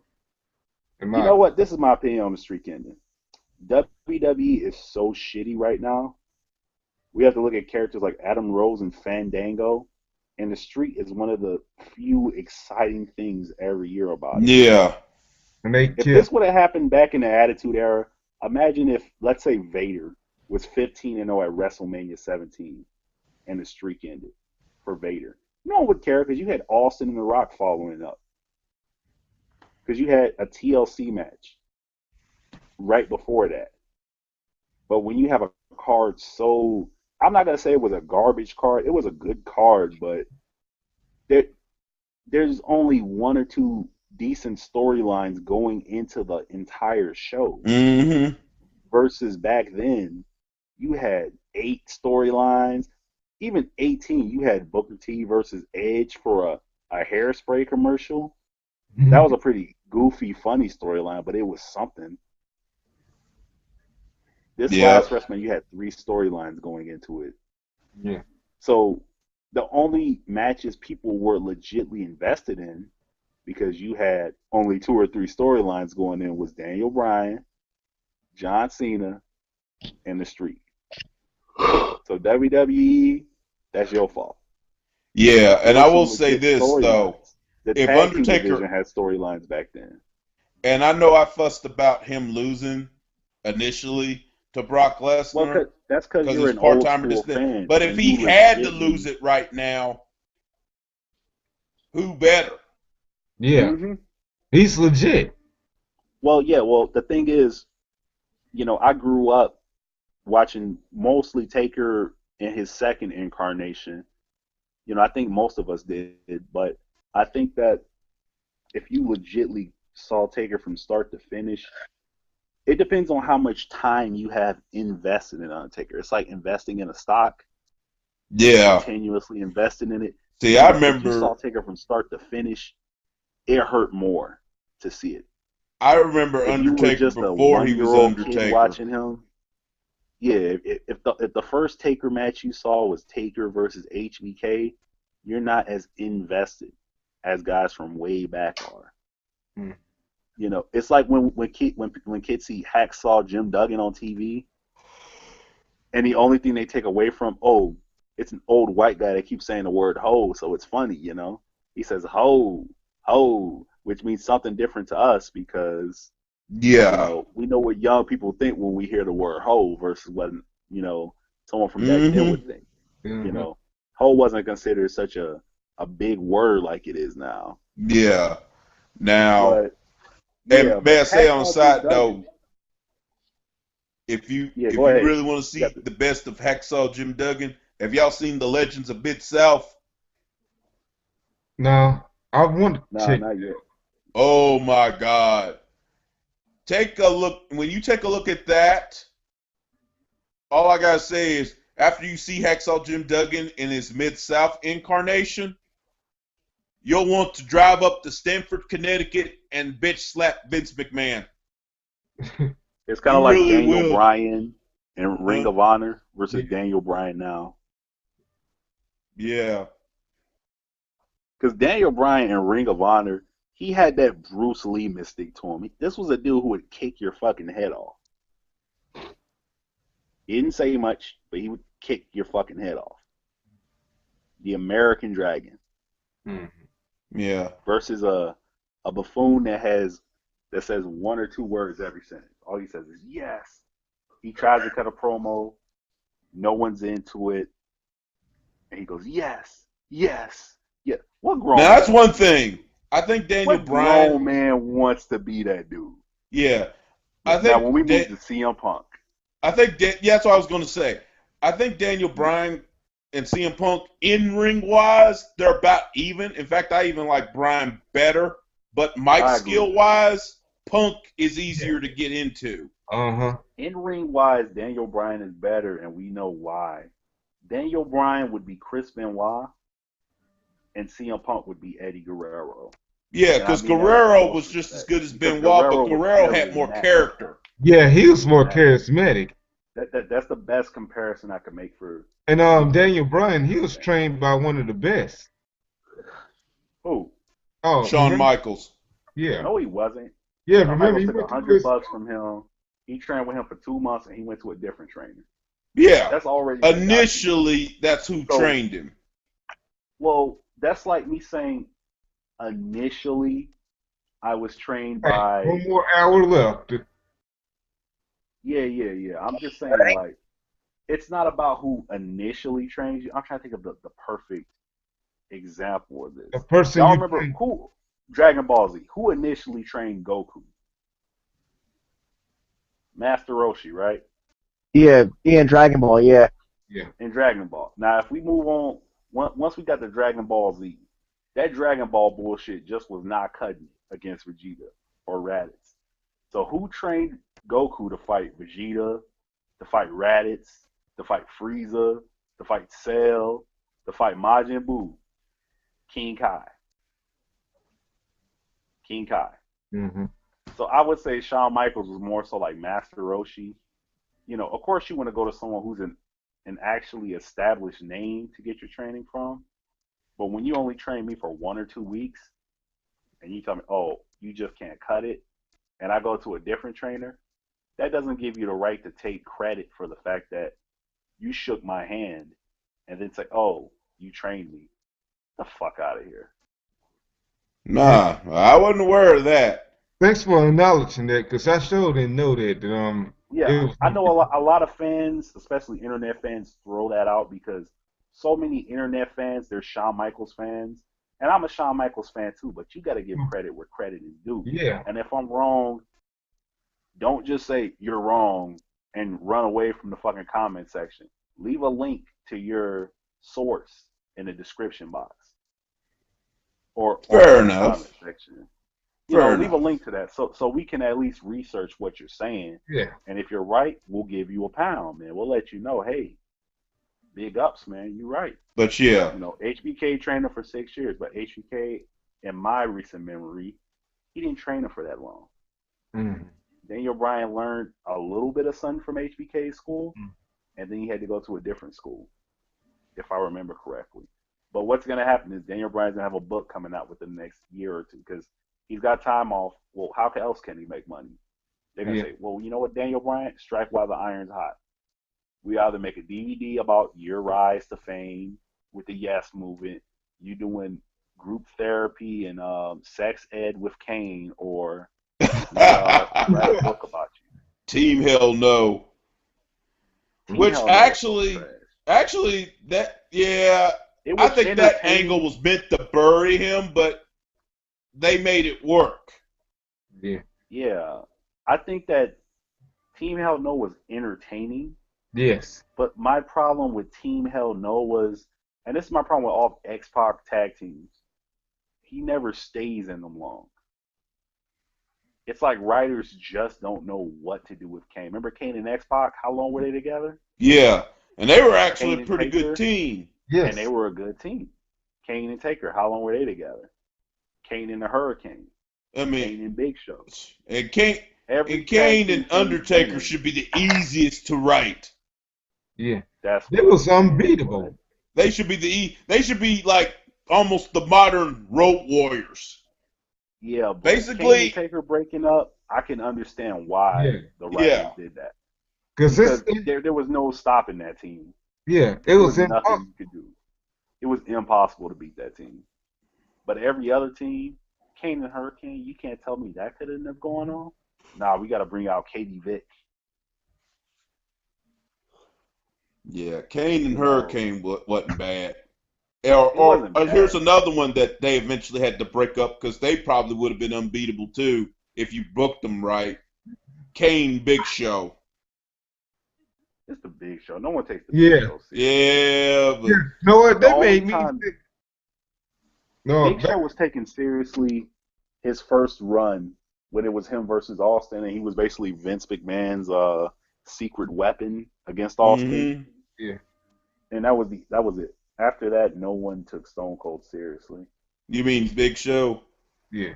I mean, yeah, Big Show. Yeah. Now he went from that to dancing in a diaper. Yeah, or being body slammed by Antonio Cesaro over the top rope at WrestleMania. Well, I ain't got no problem with that. That was impressive. I thought that was a great way to put Cesaro over. Yeah, and that was. I don't think so, man. I'm gonna put it to you like this, because with Andre the Giant, the magic of Andre the Giant being lifted, and this is coming from a guy who, how old am I? I'm about to turn 26 next month. Oh, I actually saw WrestleMania. And older cats can understand what I'm about to say about this. Before Hogan lifted him, how many times did you see anyone lift Andre? Rarely, unless you had to go find some tape from Japan or the NWA to find it. Yeah, I'm talking like next to never. You never saw anyone lift Andre. Yeah. So when Hogan lifted him, this is a dude who you've seen on TV for the last 5, 6, 7, 8 years of your life. No one's been able to lift him. This is 8 years in the making, and Hogan lifted him and dropped his ass. Which is why after that one slam and that weak leg drop 2 seconds later, you could buy the fact that he lost. Yeah, because maybe Andre was shocked like a motherfucker. Like, damn, this motherfucker just lifted me and dropped me. I'm not fucking with this dude, you know? So, you know, a grown man can buy that, you know? It's like when, for example, if Zangief from Street Fighter were to run up on Cammy, and Cammy hit him one time and he go down, he'd be like, I need to leave this ride alone.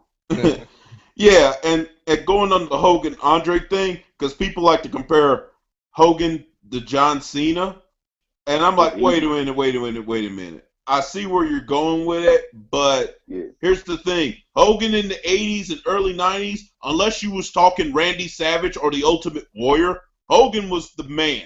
Everyone loved Hogan. Men, women, kids, children, teens, black, white, didn't matter. Everyone loved Hogan. Well, it also came because of the way the product was booked, though. And a lot of people forget that, is that you wouldn't see Hogan, you'd see him a month at a time. Yeah. Versus now, you see a guy 2-3 times a week. Yeah. It's hard. That's a big difference. Yeah, that's a big difference between then and now, where it's easy to oversaturate someone with something. Yeah. You know, it's like, I love Flamin' Hot Cheetos. It's my favorite snack food in the world, but if I'm eating it every day, after 8 days of eating Flamin' Hot Cheetos, I'm going to want something different. Yeah. Oh, yeah. I'm not saying Cena's good. Oh, shit. Yeah. Oh, something must have happened with their stuff.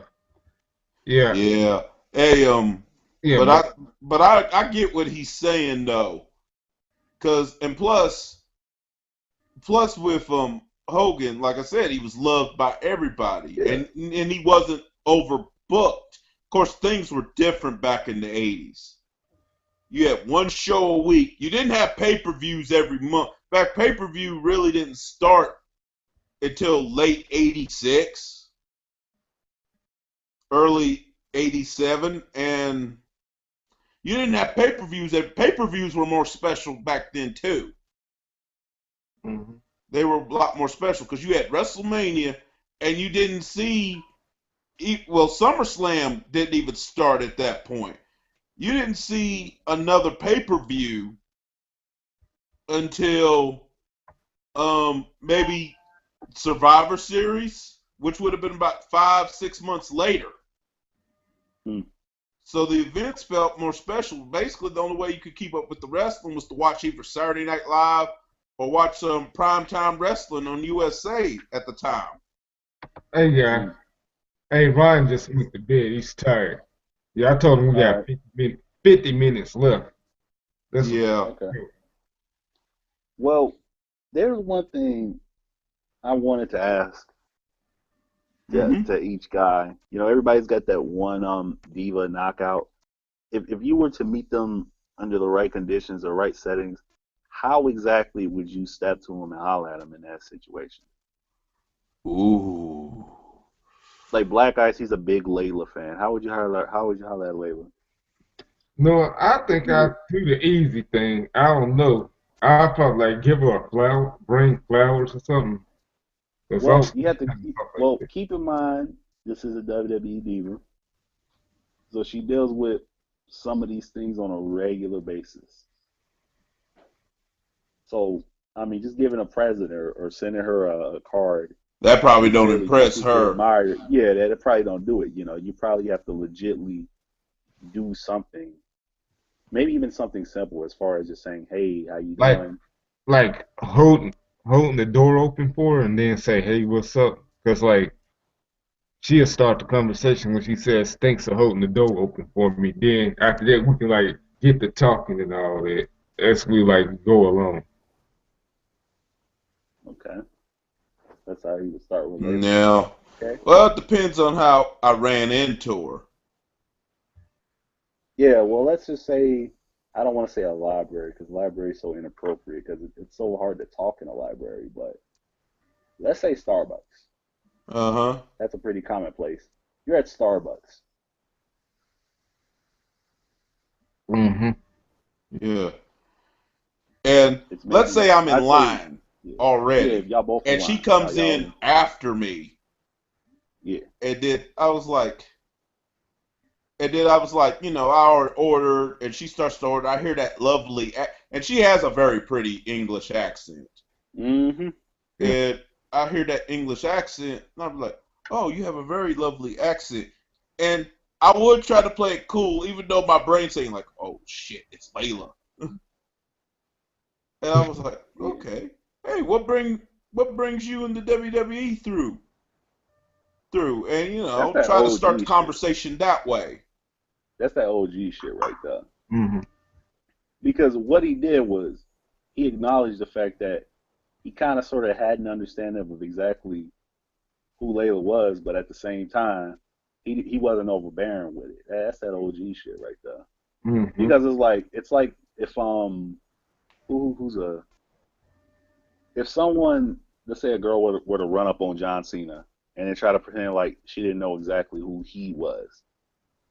Maybe if you don't know who he is, there's at least within the 50-mile radius someone who does know who he is. 9 times out of 10. That's that OG shit. Mm-hmm. It's kind of like, remember when Undertaker first got remarried to Sarah? Yeah. You know, I don't know how many people actually had the magazine where he actually talked about that. Where he said that she claimed she didn't know exactly that he was the Undertaker when she first met him. Mm. And you know, as a little kid, I'm like, oh shit, cool, good for you, Taker. And then 2 years later, he gets divorced from her. Oh, she knew who he was. She knew who he was. Yeah. Now he's married to his third wife, Michelle McCool. But here's different. Then he married Michelle McCool, right? Mm. Michelle McCool knows what's up, though. Mm-hmm. So it's probably not as bad with her. Taker, this is what happened. Taker was at the strip club. I don't want to say Juicy J was playing because Juicy J wasn't popping back then, but as far as Sarah was, comes, I would say Bands make her dance. Bands make her dance. She was a Uh, stripper. if I'm wrong, I'm wrong, but I'm just putting it out there. I You don't know, who do you know. think? Some of the outfits Who she do, wore, you who had do to you think? wonder. You know, she had that. Who do? Let's look at J.R. Smith and all of our professional athletes out there. Who do you think most of these professional athletes, as Mike Tyson would say, fornicate with? Yeah, yeah. Most of the time, they're getting with these groupies at these clubs, or they're getting with these strippers and But when you're stuff. thrust And into the limelight like that, and you legitly have to deal with legit groupies, I mean legit groupies. You yeah, know, not I the mean, not the as a freak down the military street if cat you won like in the right Powerball. spot, you could see that. But it's a rare thing where you find someone who's really ready to go from 9 to 5 about it. You know, who's ready to go to the real level with it.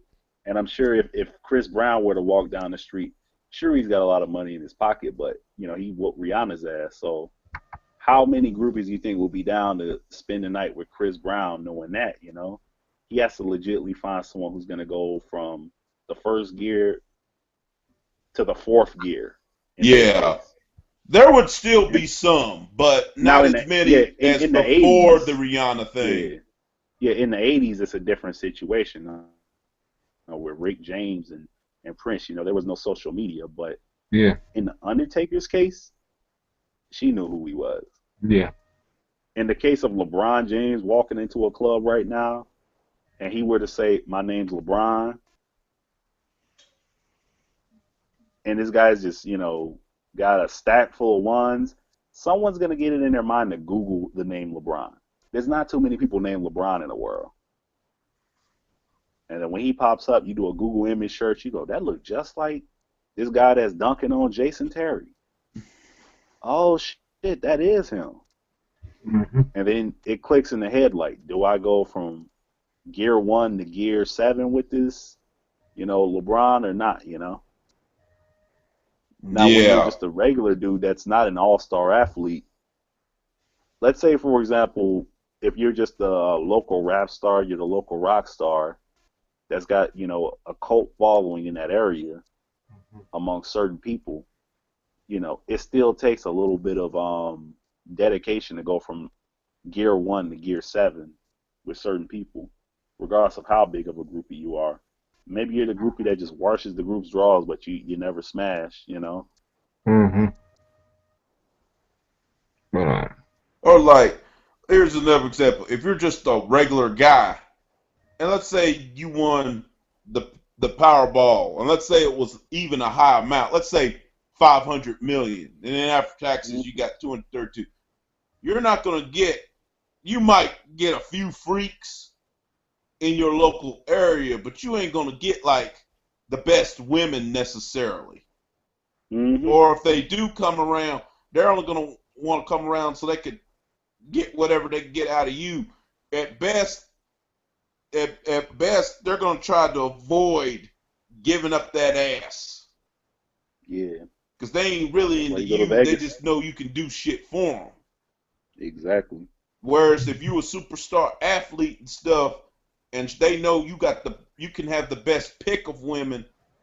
At least at first, they're gonna be on their best behavior Yep. and everything, you know, and they're probably gonna give up that ass, but then they're gonna play that game, and this is where a lot of the male athletes, especially, really kind of pissed me off because they should be smarter than Kobe. this, huh? Like I said Dwayne Kobe. Wade, for example. hmm.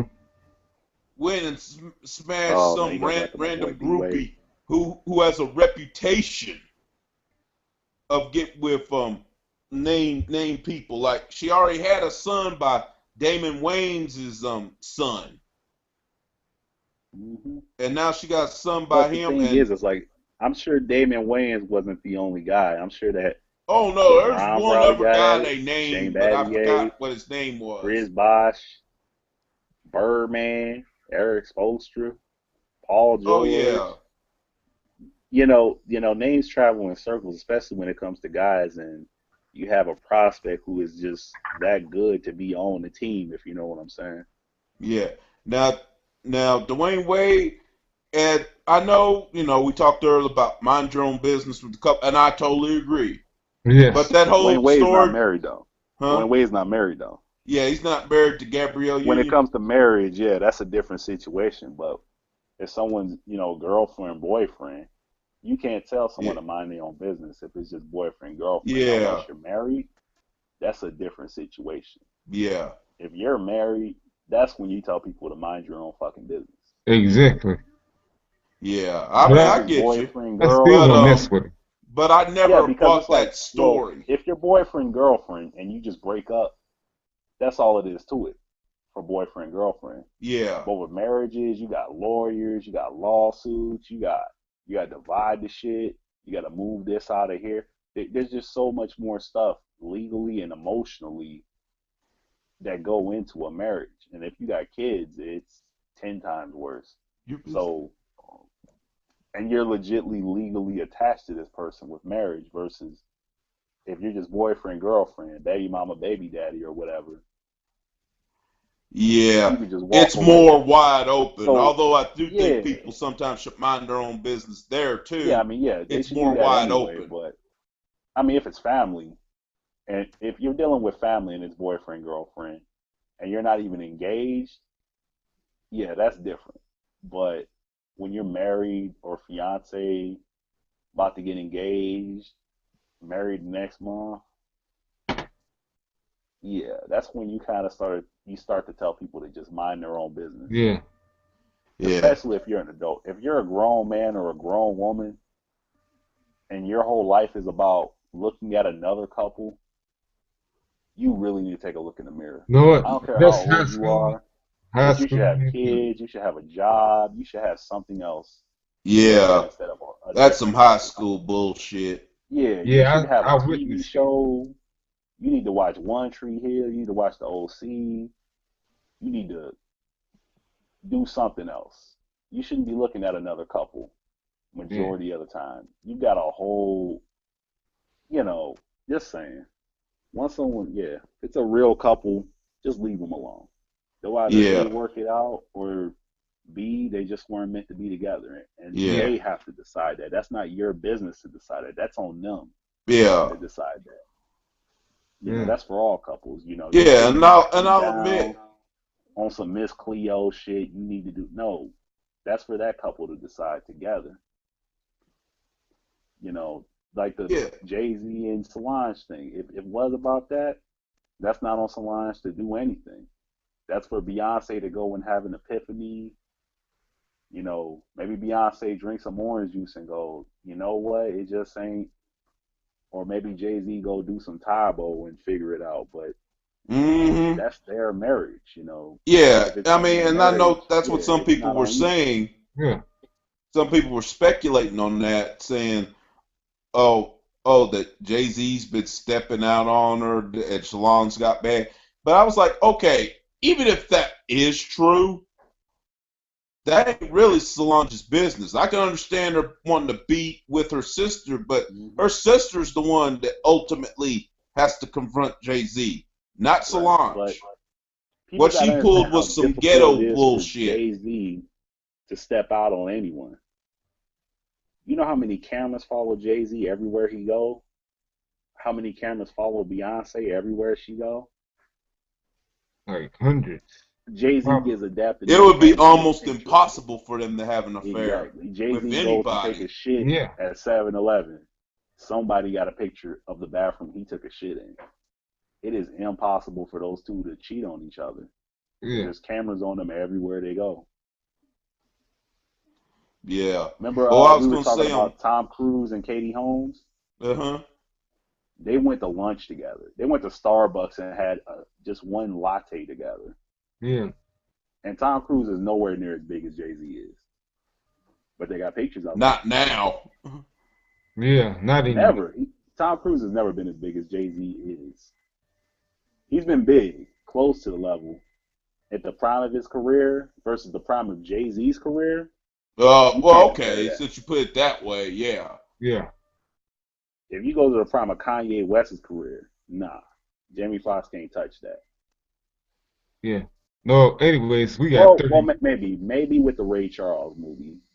Yeah. But Only. yeah, that's a different thing. But yeah, I will, and I will say nah. on that whole, since you brought up Tom Cruise and Katie Holmes, you know, remember how people was bringing up, oh, I think they were, and I even made a couple videos on that. Yeah, I saw them. I remember. I made a couple videos on that. Mhm. But when I really think about it, I'm like, well, that ain't. I'm like, they're grown and say, oh, well, him and Tom Cruise are good friends. They should. Well, I kind of see that point there.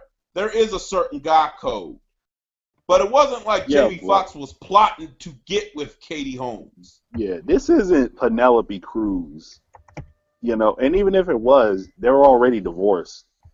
Yeah. And if there really is a guy code, especially for Wendy Williams, who likes to bring up the guy code, you don't know the guy code, Wendy Williams, and you'll never know the guy code. So who are you to talk about the guy code? Oh, I made a video on that too, where she talked about. How do you know the guy code? Where she was trying to shame Jamie Foxx if he was messing with Katie. I'm like, first of all, man, beast. First of all, they're grown. Number one. Exactly. Number two, Katie and Tom are divorced, and they've been divorced for quite a while. Yeah. And number three, we talked about real man shit, right?